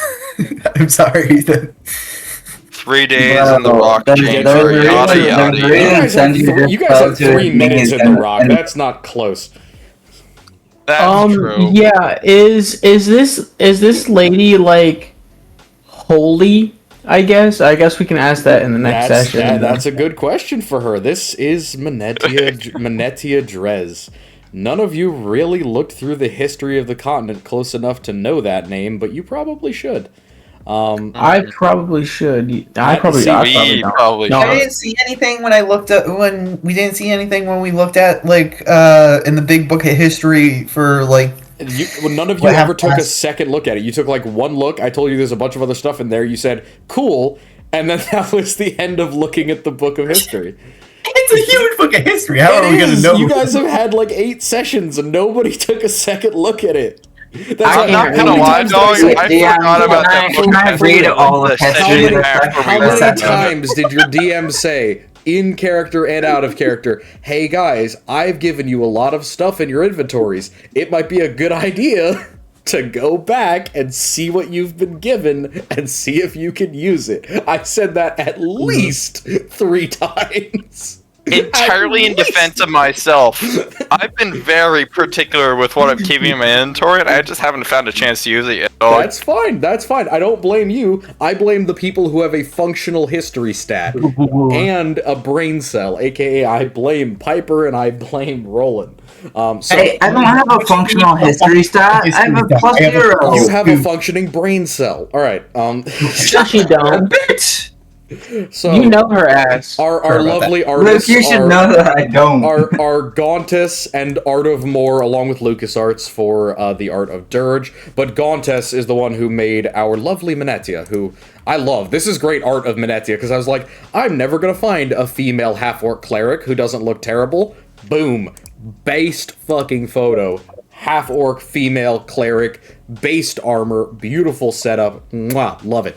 So, with that said, let us end the session now, because it is, 12:30. Yeah. I hope that you all say goodbye to the people who were watching. good afternoon. Bye, people who are watching. Goodbye. night. Goodbye. Goodbye. I hope that you all enjoyed. I hope that you join This us is all the for later. Hydragon breath. No, shut up. Oh, wow. I hope No, you all no, no, like no, the enjoyed video the and comment. Convergence, and I wish you all a lovely good night. I miss my elephant wife. Mwah. I need at least 10 seconds of silence because I can't put the audio over.